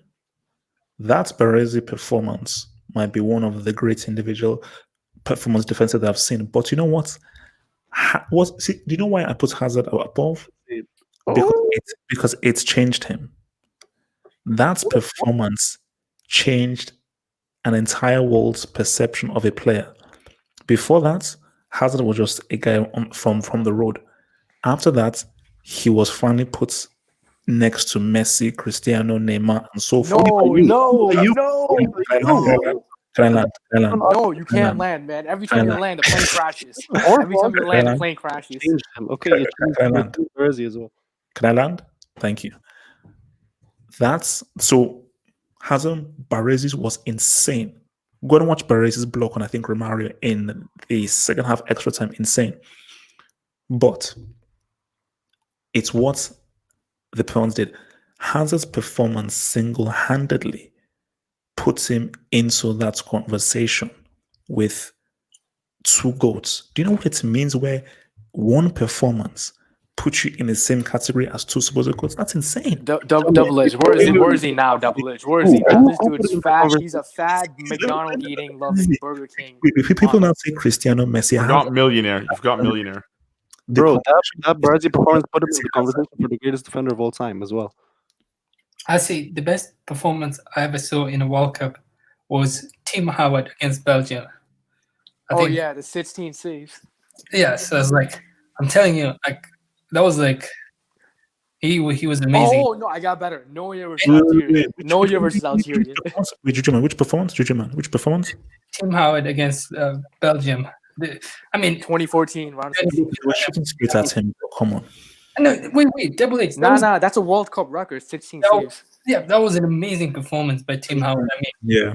How many of those shots were in the corner? It doesn't matter, Double H. Come on, it's a save. A save is a save. Give the guy. No, but Neuer versus Algeria, man. That might be the best goalkeeping performance in a World Cup. The amount of times this dude came out of his own box was hilarious. Man, he came out twice though. So, but I still believe, the Iker Casillas. So with that game, that game against Belgium, the team was good because you saw players like, Beasley, Cameron, Zusi. He was a great team. It was a great team. How is that an argument? It changed him. I don't know. How is that an argument? It changed him? What does that have? That doesn't have an impact on how good the game was. How do you mean how good the game was? You're saying that because it changed Hazard, that's why his game was better than No. anything. What I'm saying is that the performance was so iconic. It was so like channeled across the globe that it's all international. No. After you can laugh all you want. Hazard is in the same room as your goat. So keep laughing, bro. Dude, watch Ronaldo versus Brazil. Watch Ronaldo versus France 06. That's a better performance than Hazard's. I don't understand how on the one hand you can attack fanboys, on the other hand you say Hazard's performance is better than Berezi's, and it's because it was an No, icon. that's the thing. Yeah, I think I'm with Hazard. I think Brazy's is probably the greatest because like he was like you can just go In a watch the highlights for that game. It was in a final and he was like incredible. Like he did his job too. Like by the end of the result, it was 0-0. So he did nothing wrong. I don't think not once Romario got past Baresi in that game. Yeah, no. He was literally stopping every single like it was very very tough. Like honestly, I think that's probably the greatest losing performance like in a final ever. Like and then, trust me, I want to say Zidane in 06 against Italy, but he got a red card. So wait, so Double H, where do you rate Baresi all time? Like he doesn't have a World Cup. Easy. So Gatlock says, just got your receipt archived Hazard. Yeah, I'll fully defend it. Red, let me say this right now. Italians will hate me for this. If Zidane stays on that pitch and he scores the winning goal, if Zidane there wasn't enough time left, man. It was going to go to penalties either way. Yeah, it was like I think Italy would have won a penalty. I think Italy mentality. No. That's not how it works. I'm telling you, guys. I'm not asking you. I'm telling you. No, if Zidane remains on that pitch, Zidane either scores or assists the winning goal, and then we have the definitive quote. No arguments. I 100% believe Zidane would have scored the winning goal. But CHH, here's the thing: it's hypotheticals, and like to be honest with you, I don't deal in hypotheticals. As it stands, for me, Zidane's already done enough. He performed. He did it all. And you know what? Like that's what makes this story so great is the fact that he isn't perfect. He didn't just win everything. He wasn't just stat padding. Like there's adversity. Like there's always twists and turns. Wait, what was the commentary when Zidane walked past that World Cup? The commentary was like Zidane ends his career in disgust. Was it something like that? I forgot what the guy said. The commentator. It was pretty iconic. Yeah. But see, here's the thing. That's how great. That's how loved Zidane is in France, and how great he is. Nobody in France cares now. They still remember him as one of the greatest, if not the greatest, French player to ever exist. Like that's just even though he got a red card and pretty much cost his team the final, he's still considered that because guess what? He won them their first ever World Cup final. True. And I'll tell you, man, in 30 years' time, just to make Sean just a little bit more mad, Messi's not going to be that great in Argentina, man. They're not going to consider him amongst Maradona. Facts. Like that's what Ronaldo has. That's what Ronaldo, Zidane, Iniesta. You want to name all these players in their countries? They're going to be immortalized. Whereas for him, he's only going to be immortalized in his club. Actually, Red. I'll go one bit further, but let me just read. So from Sean Walsh, he says Baresi by far. I wouldn't say by far, but if you say Baresi, you know what? I'll agree with Hazard.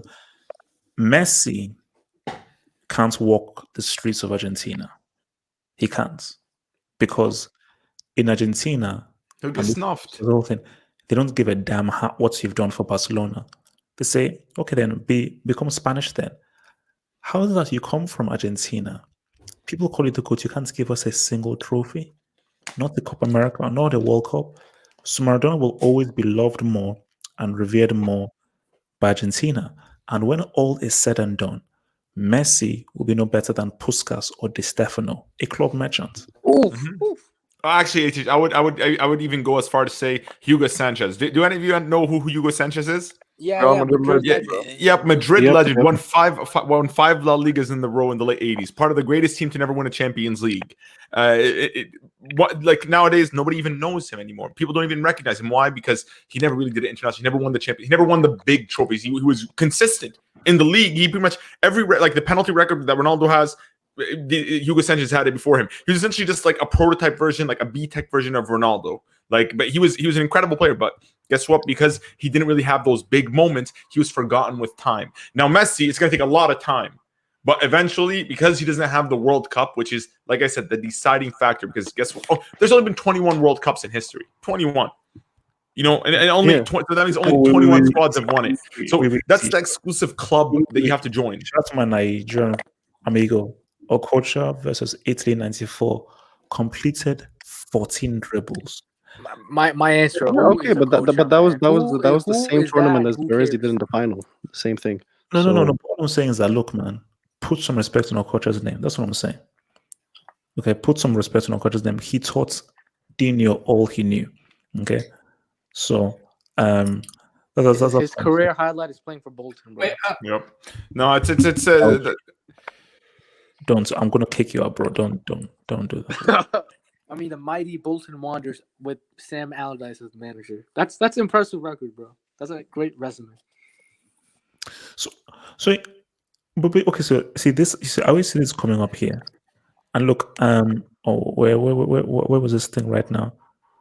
Okay, basically, someone put it in the chat that if Messi was Spanish, he'd have 3 World Cups.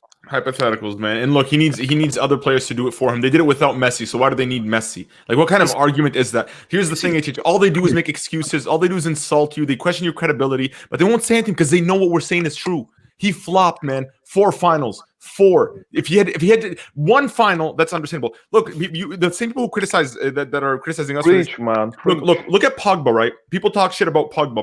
Pogba lost the 2016 final. In 2018, when he was giving that team speech, which we saw in the French documentary, he told them, we lost in 2016. There's no way in hell we're losing tomorrow in the final. He said, we're going to win that tomorrow. This is ours. And they went out and they won it. And they dominated in that world. And he scored. See, that's a legendary performance. That's a player with elite mentality. That's incredible. That's something that Messi doesn't have. And you need that to be great, the greatest. So someone in the comments asked the question: if Garrincha's international career is better than Messi? Yes, it is. Of course. Easily. Yeah. Okay, let me talk. that doesn't mean anything in the whole grand scheme. Yeah. The one thing. Okay, so, no name. Says that people. So, brothers, thank you for the super chats. People will never forget Messi. Stop the Messi hate. Who's Messi? Who's Messi? Yeah, I mean, it's No, wait. getting too much. We're speaking about Messi. constantly. Forgetting, there's a difference. Messi will always be in football history. There's a chapter. Wait. Look, let me respond. Let me just respond, and then I'll give you guys the go. Nobody is hating on Messi. No one is. We're not hating on Messi. We're stating facts. What we are saying is factual. Simply, is factual. The fact of the matter is that Like, if you disagree that he lost 4 international finals, then please stop. Like, yes, no, because like you can't just have your cake and eat it. You can't just focus on the good and ignore the bad. Because see, the issue is if people didn't say Messi is the greatest of all time, then I'd be like, oh well, it's not really matter. Blah blah. It's like for Ibrahimovic. Okay, well he didn't win the Champions League, but look at what he's done. But if you tell me you're the GOAT, the benchmark is going to be very high. So if you tell me that if you're the club GOAT, cool. If you're the actual GOAT, I'm like, well, what happened in the 2014 semi? What happened the 2 most important games of the World Cup? You didn't show up. And we all know what happened in 2018. So, and these things isn't opinion. It isn't my viewpoint. These are facts. So, as I said again, Messi is probably one of the greatest club players of all time, in my view. But internationally, you flopped because to not score a single goal in a knockout game in 4 World Cups when you've broken every single goal scoring record and scored 91 goals in a World Cup here. Okay, wait. I'm gonna go to Juju Man. Juju Man, are you there? Yes, yes, I'm here. So Juju Man, I need you to explain this to me. Please explain. So Messi has broken every goal scoring record. Crazy. 91 goals in a calendar year. How is it that such a goal scoring phenom can't give me a single goal in a critical, tougher knockout game? That was because I think he can, but it's a team sport, and I think you're picking moments because I say this to Village because wait, sorry, but quickly, you might say, I mean, I'll let you go. You said a team sport, and yes. this goes back to the point of So isn't it a case of Messi is reliant on Barcelona and his teammates? So maybe he isn't as great as an individual since he's so reliant on his teammates to help him get in positions to score. So he isn't really that transcendent an individual player. But you need teammates to cross the line. You mentioned Baresi. Hazem was right on Baresi having Red and Hazem were right on Baresi having the best performance, performance in the World Cup. He was the leader in that game against Brazil, even though they lost on penalties. That doesn't mean he's not the. I can argue, but I'll argue Baresi is arguably the. Baresi is arguably the greatest midfielder. Greatest defender ever, but he wasn't successful in winning the World Cup in '94. It doesn't mean he's terrible. It's the same with Messi. No, wait. But Julian, the big difference is Baresi is a defender, and he performed in a World Cup final. Messi has never performed in a World Cup final. He's been to one, but he's performed in countless European. The Champions League finals. So, how is that? So it goes to my point. He's a club goat, not an overall goat. So leagues. So call him a club goat. Don't call him an overall goat. Double H, if you look at the live comments, people would rather go to 4 international finals and lose all 4 of them than rather win 1 international trophies. That's how they're defending Messi. Like reaching a final is like this is a participant trophy basically. Look, Messi is the LeBron James of football. Both are damn losers in finals. I think your name is correct, Double H. I think there's too much hatred towards Messi. No. This is what just really frustrates me. How is stating facts hatred? It's no facts, Double H, because he's. No, Julian, you can't say that. Has he won a World Cup? Yes or no? That's one trophy, Double H. That's like saying, has Messi won a? No. You're saying that I'm criticizing and I'm hating on him. Has Messi won a World Cup? No. That's good enough. Has he won an international trophy? No. That's a good accomplishment, Double H. You can't just act as if reaching a final is nothing. No. See, here's the thing, Juju. If you told me, like say I was Argentina and you told me Messi would take me to 4 international finals and lose all 4 of them, I would tell Messi, don't even bother showing up. What's the point of reaching a final? There's nothing good about reaching a final and losing as a player and as a fan. No. Okay, I would rather not. I would rather get knocked out in the group stage. Semis. Exactly. Same. Than reach a final. The worst thing is losing in a final. Please let me in a quarter. If you're not going to win a final, don't even show up. Losing a final is the worst thing. Here's the thing: we're called haters because we just mentioned the fact that he lost 4 finals. Like I don't understand how is it hating if I ask from the greatest player of all time, the GOAT, the be all end all, the greatest there is, the greatest there was, the greatest there ever will be, to win 1 international final. Don't give me a World Cup, give me a flipping Copa America. Like that's all I ask, and I'm satisfied. How is that too much? How is that hating? How come criticizing him on that aspect of his career is hatred? Guys, how hard? Wait, guys, how hard is it for Messi to win a tournament when you have the USA, Qatar, Japan? Come on. These are D-level ranking nations, bro. Win the damn thing. This is why. It's the same reason. You sport Zidane ahead of Iniesta, because based on individual performance, irrespective of accomplishments, Messi is by far the greatest player based on individual performance and contribution. Okay, Jujuman. Give me Messi's great individual performances in knockout games for Argentina at a World Cup. No, not even that, Double H. Let's name me great international performances against a good team. I thought against Iran it was good. And don't say Iran, bro. Come on, bro. Come on. Did you just say Iran? Yeah. it's still the team. Look, you did who's ahead in front of you. It doesn't matter. He had a great performance against Iran. They had 11 guys. Juju, come on, you're telling me Look, I'll Iran. be honest, man. Messi's best international performance was that game against USA in 2016 Wow. when he scored that free kick. That was probably his highlight moment. And that's sad. And also against Iran, he had a great performance against Iran in the group stage. I think he scored a winning goal, but I can't remember him like having a great. Like, they won't. They'll always mention his team being failures. They won't mention when his team showed up in the knockout stage. They won't mention Di Maria, how much of a great World Cup he had in 2014. They won't mention these moments. They won't mention Higuain scoring the goals to get them through the rounds. Nope, it's only just when they fail. That's the only thing. Is Messi always the team fails? He never fails. He's always a dime.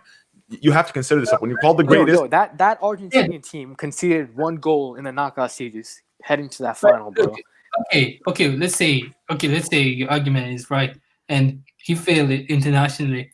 Still, his individual performance is better than anyone else. So yeah, no, 100%. No, we're not saying that. That's why we said he's top 2. He's top 3. Individual performance is Bro, the best. everyone see Juju. Everyone here has him top 5 all time.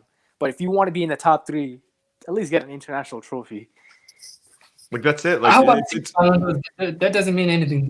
What about Johan Cruyff? How come we don't hold Johan Cruyff in that high regard, even though he dominated? Because he lost that damn. Literally, final. Ajax is nothing without Johan Cruyff, and because he lost that final, his legacy was literally now his legacy is more defined by Barca. People forgot his playing career. People literally think that I'm hating, but it's true. When over long term, once there's a format change, once the standards shift, the new generation, the new era, once us all become old heads, we're no longer the youngest, demographic for football. All of this is going to change. Look at what happened to HH. HH, if he had the same arguments he had about R9 15 years ago, 10 years ago, when he was on the come up, everyone would agree with HH because R9 was considered the greatest player of all time. But now time passed, new players came in. The younger generation now makes fun of him and calls him LL because he considers R9 to be a great. What goes around comes around. The same thing will happen to Messi. The same thing will happen to Ronaldo. These players, there's going to be arguments like, oh, they did it in the pre-VAR era. In the post-VAR era, they wouldn't have done it because in 09 Barca or in 2017 Real Madrid, or they're going to always be asterisks. And the only thing Wait, sorry, go ahead. I just want to add one thing. This is unrelated to the topic, but since you mentioned Cruyff, Double H, you had this topic yesterday for the Neymar thing. Did you know Cruyff in 2013 said before they bought Neymar, Johan Cruyff said Barca have to sell Messi and build the team around Neymar. Like Cruyff knew it was Neymar's time to shine back in 2013. Like they should have did what Cruyff said. I think Neymar would have been. Okay, wait. Let me just read the super chat. It says that, no lie, I love Messi, but he effed up in 3 finals in a row. You see, now look, my thing here is that this just goes to people being overly defensive. Look, LG, your boy still needs to give me a World Cup. That's his only flaw, bro. I'm okay. I'm okay with that. That being his only flaw of not winning the World Cup. I'm okay with that because everything else, he's better than any other player in history. If my favorite player of all time has only one flaw, then I'm okay. Because if you look at like Zidane, R9, Maradona, Pele, Messi, they probably have 2 or 3 flaws I can pick out. But for me, Cristiano only has one flaw, and I'm okay with that. And at the end of the day, my opinion doesn't matter. To you guys who think Messi is the best, don't be insecure. If you believe he's the best, he's the best. This is my opinion. Some random dude on the internet named after a color. It doesn't matter. Easy, no, see, wait, ready. That's a great question. That's the That's the key point. The key point is that. Do you know how many guys say Fat Ronaldo, he wasn't that great, overweight, blah blah blah blah blah? And I'm like, okay, fine. Maybe I'll go into a small little thing about, well, look at what he did, or just say little comments, but then I'll just move on. But why? Because it's very telling that when I say this dude has 0 international knockout goals and it is a flop internationally, people get so defensive. Because you know why, Double H? Because they know that is a big asterisk, big flaw that will hurt his resume when he retires. They know that will be the defining asterisk that makes Messi not the GOAT. It doesn't mean anything. Because look, as great as Messi is, as great as everything he's achieved, when he retires, people will look at that international record more than his successes at Barca. That's Oh, no. false because he has the best because numbers, goals, you see, records.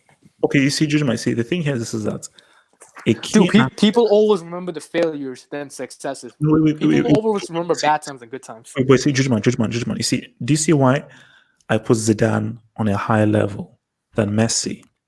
Is a big thing Bias. for me is adaptability. Can you do well in a particular system with particular players, and can you do well in another system with particular players?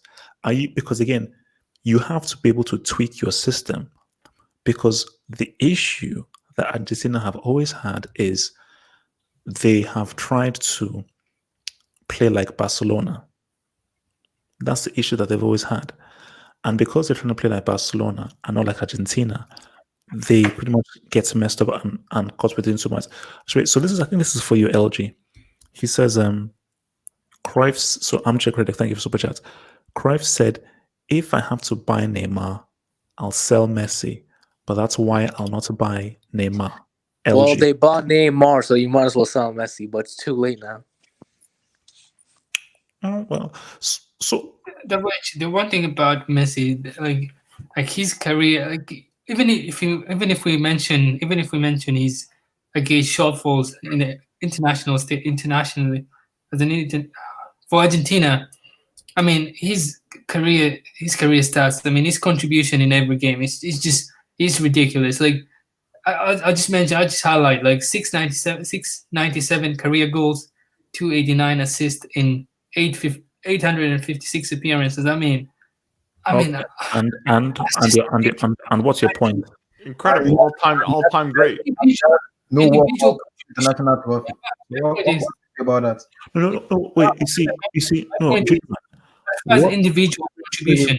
Jujuman, what is the point? Yeah. Okay, Jujuman, put it this way: if Pele never won the World Cup, but we accepted those 1,000 career goals, would people really put him in as the GOAT?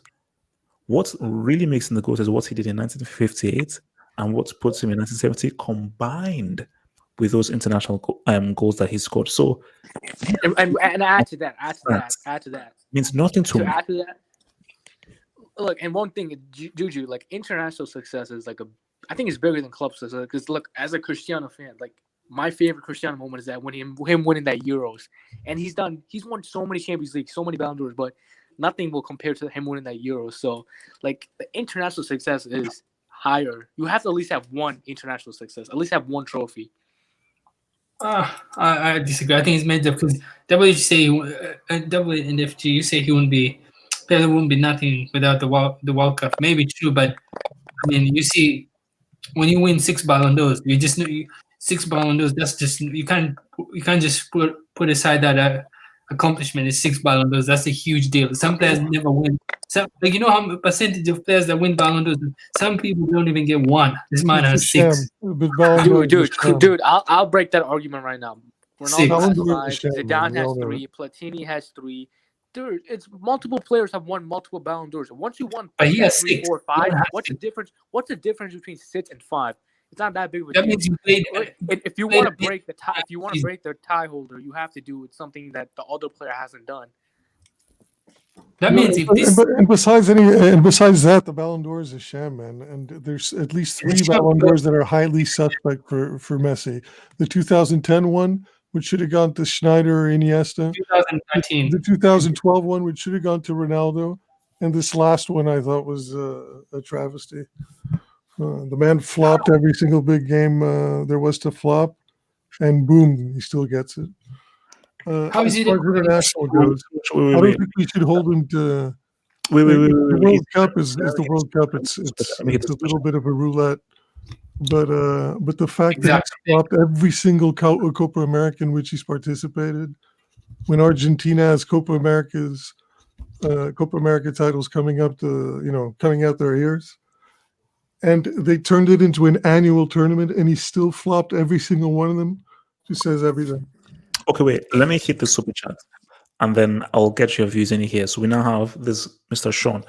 So Ruben, thank you for the super chat. Who says when Messi retired, Argentina literally crumbled. He dragged to 3 finals. Thank you, Ruben. Thank you very much. How does that explain 0 international trophies?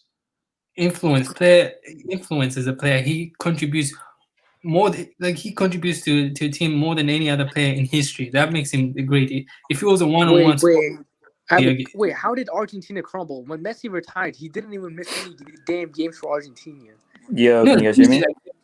If you see the stats, Argentina without him, is terrible. This is a nothing team without him. You know what will be the defining moment? When Messi retires from Argentina and he has no international trophies. And if Argentina wins an international trophy after Messi retires, his whole career is gone down the drain. Okay. Oh, look, so Sean went out there. So this is the thing that people just refuse to understand, is that you need to win. It's not about getting there. It's not about coming close. It's about winning. So Sean, is your mic working? Sean? Yeah, is it working? Yeah, because you kept on going out. Okay, so Sean. Yeah. I'm on my phone, that's why, so it's a little different today. Okay, so Sean, how are we being critical of Messi if we say he has no international trophies and he flopped at critical moments at the World Cup? Well, you're saying flop in general. You're not specifically stating critical moments. And listen, I'm not saying he didn't lose. He obviously lost. Their team objectively lost some matches. So when FG says your Messi fans are denying his inability, the fact that they lost, no, we know he lost.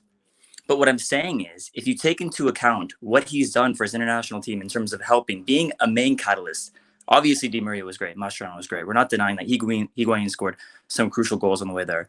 But he was a main catalyst. So you're suggesting he flopped. See, flop is different than coming up short. Okay, there's a huge difference between that. It's the semantics in which you say he flopped. So if you're saying he flopped, right, but then you're saying he's been so dominant for club, the fact that he's gone to 4, coupled with his nearly unparalleled club career, is nearly enough. It's not just see. Losing 1 final is shortcoming. Losing 2 is that's bad luck. But losing 4, that's flopping. FG, explain this. Explain who won the best player for the entire Copa America in 2015. Who cares? What do you mean? Who cares? I don't care about the best players, man. I care about comparing individuals. Sean, let me ask. Okay, Sean. All I'm asking to you is this: it's about winning and losing. It's not about getting there, almost getting there.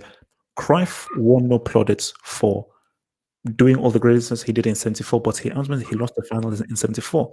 It's about winning. So if this dude has 0 international trophies, disappeared in the 2014 semi, disappeared in the 2014 final, we all know what happened in 2018. How is that being critical of him? And how can he be called the GOAT if he has, in my opinion, flopped at critical moments? Because I call it a flop, because if you're called the GOAT and at critical moments internationally you've not been able to help your team win, that's a flop. Well, that's wrong, because he did help his team win. He tried to help his team win, and he contributed greatly in the 2015 final. He was great in that game. He was great in the 2016 final, and they lost. So Sean, you can contribute and still lose. Sean, how did he help the team in 2016? It's not about playing well, man. Get the job done. Of course it's about playing well, because that's why we're comparing individuals. No. In a final, FC, it's about scoring. It's about getting the job done. It doesn't matter how you play. It doesn't matter how you... Of course it matters. Sean, what did Messi do in the 2014 semi and final? No, he was poor in the semi and final. I'm not denying he's had poor moments in critical moments. I'm never denying that. What I'm saying is you can't use that as the only... That's slight. So if you're saying his international shortcomings in a couple key games overcomes everything he's done in the entirety of his career, to say he isn't the GOAT based on those small shortcomings, you can't necessarily say small. They're not small, man. They're massive. Can I respond? Listen, Sean, what I'm saying is, it doesn't sit well with me that a player can do so much great stuff for a particular team, which is seen as one of the greatest teams of all time, but once he leaves that team, he can't win anything. That doesn't sit well with me. No, I know what you mean. I get your perspective. I know what you're coming from, but I disagree with the premise. I disagree with your mindset, because he plays. If you actually watch all of his touches for Argentina and you compare it to his games at Barcelona, they're rather synonymous. The only difference is they end up winning or losing. And you know what? It does suck. As somebody that supports him, you want his team to win. And you're right, it is a slight on his legacy. It would be a slight on his legacy. Listen, we're talking about somebody who's land. If Messi was only dominant for a 5 to 6 year period, similar to what Diego was, and he had the same, and obviously not winning the World Cup, then I would more agree with you. But the fact that he's been so dominant for so long while leading every offensive category for Argentina, being their main catalyst, being the only reason or one of the main reasons why they're even getting to these finals. Guess what? Argentina hadn't reached a final since the early 90s prior to Messi coming back. Messi comes back and they reach 4. They reach 4. And 3 of them, they lose in extra time or penalties. So it's not even as if they're getting absolutely destroyed. It's not as if he won 2 best player awards. I get it, 2014, you can argue, but he was still a top 5 player in the 2014 World Cup. And it's funny, FG talks about this. It's like your GOAT got eliminated in the group stage by the USA. He has 2 trophies, bro. See, that's a difference. I don't care if he got eliminated in the group stages. He's got a trophy. I can show you his trophy. If you Google Cristiano Ronaldo Euro 2016 trophy, you can find that. If you Google Messi International Trophy, you'll find an empty cabinet. I'm happy that you get a lot of your football knowledge from Wikipedia as opposed to watching the games, FG. You've shown it literally on a consistent basis, dude. Listen, the fact that you keep looking at just what their team did to win, with that logic, you can say Olivier Giroud is a far better footballer than Benzema. That's your logic you're using. I want you to know that.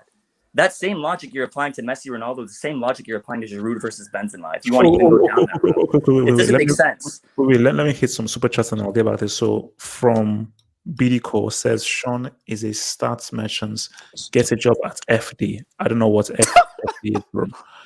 From says Messi missed a 1v1 versus Neuer. He flopped in 2014. He did flop in 2014. I agree with that. Double A's. If Messi was wearing a Barca shirt and that goalkeeper was wearing he scored in the final. Okay, see, Sean. Wait. Messi's missed a lot of one-on-ones for Barcelona. He's missed a lot of one-on-ones too. Sean, you see, Sean, I get where you're coming from because what you're doing is sort of trying to weigh up both things, and by taking the incredible thing that he's done for club-wise and saying based on what he's done and the little bit of what he's done internationally, overall, you've got to call them the GOATs. But the issue with that, though, is that, and this is why I say to people, is why can't we just call him the club GOAT? As in terms of club for football, why can't we just call him the GOAT? Because in club-wise, despite, put it this way, Sean, would you still call Messi the GOAT if all he gave you were the goals, the dribbles, the performances, but no league titles, no Champions Leagues? Would he still be the GOAT in your view? Well, they wouldn't have, but the fact is, him doing all of those little things is pretty much the main reason why they got those. No. Let's just so they're not mutually exclusive in this case. It's the reason as to why his team gets those.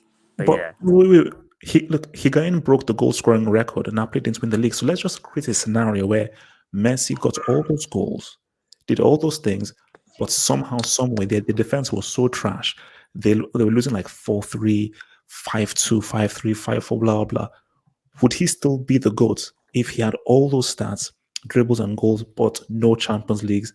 And like this is such an insane hypothetical that I don't think it has much bearing in this context because that's feasibly impossible. I don't think any player. Guess what? If Messi had all those dribbles, all those chances created, all those goals, it would almost be nearly impossible for your team not to win if you have a still back line. No top team would have a back line that poor. So it wouldn't even make any sense. So what I'm getting at is that what's the point in doing all these things if it doesn't lead to a trophy? Because there is one thing with playing well. There's another thing of where can you score the critical goal? Can you make the critical pass? Can you do what needs to be done? And this critical moment to win the trophy. I agree with you to a certain degree about the critical moments, but Messi has created critical passes that didn't lead to goals in finals. In the 2015 Copa America, he had a critical pass that wasn't converted. In the 2016 final Copa America, he had a critical pass that wasn't converted. So if you're going to talk about critical passes, he creates those quite often. They're just not converted.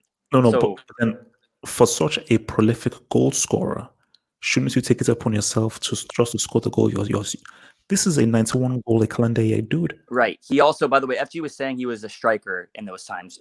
False. He was a false 9, which isn't a striker at all. Still the same thing, man. He's No, closer to it the isn't the penalty same area. thing. He's It closer isn't to the the same penalty thing. area, bro. No, not really. Look up where he picked up those positions. He was dropping really deep in between the defensive mids and the center backs. That's not what a striker typically does. Okay, a striker is always on the shoulder of the last center back typically. Messi was dropping deep. That's the difference between what Firmino does is similar to what Messi did. So a false 9 and striker are inherently different. I'm sorry you couldn't figure that out earlier.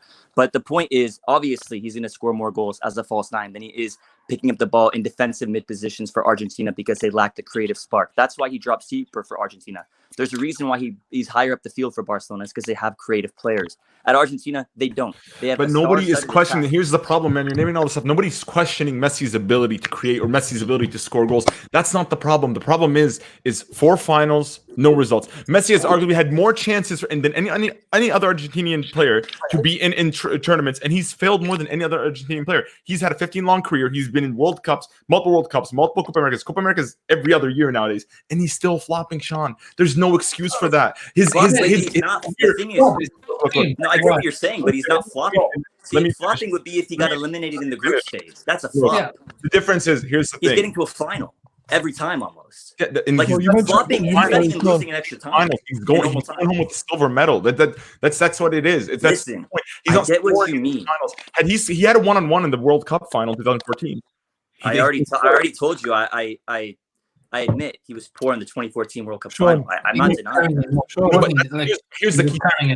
Look. I do agree with Sean on like 99% of what he says because he is correct. Like I don't want to come off like I'm trying to denounce that Messi is not. Like I said, the thing is, if you want to call Messi the GOAT, you have to understand that it's a very disputable claim. People can dispute it because he has his international career. His international career will not define Messi's overall career, but it will maim it. It will be an asterisk on his career. It's an asterisk, of course. Yeah, but that's also relative to the fact that it would be more of an asterisk if he wasn't as purely dominant individually. And let me also talk about this idea of greatness and what the word means in a vacuum, as HH was saying in the parody video earlier, the HTH. So this idea of greatness. Come on. That was just a parody video. Don't bring I know, I get it, but for some reason it was pretty logical. Just letting you know. But when you talk about greatness, it seems to be hinging on what your team does. Like, let's just say, like, you could play amazing in all of these World Cup finals, and if your team loses, you're not considered great on the basis of what you guys are considering greatness to mean. So if you're defining greatness as what happens when your team wins, how is that at all logical when we're talking about who's a better player? Like greatness, if you're going to take greatness in a vacuum like that, it just doesn't seem coherent with actual performances. Because if you're talking about greatness, there's too many examples of individuals not performing with World Cups who don't even sniff Messi, Cristiano, or any of these guys and have a World Cup. They don't even sniff them. They're not even categorical. They're not in the conversation. Yeah, we're not calling them the greatest. That's the difference. Is you guys are calling him the GOAT. You guys are calling anybody that disagrees with you deluded, delusional, stupid. No, I'm calling your logic. No. I know. I'm not saying you. I'm saying specifically. This is the kind of response we get when anybody tries to have an objective conversation about Messi. That's the only response we ever get. You get only hate, delusion, stupid. Like that's the cargo cult that they built around them. But listen, yeah, Sean, but I'm not hating on you. I think some of the arguments. I'm not saying if you don't think Messi's a GOAT, that's fine. That's fine. But it's the argument in which you say he isn't. That's the issue. You know, when you say flop, you're not taking into account what he actually did individually. What is he as great for Argentina? Great. The word great. Is he as great for Argentina as he is for Barca? No. But you can say a lot of players are not as good as their national team, for club team, for the fact chemistry, gelling. Ronaldo's better for Real Madrid than he is for Portugal. I think a lot of players are better for their club team than they are for their national team. That's just one. Okay, let me hit this switch. Let me hit this switch now. I want to get some other guys' views on this. So from Martin Rosario. Don't forget those UCL wins Messi had with Barca. He faced little to no adversity. When he faced adversity, both club and country, he crumbled. Now, I want to take this to Jujuman now. So Jujuman, shouldn't we see how Messi fares with adversity in order for us to see whether he can be a great? Shouldn't you succeed through adversity, Jujuman? All right, the injured man is out there. So again, so for Sean, shouldn't we look at what he does through adversity to see how good he can ride? There's plenty of instances where he's overcome adversity. If you look a lot of the games, if you look at even go as far back as the Liverpool game, the first leg against Liverpool, there was a lot of adversity there. Liverpool should have been up by 2 or 3 in the first leg. Messi was scored 2 goals, so there's adversity there. You can argue there's adversity against. No. I hate to keep Adversity was pushing this when point, they but were of all the 3-0 goals, every down single in the goal that second leg. Messi has That's scored, when he should have showed up. every single goal that Messi has scored in the UCL, he's only been on the losing side 3 times. That says everything. That doesn't say everything. But it says How does that say everything? Let me go around the room. Let me go around the room. And I want people to say, in your view, and give me reasons, how do you define the greatest player? What parameters do you use to define what the greatest player is? So I'll come first to FG. So what attributes or things does a player need to have to be seen as the greatest? It's pretty simple, man. Doing something that's considered impossible, doing something that no one thought you could have done for your club and country. Like, and people might say, "Oh, that's a crazy, what do you call it? Thing to like reach or be at." But if you want to be the greatest, you have to do everything. And like, yeah. And look, let's be honest. Those are like what only player you can think of in the greatest conversation that has done everything is Zidane. I think Zidane's the only one because he's got the club level Champions Leagues. He's got the international levels with World Cup, Euros. If you look at Maradona, he doesn't have a Champions League. Pele, he's never played in Europe. So like considering that only one player has ever done that, so I think that's the bearing. Like you have to do the impossible. Yeah, but the impossible is still relative, and it's so subjective in what you deem impossible and worthy of being considered, adversary. What term is like difficult circumstances? Because there's so many instances where Barcelona were not in the game. It was 0-0, and Messi would come up clutch domestically in the UCL, in random finals. I think it's just there's too many instances where he's come up clutch for them to say that he hasn't come through some sort of adversity. Yeah, but I can say Messi's adversity for his career right now is international. If he doesn't overcome this international failure, then that's gonna be the impossible task that Messi failed to achieve. FG, you're right in the sense that they lost, but again, like some of his performances, I think outweigh the fact that they lost. And again, listen, Messi still can win the next Copa America, and also I don't know. Oh yeah, that's what I'm saying. That's what I'm saying. The next one is the due. That next Copa America is the deadline because that's right. But when you say deadline, this is a deadline. We do that every year, man. That's in Argentina. It's a 2-legged final. They're going to turn it. Actually, I think that. No, it's a 2-legged one. With one, it's Colombia. It's Colombia and Argentina.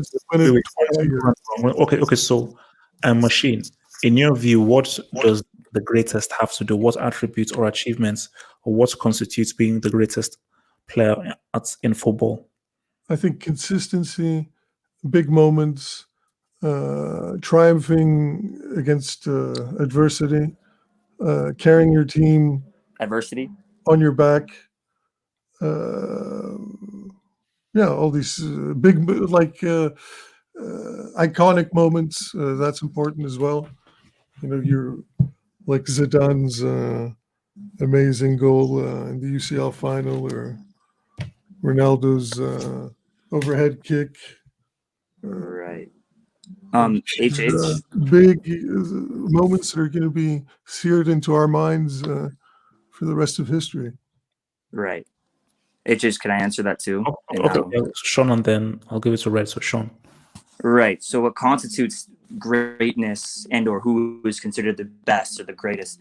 Well, it's a couple of things. One is longevity, which equals consistency, your week in, week out performances, what you do in those performances over 90 minutes, how you're contributing to your team, the varied roles you play in your team, the different systems within the team you've played with, the different players you've played with over a long period of time, coupled with the fact that you have big moments. And internationally, do you perform well? Do you perform well on every team you've been on? From an individual perspective. Now, if you want to say, add on to that are the accolades and the team titles. Yeah, they're bonuses. They are bonuses when you look at when you want to make some tiebreakers. But when you've been so dominant overwhelmingly for a 10 to 15 year period at club wise, even international wise, if you want to look at all the individual things he's done, that's how I look at greatness. I don't look at greatness just based off of did your team win. I look at it, there's too many things to take into account to just use that as like the sole tiebreaker, in my opinion. I think that's the most logical route. No, exactly. Okay, It is. That has to be. Wait, okay. I'll go to Abdullahi Jujuman then, right? So Abdullahi, what is the greatest for you? What should he have? Abdullahi. All right. So Jujuman, what should the greatest have? About the Copa America. I mean, I don't want to repeat. It's similar to what Sean said, and I would add because I don't want to repeat what he said, but I would add. I don't believe international. First of all, international football is not a huge deal as people make it to be. Like if he goes without any international trophy, not a big deal, because he was almost there. So it was, and he performed well in some of the tournaments. So it's not a big deal. And I would say like individual contribution is the key. Like I would say this is over 50% of how good we should rate you. Your individual performance and how you contribute to a team. And based on that, I mean, it's simple. It's clear who's the greatest. Who's the greatest? Because like there's no player who has more individual contributions or has more impact than like he has a better performance than Messi. Has a better performance than Messi. Before I go to Red, I said from BDCO, Red has potential. He should create his own YouTube. Okay.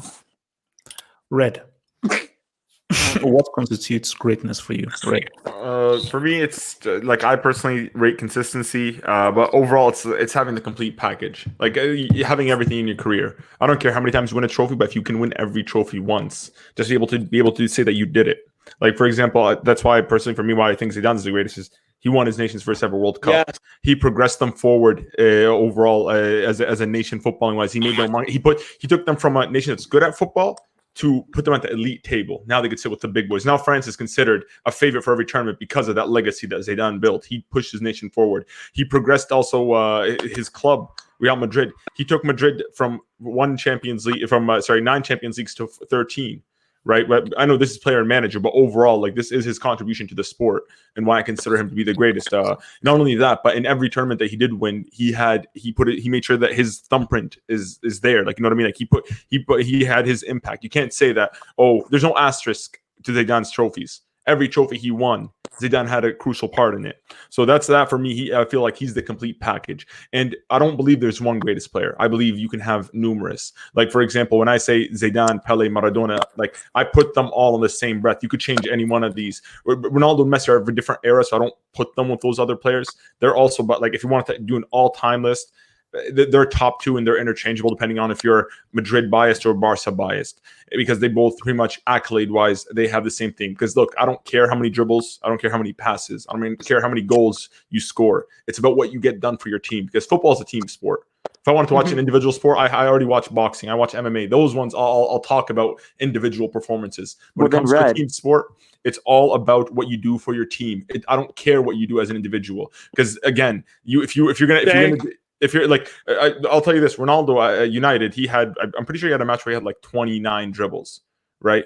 But that Ronaldo is nowhere near 2017 Ronaldo. That was not dribbling. That wasn't doing any of that stuff. But he was effective. He was difference maker for Madrid all the time. Even though he was the inferior footballer, he was the more effective footballer for the team. He did what was necessary for the team. Now, for that reason, that's what I define. That's what my definition of greatness is just to be able to get it done for the team, to have a diverse record, to have consistency, to be able to show up in the big moments, all those. Which, by the way, just to clarify, Messi checks all those boxes. Messi is an all-time great. Messi is easily top 2. At worst, if you say top 5, that is the least expected from anybody that watched him. He's easily, no matter how biased you are, he's top 3, top 4, top 5 at worst. right? The Thank only you. reason, but Yeah. my only thing that I was trying to make here today, and I know I was getting a bit passionate when I get a bit passionate when I talk and I speak a little bit quick, but the only thing I was trying to show is that like he can be critiqued. He does have his flaws. He is not the undisputed GOAT. We can't start abusing people and calling them haters or bias or that whenever they disagree with you on this topic. Because again, guys, like he has a flawed career, just like everybody else. But his career, like I wish I would have Messi's flawed career. Like those flaws, I'll take them any day of the week. To be honest with you, I take that club career. So, all right. So that's it. Vas. Yeah. So what's the question? So basically, what constitutes a great football player as a GOAT? What does the GOAT have to have in order to be called the GOAT in football? Dude, so there's a big difference, in my opinion, between saying what's the greatest versus what's the best. Okay, like if you're talking about who's the best player ever, like has to be Messi, dude. Has to be Messi because he has the consistency, he has the skills, he has the impact, he has the efficiency. So he has like everything, and he's been doing this for years and years, like over a decade, well over a decade.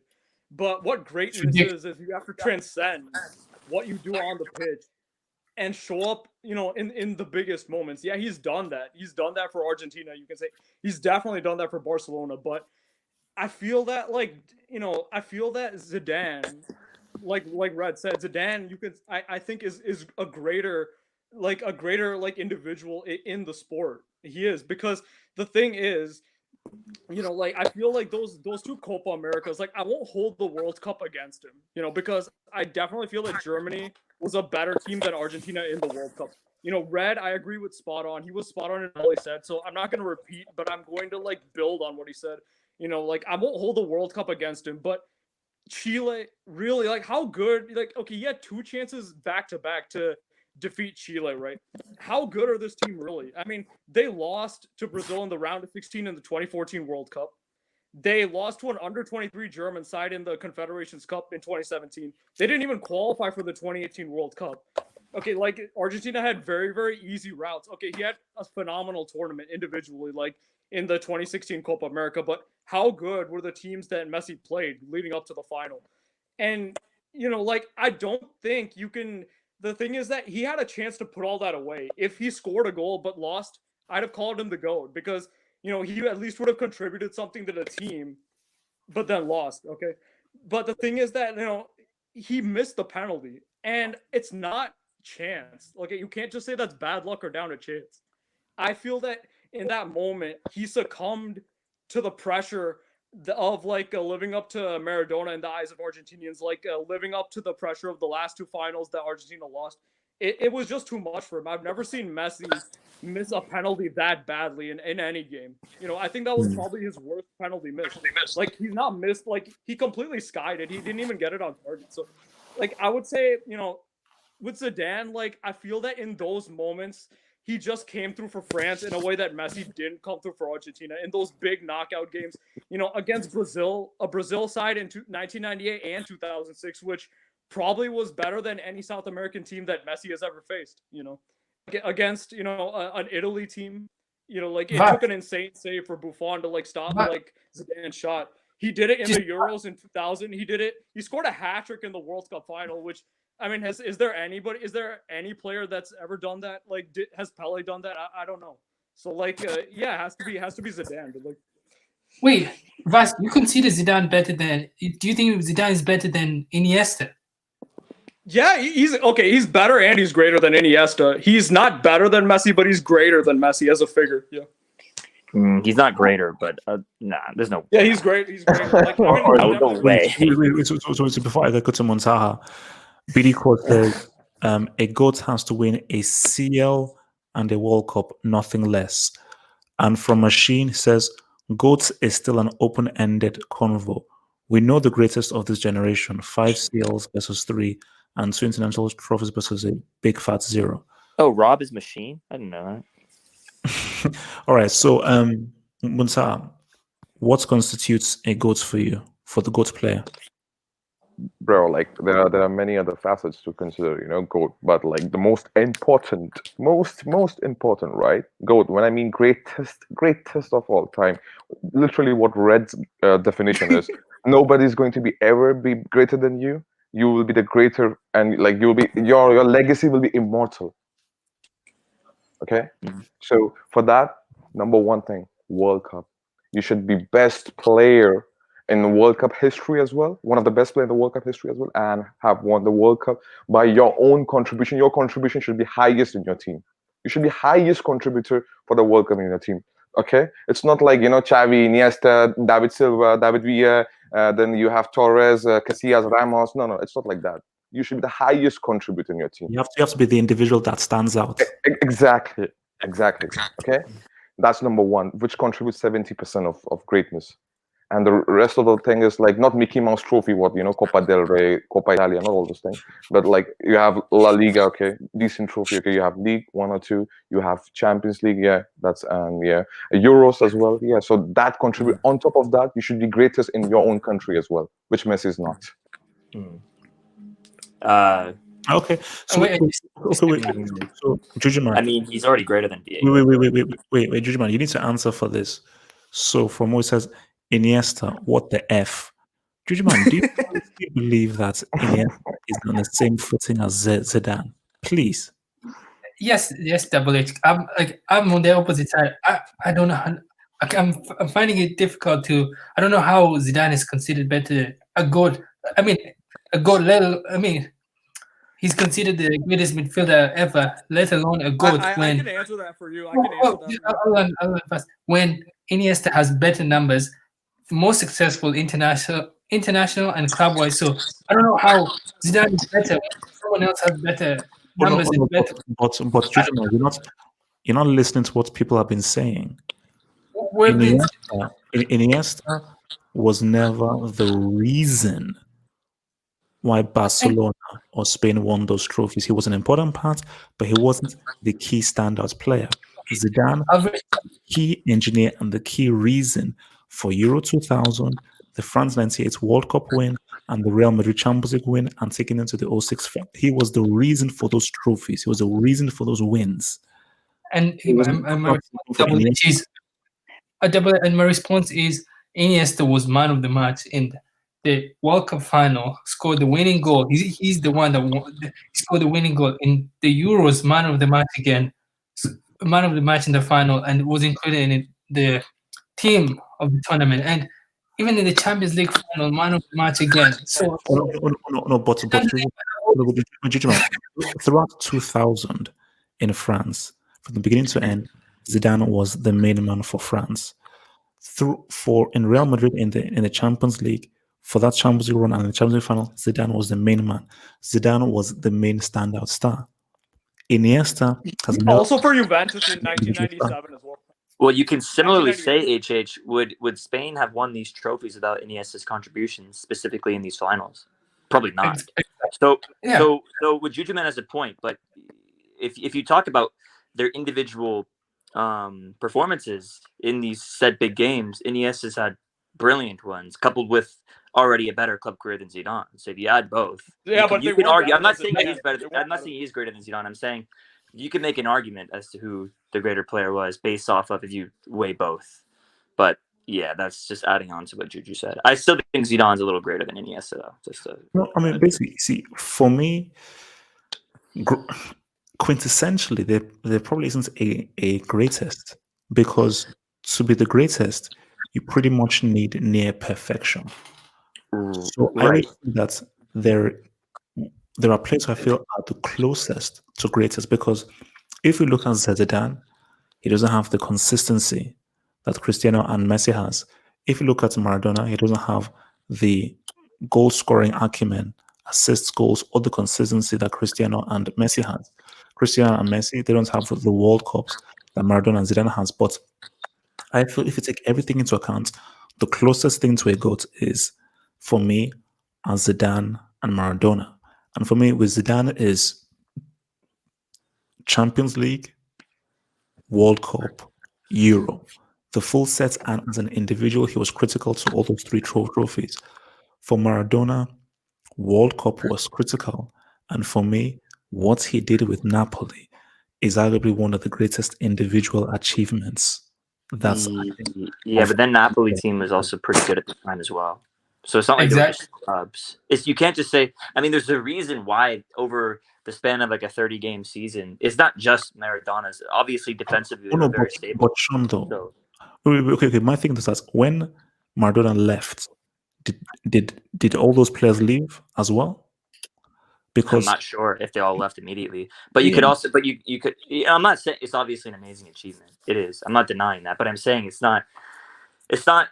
Was not just him. It's impossible to say. I don't know what Brett was saying. It's a team sport. Team sport. You're right. So in essence, just even discussing who the best, greatest player individually is, there's kind of like a silver lining to it because it's kind of hard to. If this is a team sport, as it is, Exactly.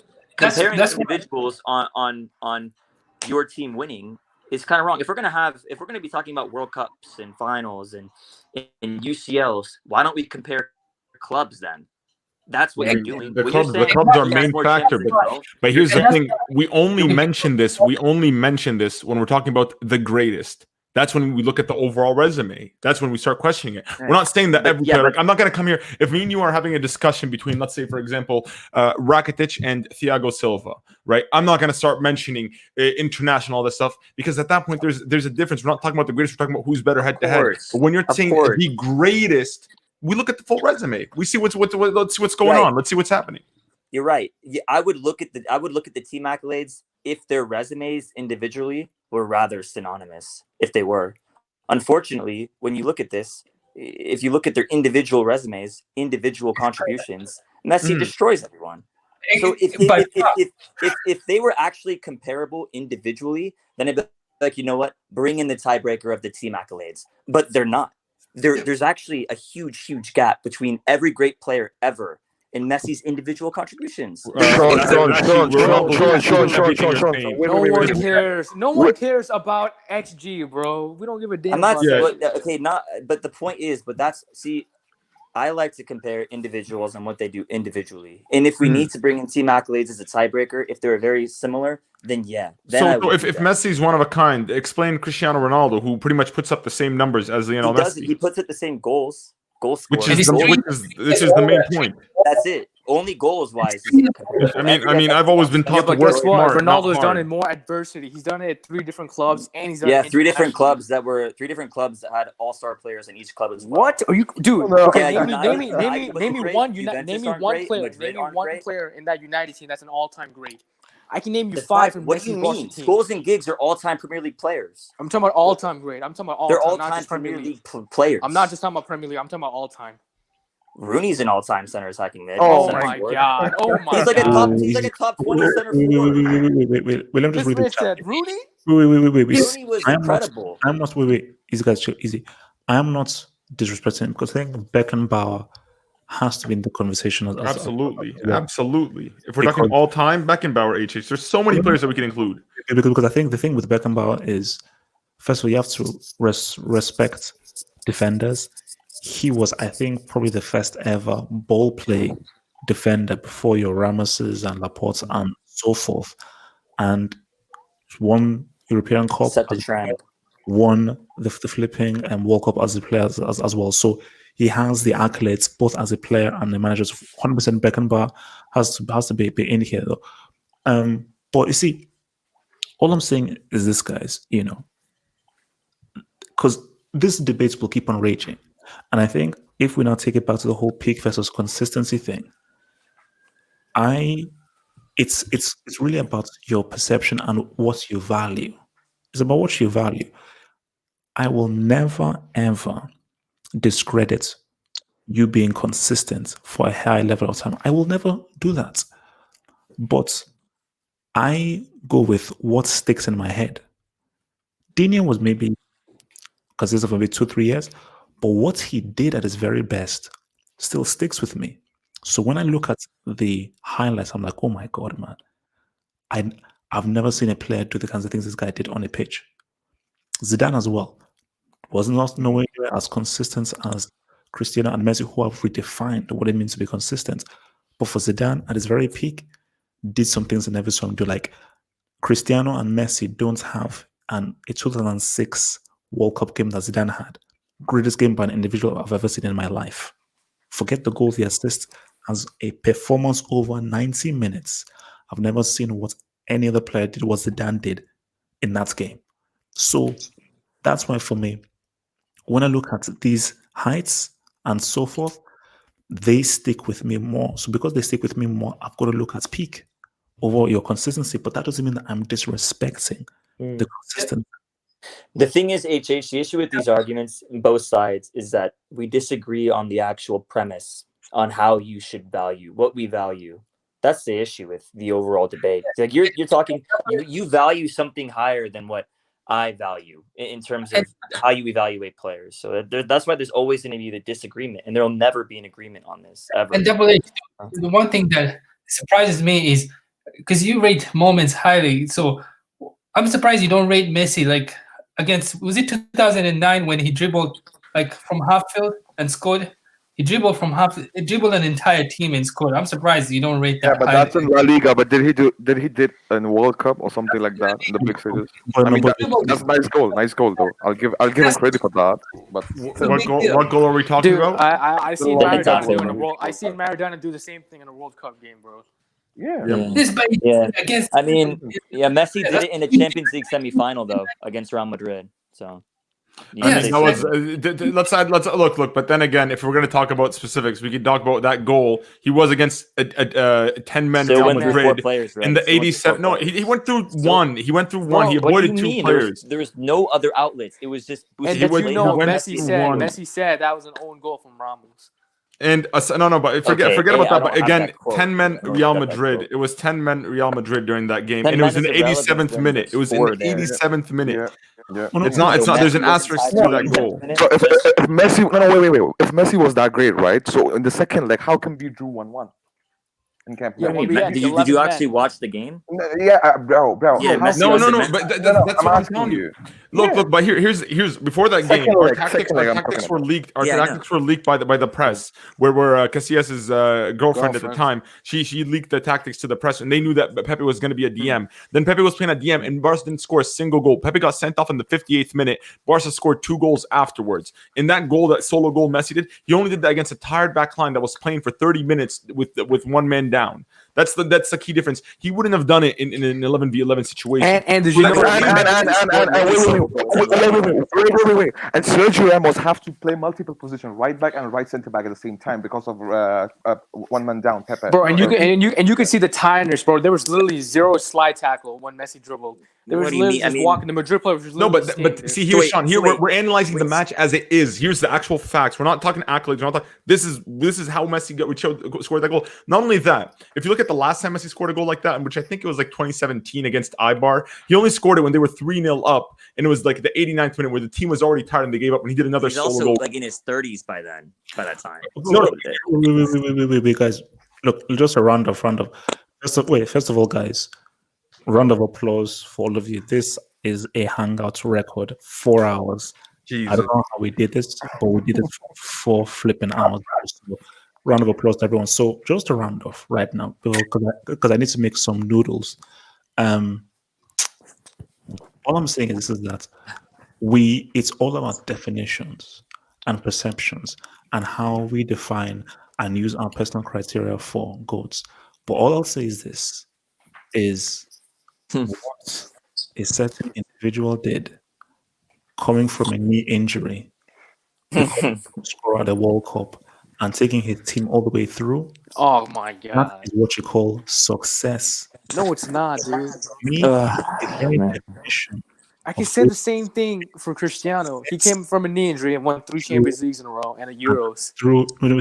Success through adversity. Guys, peace out, stay true. Peace. Yeah, relax, Martin. That's delusional. Anyways, yeah, good talk.